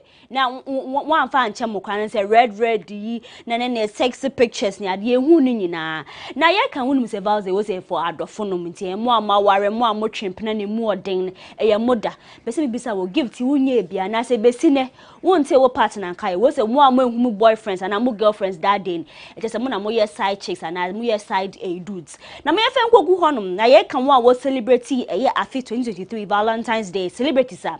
And a to the Nukunu Dr. Evans Agotete, a Nama Meg Brown and Nukunu Maxwell, a Stacy Amwatin in Ikunu a Kofi Ochame, just a Tracy Boatin in Nikunu Frank, just a celebrities in the Wabomodin D and Casajo Metals in Muso, no so man, a rest shout out near more day or honey just out of first to the phone sir. A cosmologist and baby one partners a celebrity on Papa, but not just a chrome had the wound say, Ebasana just want to me pressure now. No, I could be a social media. Wow, office Ghana how we pass in any during kuta dinner just say what they share ye nini then that famous starting I feel the way you be another say that what they want to my media no confuse am abonine no kware but echi be di nkomo na ye ka social media trends for Valentine's Day no bi baba cause no so trendy pa ye na agrad that say also offend evangelist mama pat on ni kunu just say wo di vows na kasa na video bi e beto odwa na say osofo bia wo say what sorry awusum nyame we o share red bra e de white t-shirt bi na tese odi egu so na mafo chema na wo so yourself na wo expose hu na fine na kosi him but press and then end that from Dolores from poor man so I delay ono so ye video bi chen wo so no so wa craft flowers a man who from Dolores to Dolores cause to the be say gifts nu nya bi tese then self love wan kasa na we di na tese social media de wo ko hwe ni ne nkofo ne wo post just say ne end that from kra tese wa mo nya bi me na me kan say mo shedding e bia next year enimi na ebia nyakopon ye wadom na won sa to bi so nsu kra omo mu ni girls ne boys ne empanafo ni kunu ne yire no mo nkan ha ya te WhatsApp group me na me admin me na me hwe so nkan ha ye single certified fresh my agiatum e don so nche say Valentine's Day ni bi ebedi send me say my order flowers and my mature note from Dolores to Dolores because I love myself. Na ma ndo me ho anwa na be do me. So at my say, inte was so with me do ho. Na was the order chocolate bi, cake bi, pabwe bi. Na to bi bia ma ho. Na wa jeje wo ho so. Jeje wo ho so. O twimi ne ode. Me tie me twimi yem de che ma carry. Twimi yem de pa. Na wa ka che abusuafo na e wa broche no bogus no. Eso mo download the Lemonade Finance app no. Omu nyina so send sika. No mu use promo code delay. Ni mode. So what must say standard yentu aso na watwi de se hu se picture bi trendy otumfo yere Queen Julia just say hu se rasne ne actor Diane chen present some portrait bi mana bi de mu nchiremu embrel na ye ni na aka vows day hu no do otumfo ankasa asante hene o se tutu ono na metu chema wo just ono akasa efa Ghana Post no ono aka deliver ni vows day president man ne yere Queen Julia na wa hwa portrait fefefe bi Queen Julia nanim da so enye no nko am hu so obo unso no oda Ghana Post company ano ono so no oka delegation e ko present items ne ma Queen Julia na to ono so kita flowers na box bi ni ama just hu se ne ma wo man kasa ma fuje ma just ono no dia aka obi just vows ni de mudi on all levels ahimfo no mu vows day ne na etichufu nso de vows day celebrities ni say mo an kan na just say me say penny be just say ade ne kwa ya re ho se mkofo chima just say ebo be say 12 delivery guy bi amfra won na wo djum say ade ye MTN fo na haja enye MTN fo na ya bibia just say wenye bia na just say wenye bi nti say de ya abotre nkwa but mafuka so we dey otum for what say wa che say we ye be man kasa obe mo odo na yere de ne say ya ade just say we look up to nti just say hu say ye ras nene wo ko deliver portrait ni flowers kama e bi nso na na say na ye kana na nso nsa to bi so na say vows no nso wedi nyemu odin ankasa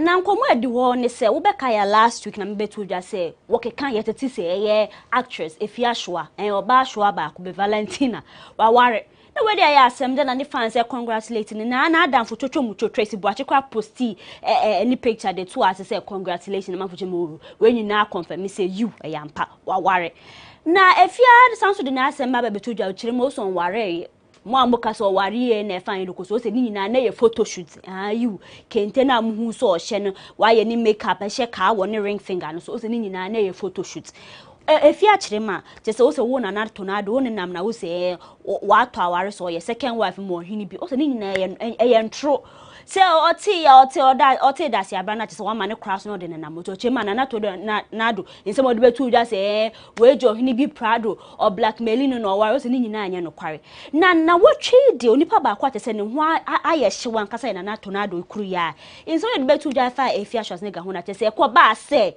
Efia Schwarzenegger na che se ota account bi echi na wa bo pa Odafo tie mu nsem ni wa bo pa che so ono aka so obi onim no no message na na to na do ka so efia ware no onim hu information no wa to aware so your second wife na ohini no kra wa je ni ka no blackmailing nti se bia na na to na de na kita ni information aka sa obi na ba ni DM no be kan no no so e fa ne World Cup e no de nsem ibetu dwa na che se aware so ma che se amafo social media wo kire ma se de na to na do 0 efia Schwarzenegger 1 ni nyina ne se chese efia abopa am obi ne na to na do chat te so obi owo information chese second first wife you also hini first wife kru oye ono na chese owo information na chese betumi egu efia hwase ge enim asepoto na nya se wo si tornado so an ho call Marriott Hotel chese o akoshe oni pay okita ese information na betumi dia aseye efia kra so kodu chese efia nkrofu ye bi o twen obi amba owie no so an ho no kofie na se me betu de no se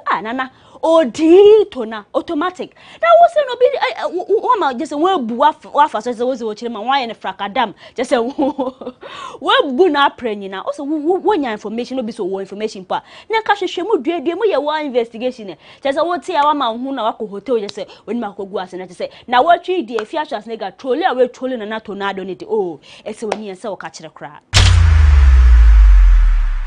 and I say Efia Schwarzenegger ne na tornado back and forth na ekoso social media de ko gu ho a na Jupiter the general wakasa an oba talkatainment on during abanama abaya ene ebedidi nkomo no chese Jupiter den sem bia tudwa twema nya se bia opese okasa na se bia hu social media na se bia opese okasa for no reason chema there's some challenges our industry support hu hia onya.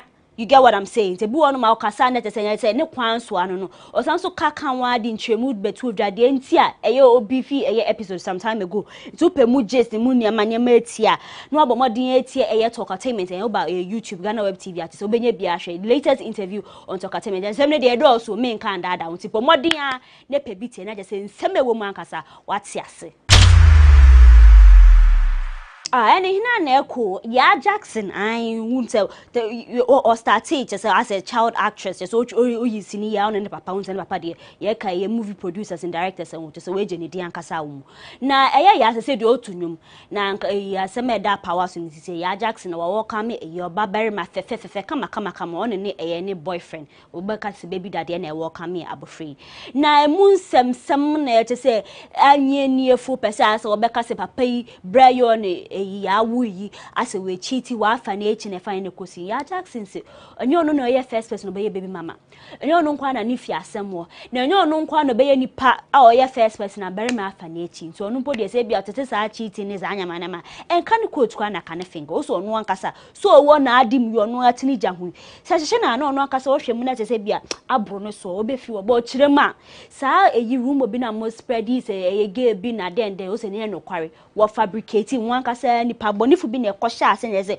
wa 4G eyi screenshot ye beto dwa se ne baby daddy ne obia foforo chat na ti ya Jackson de mchema be mo se won chiti yes se what se eyi nkofo a wododo wo chema ebetumi aba se enche kra obeware so no kwa se wo ware mpo a esa ne se mo concern sa mu subani nti baye ni low key omo obi ante na ya Jackson de eyi nsem bia beto dwa fa ne eye ne bawa wo ne foforo wo chema ono ohu se onyem no na atwemu 5 months oso no onim oso anko onim anka anko se ne anka na edidi mu nsam ne adanko behwere so ye pa but ne oso no ase ne bosofu no ne bi aduan bi no ne konza assign ni bi so okọ check o se edem 5 months oso no kwampo we hu na obo show sa o update ni nyama o social media until 7 months no te zaza afedi epie suban ti sanyi se huntumi fence wo twu mu time ebe 27 months ni na epie na afedi o de bibia to 20 ono akasa so she had her own reason nti a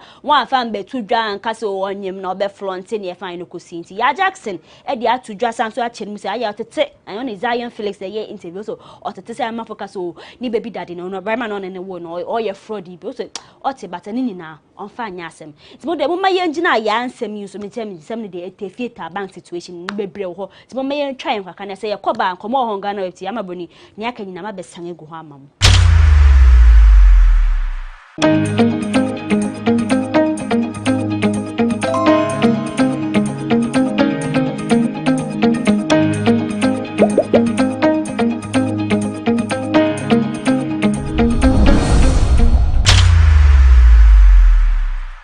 mesanso ma akwa abankomo na yese ye didi kese ye didi na didi kwan yanim na obeka ya last week na me betu dwa say eye Grammys an kese Stoneboy kopiem wo ho edem na kese wo dressing ya wode ko ani ade se wo tel Ghana nim kidi no wo hobi eye dental wo hobi guilty beat so kopiem wo eye Grammy na eye na eye ochia me kwa mede na anu sen na anu disem bia betu do kire ma wo so onu na nka wo ma ni invitation yi bia oh adofo na aden usan ko betu tunu ntame mu kente papa bi pa kese ne ne bo ye den a kese eye papa de pa ni bi mo ready bi anko betutumu na wa hye na ahene ma ne ye fe ne ye fe Ghana fo ahene ma yi bi na ori aka wa bomoden ape eye box music box yi bi na kese adowa sounds na aha no bi koso so ntumi nsu ya kese mo aya mo bo ntwene ne ade ntumi nsu won ko Grammys won se anko bepe eye recording kakra egu music box yi bi so na ka kese wa dangana mamre ne kese yen tradition yen culture di e wo international stage ni so o chema hu se kese celebrities e de oni ko pie ho no but se anko no na ko ma ni invite anko no de anko betel Ghana ni anko be represent Ghana ese no no in his own way na anka we front mani ade ni ade ntama bisa mo mo call Grammys na anka mu je di se anka wo portray Ghana te se bia suit na se anka wo de tonche na se wo fra Ghana de bi se bia captain na se design bia anka be che se wo ye Ghana for na but make ka hu se eye dental hu se red carpet no so o share kente pa fe beaded kente pistes na design man tin so me aka se ono so call eye Grammy stage no so or represent Ghana. So waka so bia ye wedding wo krom ha se na tese o manpahin na adodo anko do tutu ni ntame mankasa akosa wedding bia na na onimi bedi adanse wedding tese eye titiro for wedding akasa na eye hawa kumsen ani babia eye ama kumsen e ware tese o ware snow gaze na tese wedding na sen manpahin adodo anko do de ni kire ho na yire first lady Rebecca no wo hobi na tese titiro for mu se MPs bi ni ade tese o wedding ne de work kan na bride na ankasa na wo hwe dressing customary marriage na ankasa tese o chire kente ni beaded gown bi ni ade na where de na nkasa de owenjija ne ho ankasa o dress kama ne white gown yi fe kama reception we so atare fe kese where de ne de peni be hwe na hu za se mampeni na don ko fa do ho where de na se no kodu odo bi na ze first lady ne te ho na beautiful Rebecca I say no friend on aso miemia ni shoulder bi kakra na say hey mampeni woni odo di ankasa nti where de ne de krom ha de na watwe atwam di oh wakekan se sa awa kumsin ba ama kumsin where de ne de edu twam KK representing I'm Black Sheriff Hako winning award kesibi pa at Ghana for him. Na eye Sound City MVP awards ekoso Nigeria say one boni din say no ye hip hop artist of the year into hip hop art na no just o winning na just say ebetu dwa na just Ghana for social media na we so KK there just say ye jiwudi ankasa won say what starting is say enche kwa na say Grammys yadi woje bi man into na ye kan say ye Black Sheriff congratulations we wish you all the best in the year 2023 and him say release big projects and the sad boys in the house obi ankoda wo ba kai say eye Sony Badu Ghana new gospel musician o sanso ye preacher o de betu odwa say mo amu report ne say nwien bi na ete sa no o se ni nyina etumi ma ho kwan ma te say sunsun boni evil spirit ebo wuramu Ubeka ya Bible ni mu sa papa na say he was possessed by demons. Yankopon cast demons or cast ko gu mpre ko bi mu ate say wo ko rap mu. Sa story. Nti no bi nti ejidful je say mpre ko ho ntew nti say wo nya nam kwa bi no mu re. Ba no se bi mu de mo re ankasa. Mo re. Mo de mo fa bi am bury. Mujemudi. Then na Sony Badu beka say we pray kwa ema ho kwan ma say evil spirits ebo wura mu o make explanation ti wa wo te na say be apesa wo jabnike tie ni mu asem na mu baby ofi ba na mo nte na se yi ankasa no dey say be betu je na prophet kum church say wo bua o say Bible ni wo baby ni wan atwo say wo we pray ko ti mo amore mo nko so anwen na me bem say we nso anyi na akaden nti asem na kwakọ chefa ebinum kire ma Sony Badu Bible ni mu hifa na te say wo say wo we pray ko say point kire won quote sa chapter na te say ni na wo beje de mamamfo mo so wa odu nche mu abanti wa wo tie mu akasa wo say pray ko no mo nti o so aka na ko say na mo ye na ase huhumbo no etumi bowura mu Oko hoko ye den unu so oko social media de na etanka ne Twitter they say trending emu odi ankasa na watwe ya na ehun say ye US embassy in Ghana one Twitter official Twitter handle no obi bisa questions so won say na say na mkwa so hu billboard bi o say wo ma US visa ni ade say nkofo so ebi ni mu jedi ni ade na Twitter user bi ko bi tag US embassy bi say so we no kware na o say hwe pese hu kwa chire na pese wo avoid ko hoko ye den situation information behind a bombardier use one official website and it's one the public ni say someone workers say they offer visa and I say na fine because say agencies no say munje wondi mu use to the right path na okọ ye de no say trendy and kasa some young man be and so no one so akọ viral na video be beto ya no be say okọ ho na okọ mama baby say okọ ho koye de na say one tamate say be e term at say use na say eno de wa onim say wo ya ka ni krom ha say ko bibi na say wa wo fo beto say okọ ho koye den anka wan ko hanka we na mba na fine ne ko sinti US embassy in Ghana say wo mpese wo ye wudwurum wo bu fa so de na use one right website and say open visa nya say de wo ko ho koye den wo di bedi Asumbo bi akoso bigger quiz actor Kumawood actor wash Frank Naro asuma kasa Frank Naro or your actor sanso bonum na e kan bi atwem de na sankofo ebien ka woye na fofo ye nim ye kobai na some allegations be kobai they say they mo mu ntem enchenche da nye the best sir na yi na woko wo say eye kuma say actors wo football gala bi na bigger quiz esi ho na say Frank Naro ba ye so chechi campaign fo ni ade to no pode we nchia na opan ho no chi ankai fo no to so ko ni na wo so abofra nye santi ba na be chia to ba no to say o make approach o ba be chia na to say bia mu say won atrash bibia ye hu an say bigger quiz asori na to say Frank Naro asum wom ba kuna te say I can na mafuche ma wo say and say dan kan sa binum say can but asumbo de ya asumbo na mafuche ma oh na sama ba na say abofree wo na wo yo panyin no ya wo abofra te say oba be cha na say wo ye den bo na asum say nkofo bebre akondem eye bigger quiz na bigger quiz ya na watching so no so release some video bi on TikTok not eye ne kem no chire mo so no de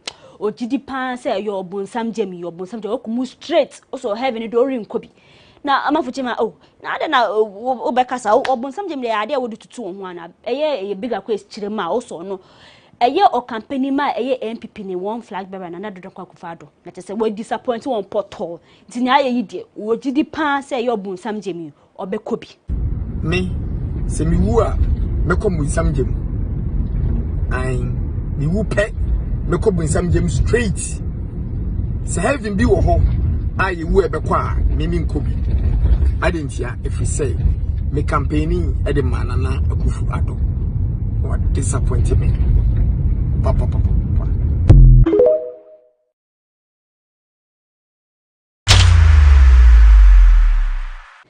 consider ye atwam ya na eye Super Bowl ni course na tese workers American football na de obetiase na was between Kansas City Chiefs and Philadelphia Eagles na me po me support Eagle na wo ye some African viewing experience bi wo Beehive Accra na tese Ghana fu na wo support NFL no okopie honom na tese wo hwe be fefe kama na half time show no na ye ehu hia nkofo mpa because Rihanna from 2018 Grammy performance be seen on perform made 2016 na the last time we release the album to say kofo na wo hwe ni mpa so be hu no so ba perform na Rihanna ba stage be perform na fe de wo hwe na hu sa se ne yefo no adua kakra bi nti say hu nya na te say no kware Rihanna esan so nyim on the ASAP Rocky to say wo expect one second child na eye Super Bowl ya se no to say be outdoor to say aye official na hu say asaw bi ni ade na mafoche me we no mo hu nya ma wo tumi won kaka bi wo to wonyim kwa pate won tumi ma won ti so kwa na sister yi be na so shaking ho ne ade na eye performance ya na say fenty ya nse ni product ni cosmetic way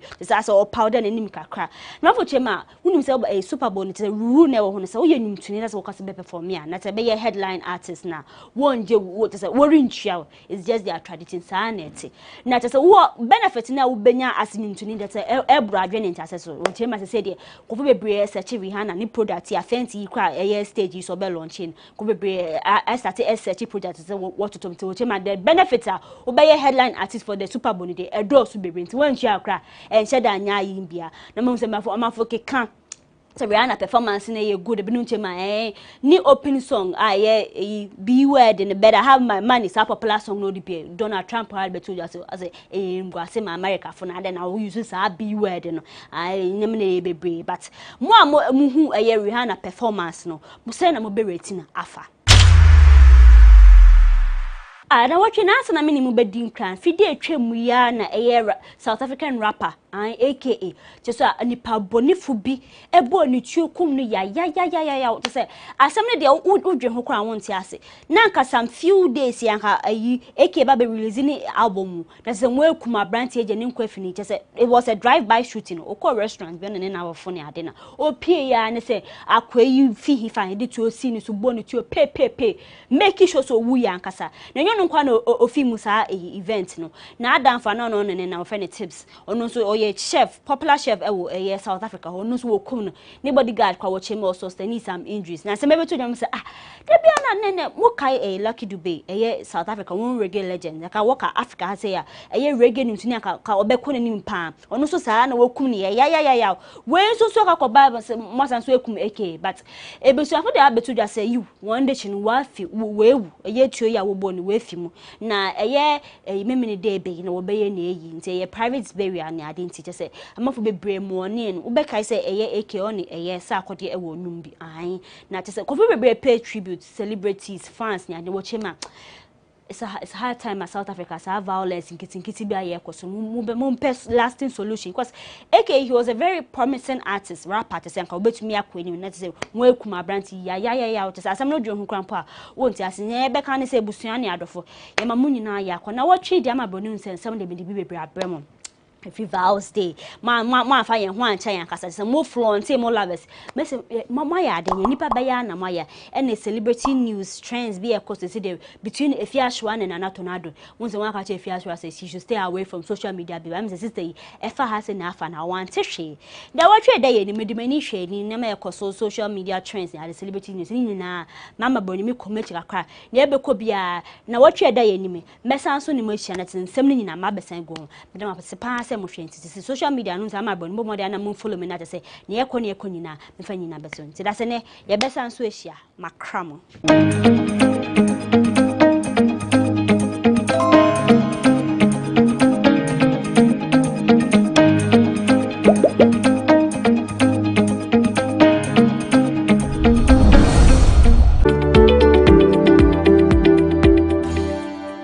Makes you different? One thing that we really pride ourselves in is that we actually do our construction in-house, and that is something that I always think that it is one of our unique advantages. But what we have done here at the Greens is to give you quality for not to also break the bank, and that is what we've tried to do. So this is a master bedroom.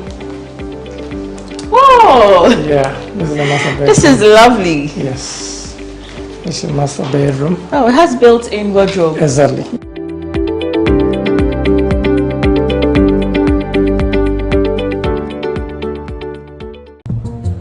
Now, back cano cray. Susu sang pine, Pia want to Nambia, a man in quite bebre. Mommy, you basically see my cotoso. Pepoga, send me sick from Lemonade Finance. While Brian did the shit and let me £2. Lemonade Finance. Say they sending money back home from UK, Canada, and now US. I accepted instant charges. Exchange rate in Suya. Unbeatable. We should make promo code Dr. Like £10, $10, and $10 Canadian for the first transaction. What is Sandy Cigar Akofino? Download to Lemonade Finance.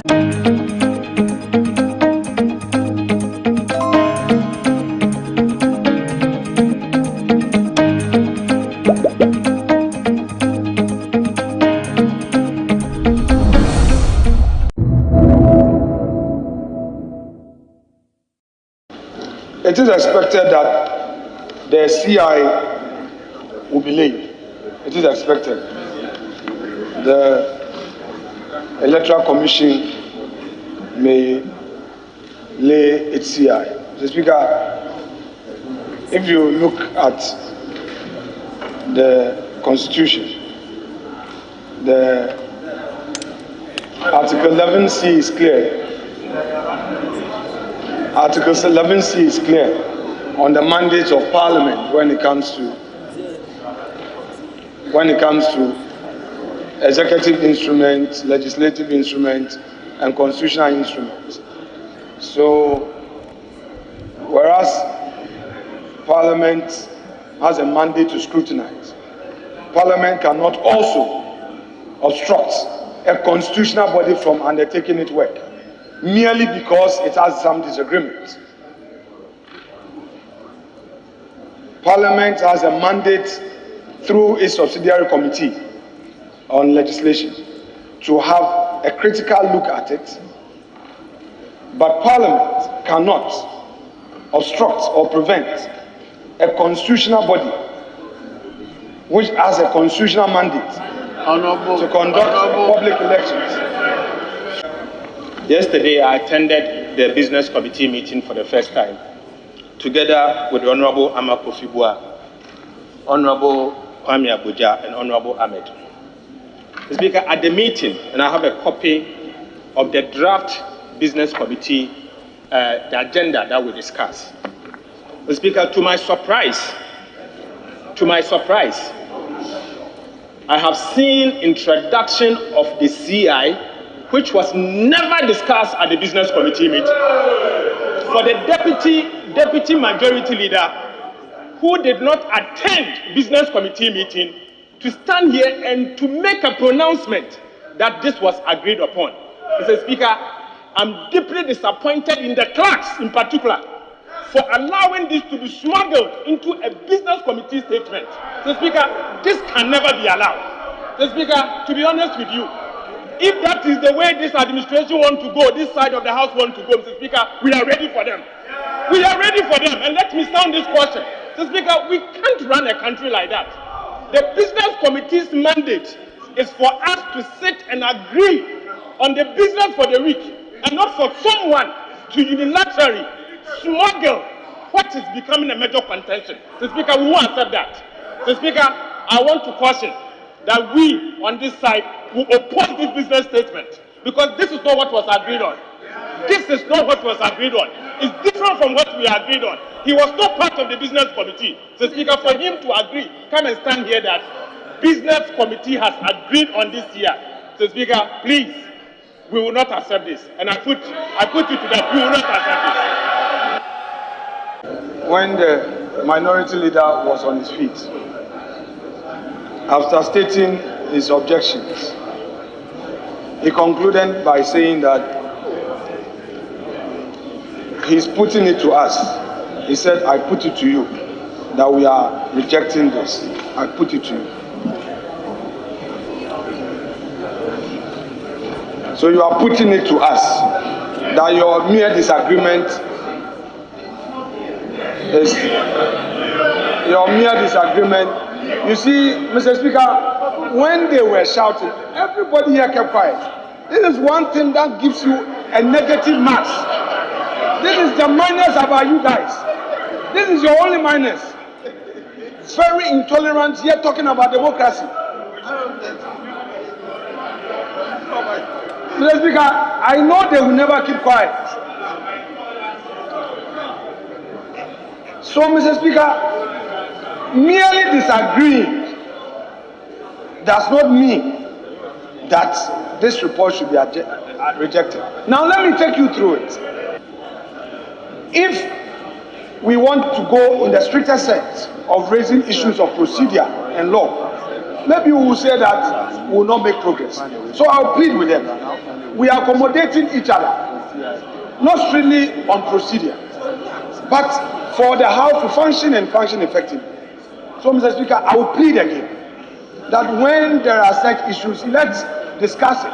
And as Mr. Speaker said, we are to assist him. Yeah. And if the front bench is splitting heads, what will become of those our followers? Should we say we will not allow the three to sit at business committee meeting? Yet they have been sitting and contributing. Is it part of our rules? Have we reconstituted a committee? Does that mean that whatever we did is illegal? Does that mean that whatever we did was illegal? They participated. So please, please, there must always be a give and take. But we on this side, Mr. Speaker, in conclusion, agree to place the matter. It's not to expunge it. place the matter on ice. Mr. Speaker, unless they want a Shiloh victory, please let's make progress. I'm saying that we are placing it on ice, subject to the indication by the majority leader to engage. You said so. To engage you. Based on the outcome of that engagement, we'll take a decision on the CI. That's it. Mr. Speaker, I submit without more.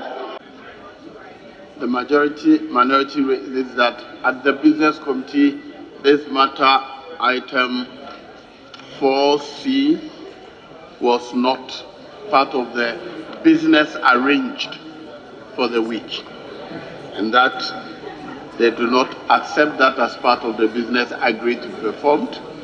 The majority deputy leader says, yes, it was intended that it will be discussed before it is presented. What it means is that you do not deny that it was not part of the business agreed for. So I think to make the way forward, the business committee, if you look at order 56, 1 and 2, says you can bring another statement if you agree. So what has not been agreed should be excluded. If you discuss and you agree, the leader can bring another statement on what has been agreed. So I think to make the way forward, let's exclude what was not part of the business arranged for the week and proceed with what has been arranged for the week. I so direct.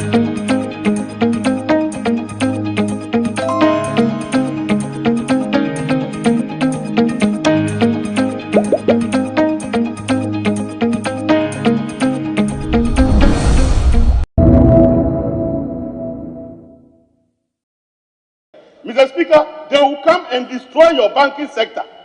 We are taking 83 billion, and the impact is that the banking sector is losing, in present value terms, 41 billion Ghana cedis. How do you expect a banking sector that is almost capitalized at 30 billion to survive 41 billion?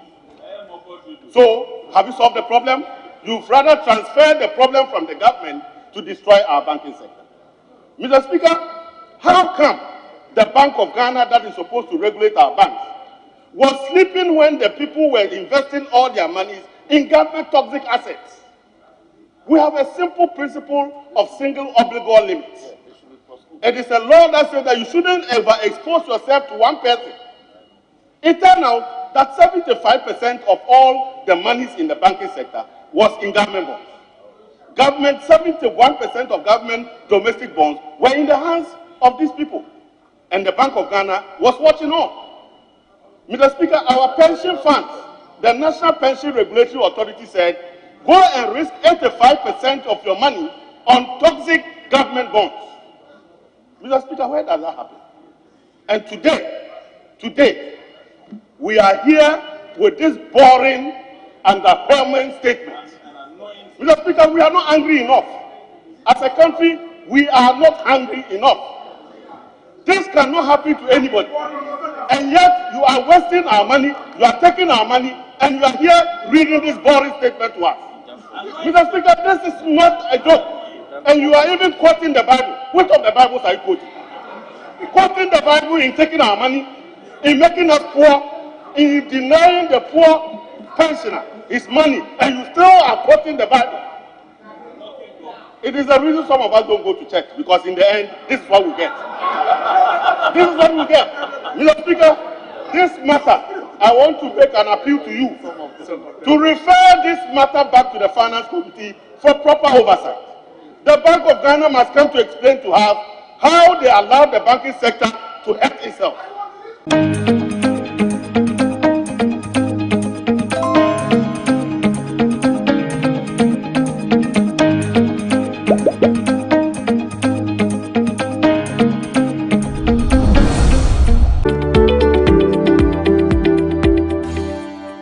Makes you different? One thing that we really pride ourselves in is that we actually do our construction in-house, and that is something that I always think that it is one of our unique advantages. But what we have done here at the Greens is to give you quality for not to also break the bank. And that is what we've tried to do. So this is a master bedroom. Whoa! Yeah, this is the master bedroom. This is lovely. Yes. This is master bedroom. Oh, it has built-in wardrobe. Exactly.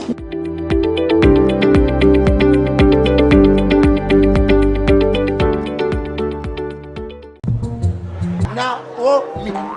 Obek Hanukre. Susu Sang Pine, be a one ton and be a man in quite bebre. Mommy, you basically see about Kotoso. People got sending me sick from Lemonade Finance. While Brian did the shit and let me £10. Lemonade Finance. Say they're sending money back home from UK, Canada, and now US. I accepted a instant charges. Extinguishing in Suya. Unbeatable. We should be promo code Dr. Like £10, $10, and $10 Canadian for the first transaction. Would you send this guy a coffee? Download to Lemonade Finance. Mr. Speaker, they will come and destroy your banking sector. We are taking 83 billion, and the impact is that the banking sector is losing, in present value terms, 41 billion Ghana cedis. How do you expect a banking sector that is almost capitalized at 30 billion to survive 41 billion? So, have you solved the problem? You've rather transferred the problem from the government to destroy our banking sector. Mr. Speaker, how come the Bank of Ghana, that is supposed to regulate our banks, was sleeping when the people were investing all their monies in government toxic assets? We have a simple principle of single obligor limit. It is a law that says that you shouldn't ever expose yourself to one person. It turned out that 75% of all the monies in the banking sector was in government bonds. 71% of government domestic bonds were in the hands of these people. And the Bank of Ghana was watching on. Mr. Speaker, our pension funds, the National Pension Regulatory Authority said, go and risk 85% of your money on toxic government bonds. Mr. Speaker, where does that happen? And today, we are here with this boring and underwhelming statement. Mr. Speaker, we are not angry enough.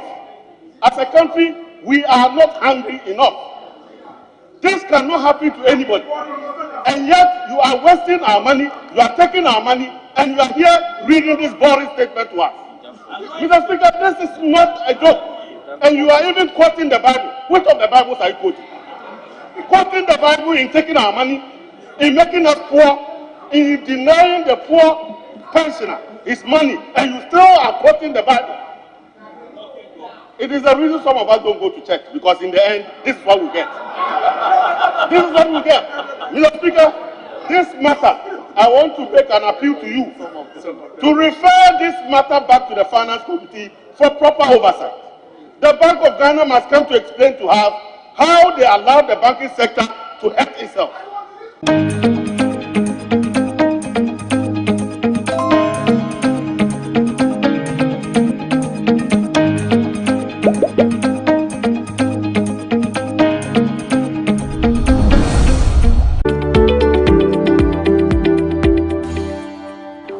Different. One thing that we really pride ourselves in is that we actually do our construction in-house, and that is something that I always think that it is one of our unique advantages. But what we have done here at the Greens is to give you quality for not to also break the bank, and that is what we've tried to do. So this is a master bedroom.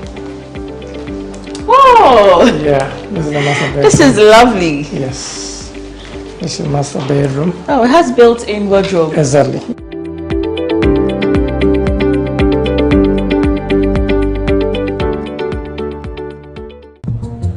Now, oh, me. Obek Hanukre. Susu Sang Pine, be a one ton and be a man in quite bebre. Mommy, you basically see about Kotoso. People got sending me sick from Lemonade Finance. While Brian did the shit and let me Lemonade Finance. Say they're sending money back home from UK, Canada, and now US. I accepted a instant charges. Extinguishing in so unbeatable. We should make promo code Dr. Like Nenya £10, $10, and $10 Canadian dollars for the first transaction. What is send this guy coffee? Download to Lemonade Finance.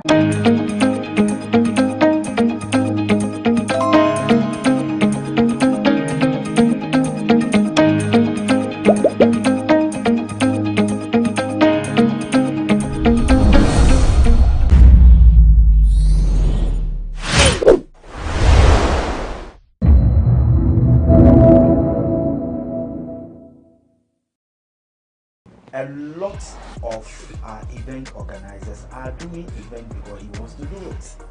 Who are you doing the event for? What is the purpose of the event? What do you want to achieve? How are you going to market it? What is your image and your relevance in the market you want to deal with?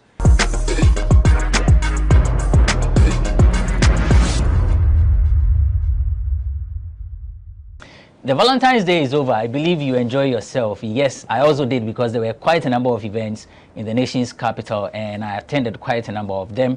Even before that was the Super Bowl performance by Rihanna, and indeed it has actually courted conversation. A number of people talking about the performance and how Ghana can actually replicate that. How can we do that? We'll have a conversation on this in this episode of eForum on GhanaWeb TV. My name is Benefo Boabin Abrantipa, and my guests are seated. Magdona Nania Asari, aka Romeo, is an event organizer. Madina Social Welfare Assemblyman, and then Koka is also an event organizer. And now he says he's protecting the youth of the country, and that's because he deals with Ebony Condoms. So the company that has actually sponsored almost every event that was organized in the capital. Koka, thanks for joining us. Romeo, thanks for joining us. So, good to have you. Yes, how are you able to do all these? It's not because we want to do it, it's because we have to do it. It's basically trying to get the awareness of that there is a need for us to put a stop to oral sex and get people to learn how to be protective. There are STIs and unwanted pregnancy.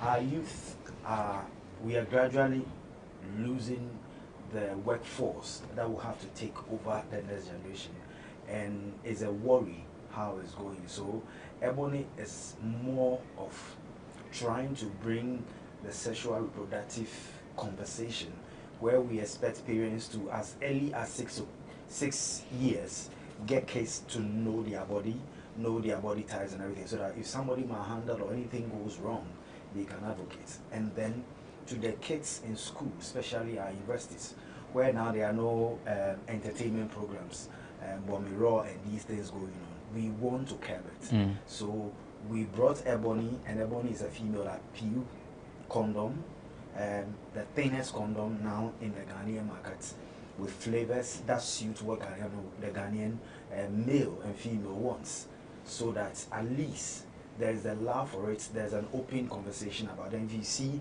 people can boldly go for Ebony, people can boldly talk about it, and we want to be part of the youth to change that narrative. The events that you sponsored and all, how did these events go for you?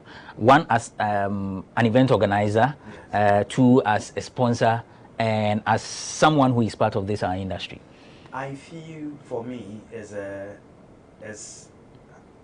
was a joy that when the industry was struggling to get events going, a company came in that will pay you ahead of time to enable you to organize your event.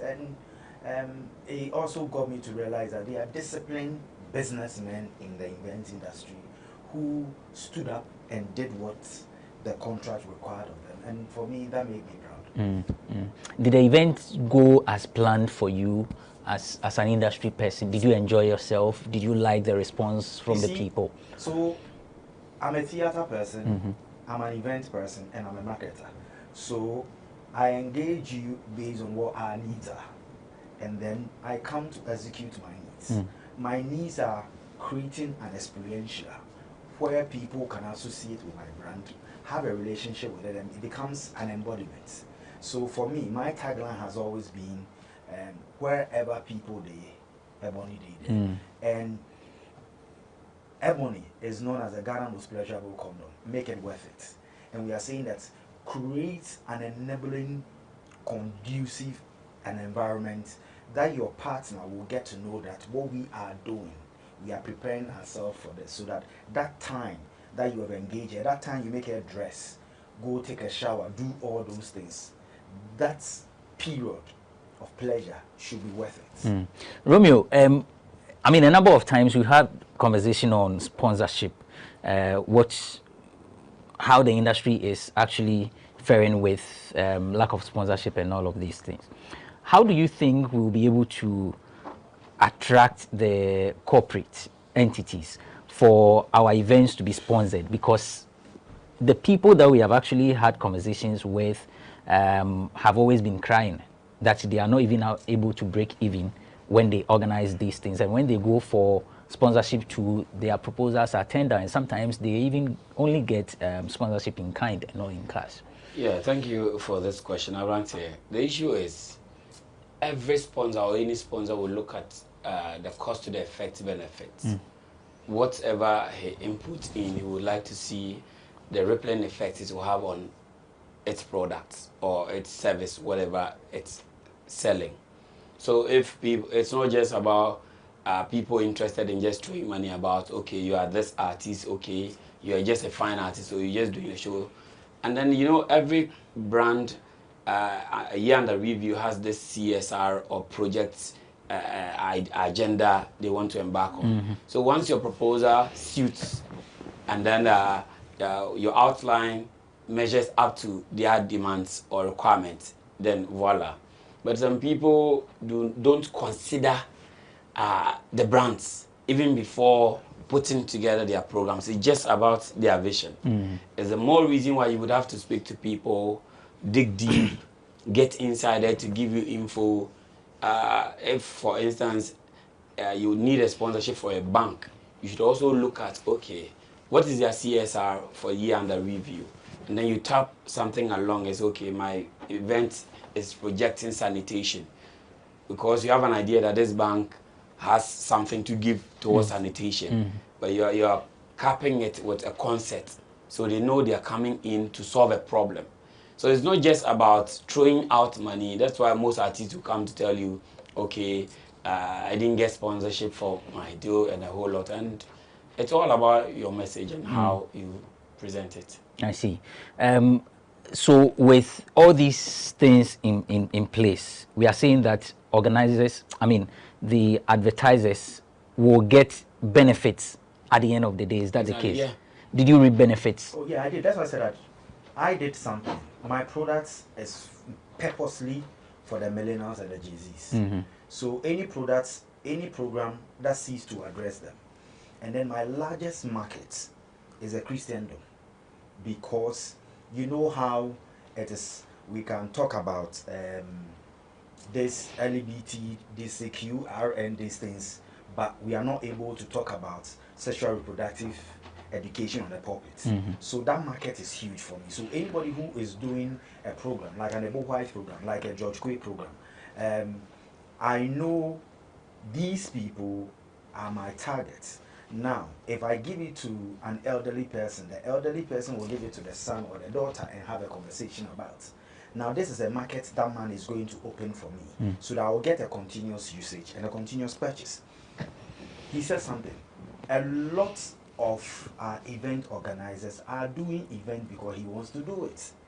Who are you doing the event for? What is the purpose of the event? What do you want to achieve? How are you going to market it? What is your image and your relevance in the market you want to deal with? Sometimes there's a huge gap. I see to be attracting young ones, but really, my song or my concert or my product or my play attracts a different market. You need to get a market research to know who your audience are. And I can tell you that the event, the program we sponsored most, if I'm not wrong, is a comedy. Because they got it right. They did what they wanted. We want people who will do the extraordinary things. They came, their comedy was nice, people liked, the humor was there. My branding experience, I have a musical experience outside where I have a karaoke, I have a music, and what's the name? A 360 camera. The place is crowded. People are doing videos. When you post it, my brand is all over the place. I'm getting social media engagement and other things. So that the condom that is difficult for people to navigate or engage on social media, I get people seeing it and it becomes so close to people. So when I give somebody a condom in public, and now we are at a point that people rush when they see our brand. People, and that is what I was looking for. That there should be that interaction, that boldness for somebody to go and get a condom. That when even you try to criticize the person can tell you it is my right. But gone are the days, how dare you talk about condom? Talk about this. But we are bringing conversations. If you listen to Kwame Sefakai every Wednesday from 7:30, you hear that we are doing sexual reproductive health education. We are bringing parents, we are bringing youth, so that the realization that we need to have it to curb the sexual transmitted diseases, to also curb teenage pregnancy, and also reduce where we have gotten to now, the youth. Abstinence is a challenge. So find other ways to control so that you have the right human resources when the need comes for them to work for the country. Right, so let's put a break on this and go for a quick break. When we return, we'll talk about the Super Bowl and the conversation that has been going on around it as far as the industry is concerned. It's eForum on GhanaWeb TV.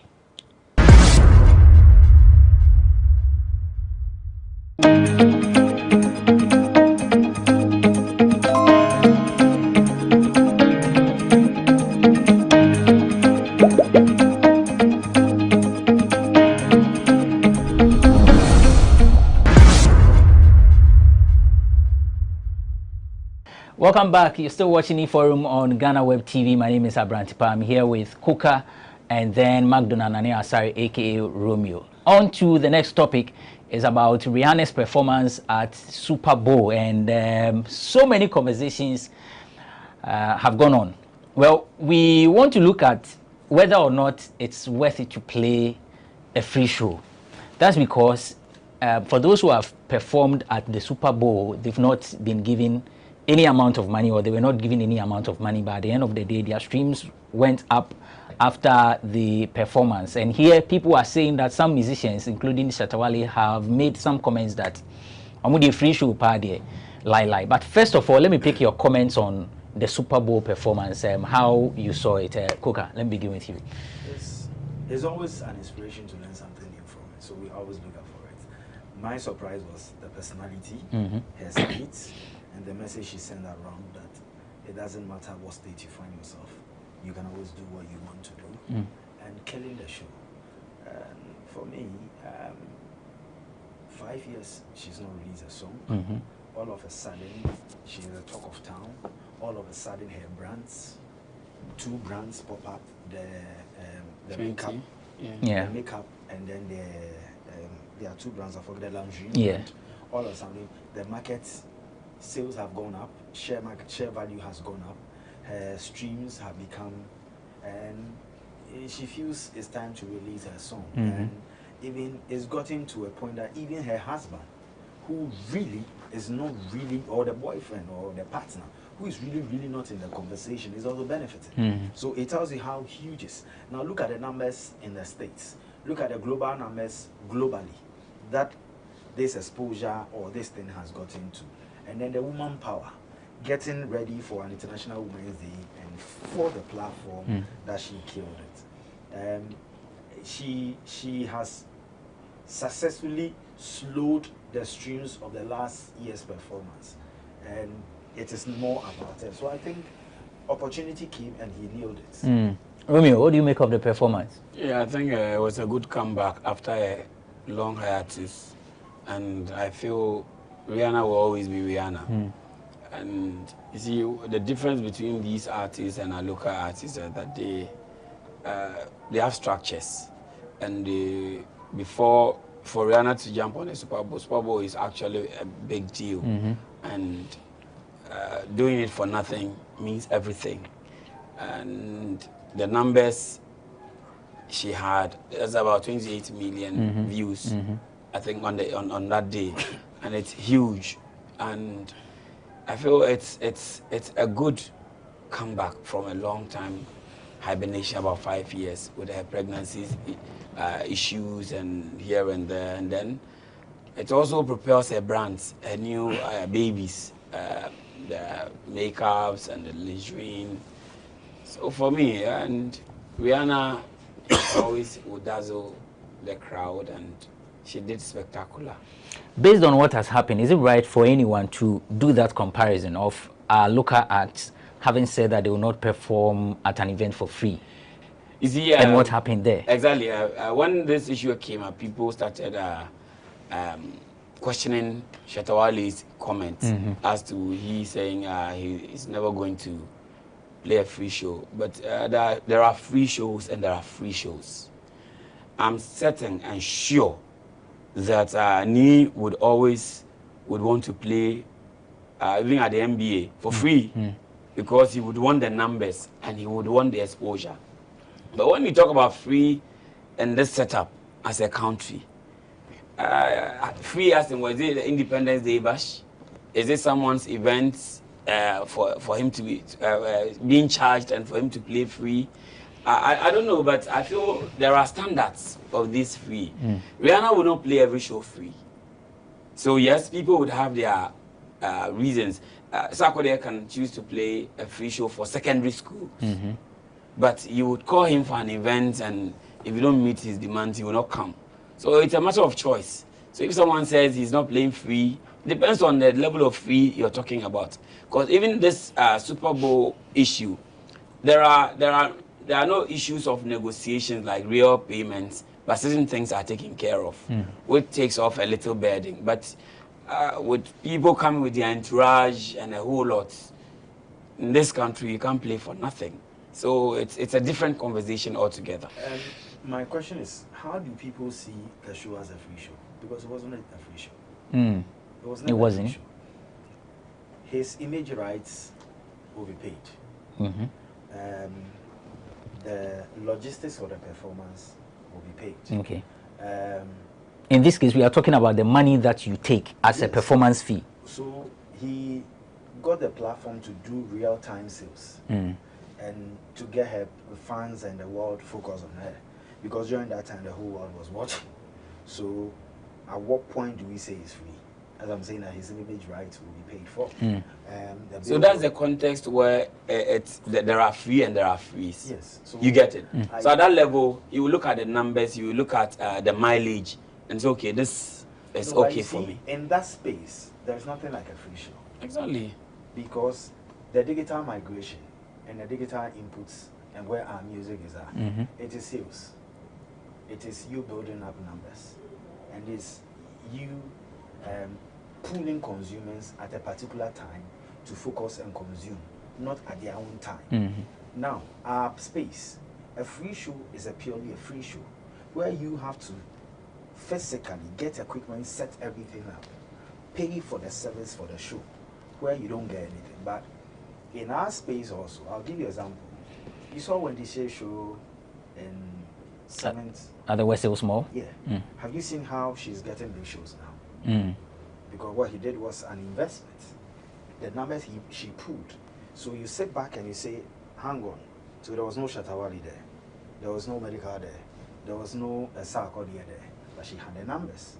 Now, people will say that, oh, there are other artists she added. Yes, it's a product. And he augmented the products by association. And no fault of her. A lot of the people are people who wanted to be on the platform because they feel it's big. So now she is reaping the investment of that show.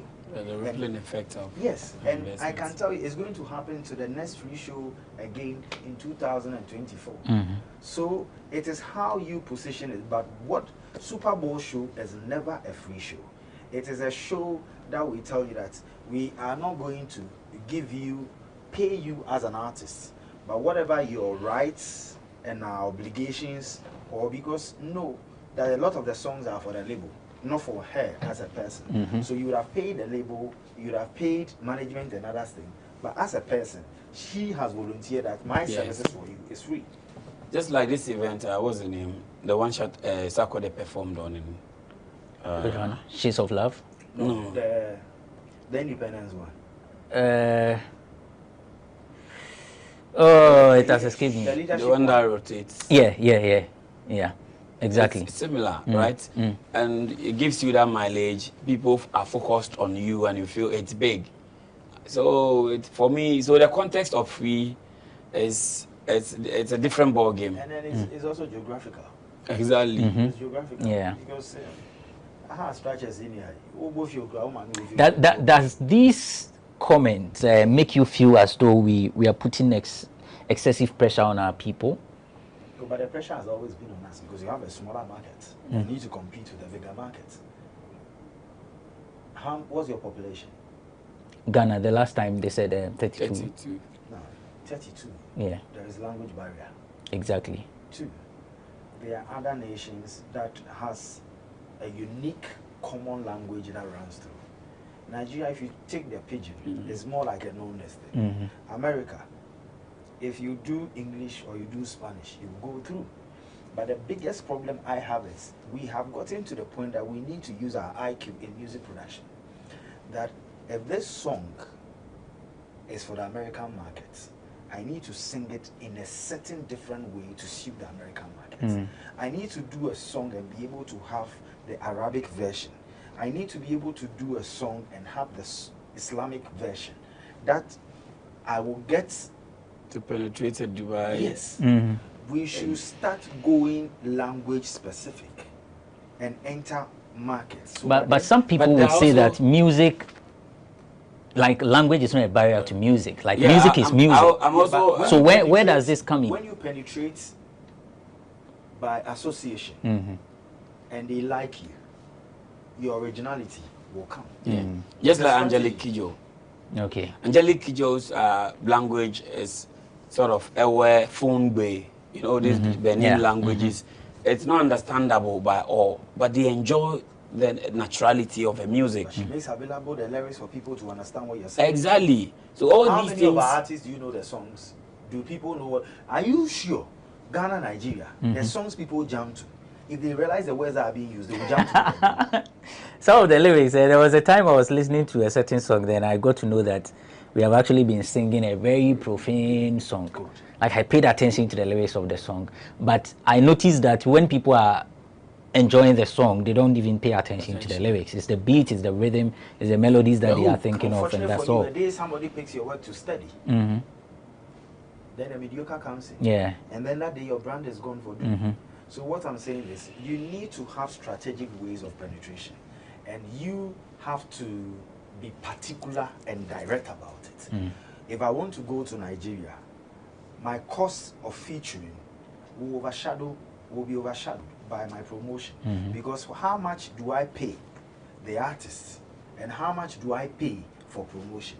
But if I try to enter, be like them, have other songs released, because now the digital market is there, introduce them to what I can do, what we can do. It's gone. Now Sarkodie in the international market. I remember when Sarkodie went to Uganda and other people had issues with him.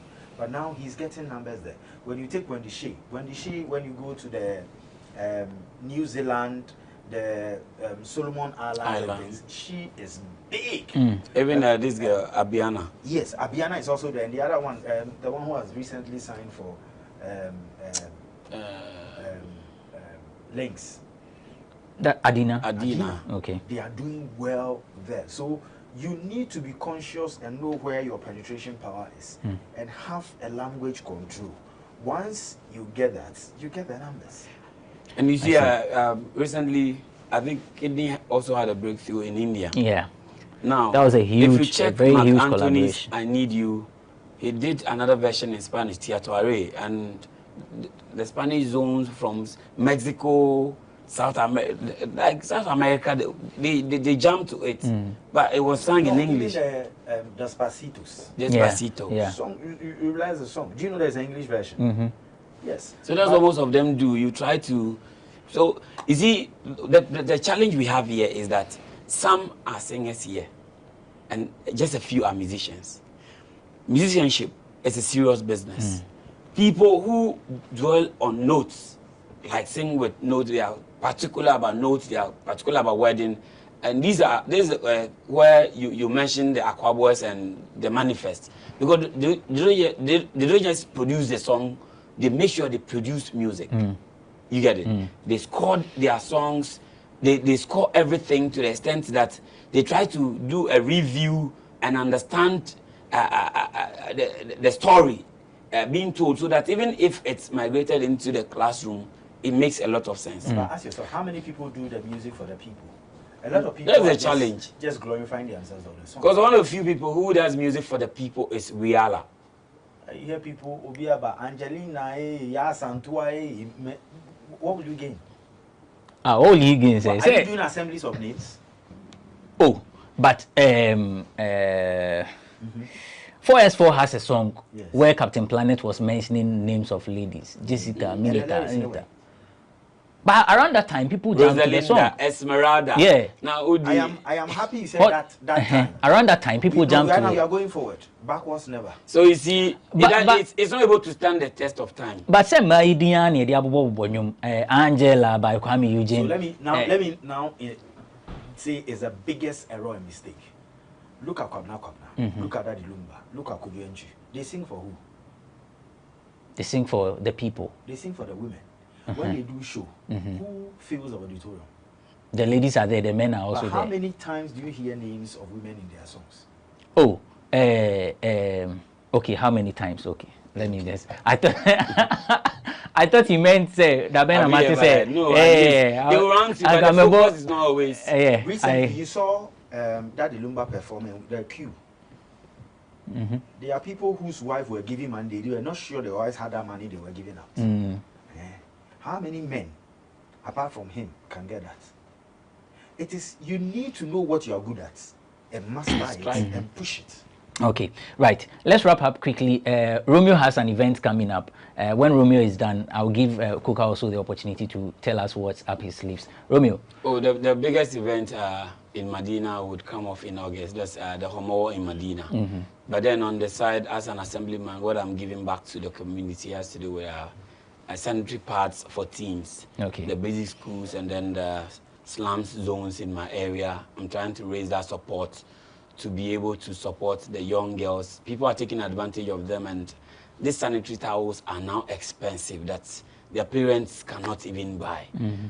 So I feel it's a social responsibility. It's a court duty. It's something that I just can't watch on. So I'm putting together Widow's Mites just to support these young girls with sanitary towels. At least if I'm able to sort it out for them for a year, it goes on. So maybe every year we can do something for the young girls. Okay, nice one. I like that actually because you know, Edaso also the taxes are still on it, right? Yeah. It's still being taxed. Exactly. Yeah, that's also one thing that people have been advocating. Too expensive for that, the young yeah, ones. that's So very. you also know that it's a company that's producing. Yes, but you know the argument has if there's been a government that policy where taxes are scrapped off such, whoever is bringing would also know how to price them. Exactly. We should also look at the TV stations who rates of helping those products go far. Their rates. If you do that one first, exactly, it will help. Kuga, Boss, what's up? All I'll say is, the youth, we know you want to have fun. And listen, we've all been there. But make decisions that will guarantee you your tomorrow. Make decisions that your parents will be proud of you. You don't need your parents to police you. Yes. HIV, STIs, unwanted pregnancies. Yes, you can say is you've seen somebody who had unplanned baby and now today he's doing well. That might be 1 out of a million. What will be you? Whatever you do, be careful and have protection in your mind. And girls, wherever you go, just have your condom. We have all the flavors there. Just let it in your bag so that when the time comes, we don't know what is rubber. But when you are protected, I am protected. Right, that's Kuka, an event organizer. He's now into marketing. Social marketing. trying to communicate the healthy new ways of living and impacting society with communication. Thank you for coming, Kuka. Thank you for coming, Romeo. Thanks for watching this episode of eForum on GhanaWeb TV. We'll be back some other time with yet another riveting conversation. My name is Benefo Boabin Abrantipa.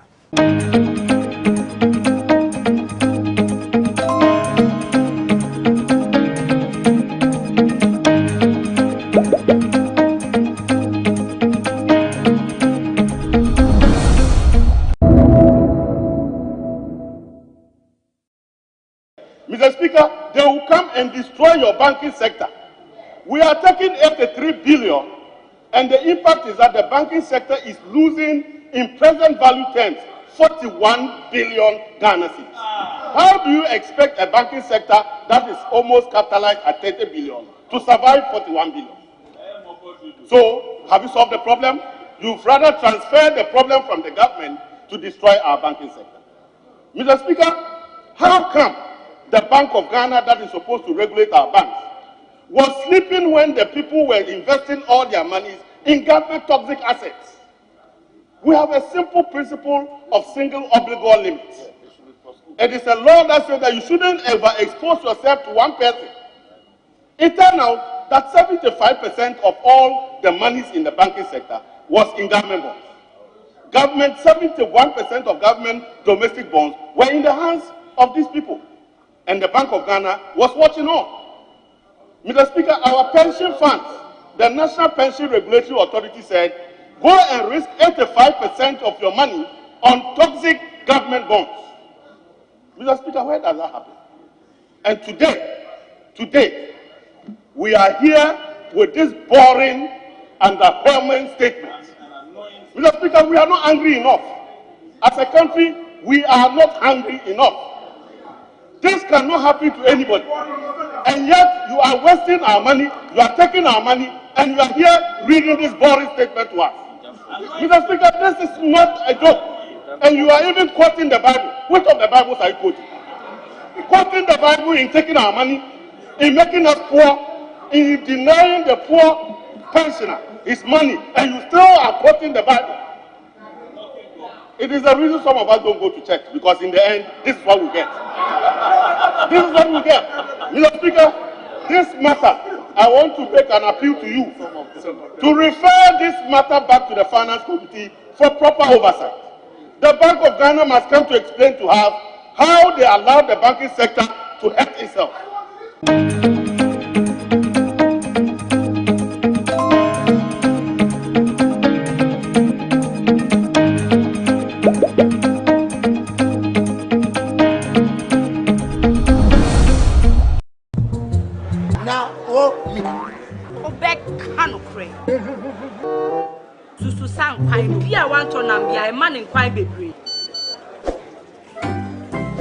Mommy, you first can see my cotoso. The boga send me sick from Lemonade Finance. While Brian did the shit and let me £2. Lemonade Finance. Say they sending money back home from UK, Canada, and now US. I accepted a instant charges.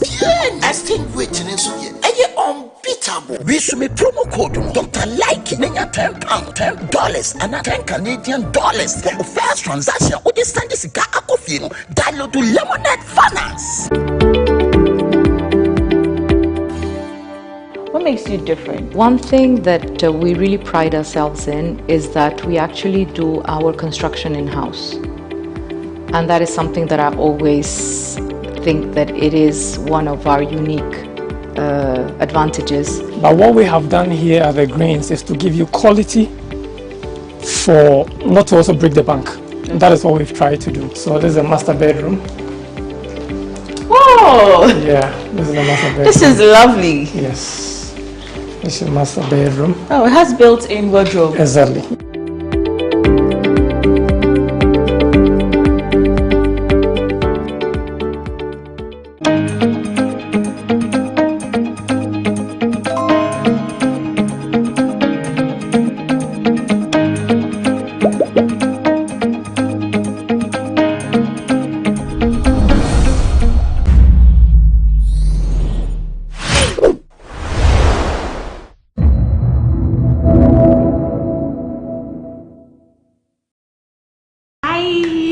I'm back again, Charlie. Happy New Year. This is the first time I'm coming to you looking different. And yeah, Happy New Year all. What have you been up to? How did your January go and how is your February going? It's a new month and I decided to come and show my face. So I'm already dressed up for a friend's wedding. This is how I look.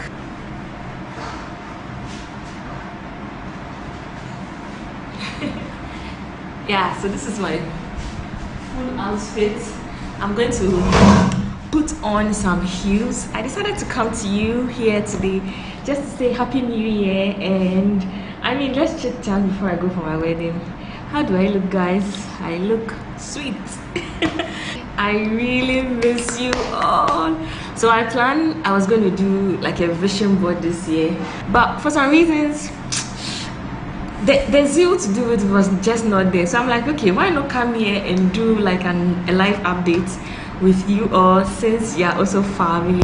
As you all know, I got married in November 2022 and yeah, we're in February. It's been a beautiful journey. It's been 2 months, not 3 months yet, but 2 months of awesome experiences. This is experience that I didn't expect. It's been beautiful, awesome. So yeah, what's up this new year? In January 2023, I partnered with a company called Glow Body Care. They are into beauty cosmetics. So if you can see this glow, I have started using products. I'm investing in products. Yay! It's quite a lot. This is the body scrub shower gel. Oh, we have quite a number of them. This is the facial scrub, my favorite. I used that today. Maybe that's why I'm looking very pretty today. This is how I look. And daily facial wash. That product she has is the hair remover. This is the sunscreen I've started using. I used to use LA gel, but I've started using this and I think it's working for me. Then the face tonic, and yeah, daily moisturizer. Yeah, so if you all are not following me on Instagram, this is the time. Please go to my Instagram page, Estella Chanelli. Let's be friends, let's connect on Instagram. I respond to my DMs every single day on Instagram. Let's be friends. I usually use this product and I share my experiences on Instagram. If you want a full video of how I use all these products, please let me know. If you're in Ghana and you want any beauty product, anything, it can be beauty, it can be cosmetics, it can be shower gel, everything. Once you know it's anything beauty, contact Blue Body Care. So talking about January has been beautiful. Christmas, okay, let's talk about Christmas first. Christmas was beautiful. Christmas was more of family, food, fufu, have lunch, have dinner with family and my new family. So it's been all sorts of amazing. It's a new experience and I'm like, oh, why not enjoy the moment? It's been really beautiful. January has been restful too, so I am back. But I'm sure you all know me for like travel lifestyle, but this year there's going to be more of lifestyle videos. There's going to be more of interviews. I plan on interviewing people who have made in Ghana products in the month of April. So if you are also a Ghanaian brand and you want to be featured on my channel, please send me an email here or contact me on Instagram, or comment on this video and let me know, or send me a WhatsApp. My WhatsApp number is always in my description box. You all don't text me. Text me, let's work together. So yeah, if you're joining my channel for the very first time, my name is Stella Chanelli. I am known for vlogging travel related videos, exploring beautiful places to see in Ghana and beyond. So if you're seeing this beautiful face for the first time, just know that it's Stella Chanelli. You might not see me all glammed up like this, but yeah, it's one of those days. I'm also a commercial model.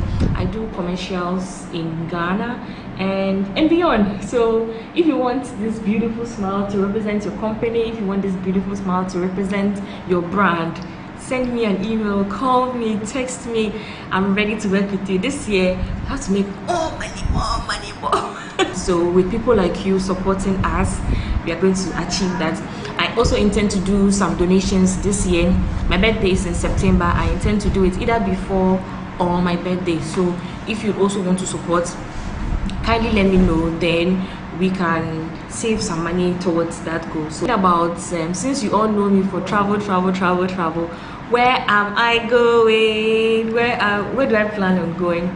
This year we are trying to save money. So Chale, I intend to do Benin in March, which is next month. And I'm not too sure if I'm going to do Nigeria in April, but in the course of the year I want to go to Europe, I want to go to the UK, I also want to explore that side of town, you know. I've explored a little bit of Asia. I've been to Bali, I've been to Singapore. This year, even though I'm still going to go to other African countries, I intend to also go to that side to also see what you all are seeing. So yeah, that's the plan. Talking about African countries, I already mentioned Benin and Nigeria, but if everything goes well, I would add Morocco or Senegal to the plan. And Senegal, because Senegal and Morocco are, no, I think it's like Senegal, like it's a French-speaking country. It would be nice to go with my husband. So husband, if you're watching this video, I bet you know that. Yeah, that's going to be the plan for the year. If you also have other plans for me, please send me a DM, because this year we are working together. This year we're working together. This year we are working together. And some of the goals that I intend to achieve this year is to be very closer to God. I also intend to explore a lot of places in Ghana. Even though I've visited all 60 regions in Ghana, I intend to explore more places in Ghana, especially the Volta region. I want you all to see the beauty of my region. And you all know how I've been so hyped about the Volta region. I remember, like, the month that I was creating videos from the Volta region, I used to get a lot of views and a lot of friends, new friends. So I think I should make it a thing. This year we are exploring the Volta region. So yeah, add that to your calendar, and please, it will go a long way if you share my YouTube videos. If you share my YouTube videos, it will go a long way to support my channel. It will go a long way to support me. It will go a long way to support the brand Stella Chanel. And yeah, so but this year we are coming stronger. We are coming, the energy is there. Everything else that you know me for is still there. So that's basically the plan for this year. I know you all are going to be part of this journey with me, as you've always been part of this journey. So I'm super excited about this new journey. I'm super happy about everything, basically everything. Yeah, and I'm very open for collaborations. I'm very open for new things to do. So if anything comes to mind, please let me know in the comment section, and Stella Chanel would gladly go with it. I'm happy, and yeah, let's see if it's time. Okay, so I am going to go. I want to say thank you all so much for the love and support. Life has been beautiful. I hope life has been amazing for you too. Take one day at a time, and let's keep smiling. Let's keep smiling till the end of the year. So I'm definitely going to come back at the end of the year for an update. Last year was last year I got 2 big collaborations from the South African tourism. They invited me twice to SA, fully sponsored. I want to say a big thank you to them. Last year too, I got recognized by the Rwanda Development Board. I was also invited to see Rwanda and see the gorillas for the first time. That's expensive. It's like $1,500 just to see the gorillas. So that opportunity was like mind-blowing. It's such a beautiful experience. If you can't afford it, go to Rwanda. If you can't afford it, go to South Africa, explore South Africa, and I promise you, you won't regret it. They say, when they say travel and see, it's true. Like, some of the things we watch in the movies, we already have our perception about that place, but when you go see and experience it, the feeling is definitely different. So make it a point to travel this year if you can. If not, I mean, in your home country, travel. That's how I started. I started traveling in Ghana, and I am traveling in Ghana. So I'm hoping to also explore more places. If you also own a resort in Ghana and you want me to feature your place, please contact me. This year is money making year, so please contact me and let's work together. So yeah, I want to say Thank you all for the amazing support. Thank you all for everything you've been doing. Thank you all for the love, the support. And since this year, this February is the month of love, I'll be posting my wedding video and my engagement video, which has kept so long. So I hope you also share that video. If you also want to know how things are done here in Ghana in terms of marriage preparations, let me know, and I'm definitely going to come with a video of how I planned my wedding from beginning. In fact, how we planned our wedding from scratch without a wedding planner. I received quite a number of questions on Instagram, so let me know if you'll be interested, and I'll definitely come through with you together. So I'm going to create a video on that. So let me know if you are interested. I want to say thank you all for the love and support. Until next time, I'm going for my wedding. I love you all. Let me show you how I look again.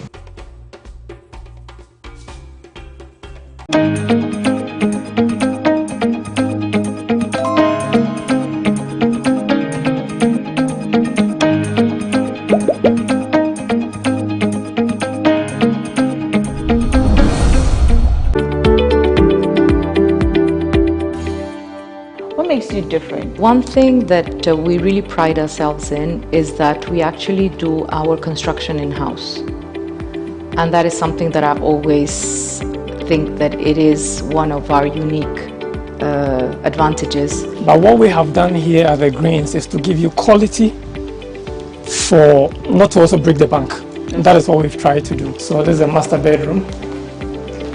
Whoa! Yeah, this is a master bedroom. This is lovely. Yes.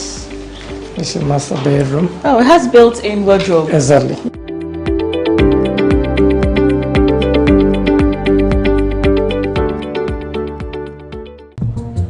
Now, back canocre. Susu sang quite be a want to Nambia, a man in quite baby. Mommy, you first can see about Kotoso. Pepoga, send me sick from Lemonade Finance. While Brian did the shade and let me £10. Lemonade Finance. Say they're sending money back home from UK, Canada, and now US. I accepted a instant charges. Extinguishing in Suya. Unbeatable. We should make promo code Dr. Like Nanya £10, $10, and $10 Canadian for the first transaction. With this Sunday cigar, download to Lemonade Finance.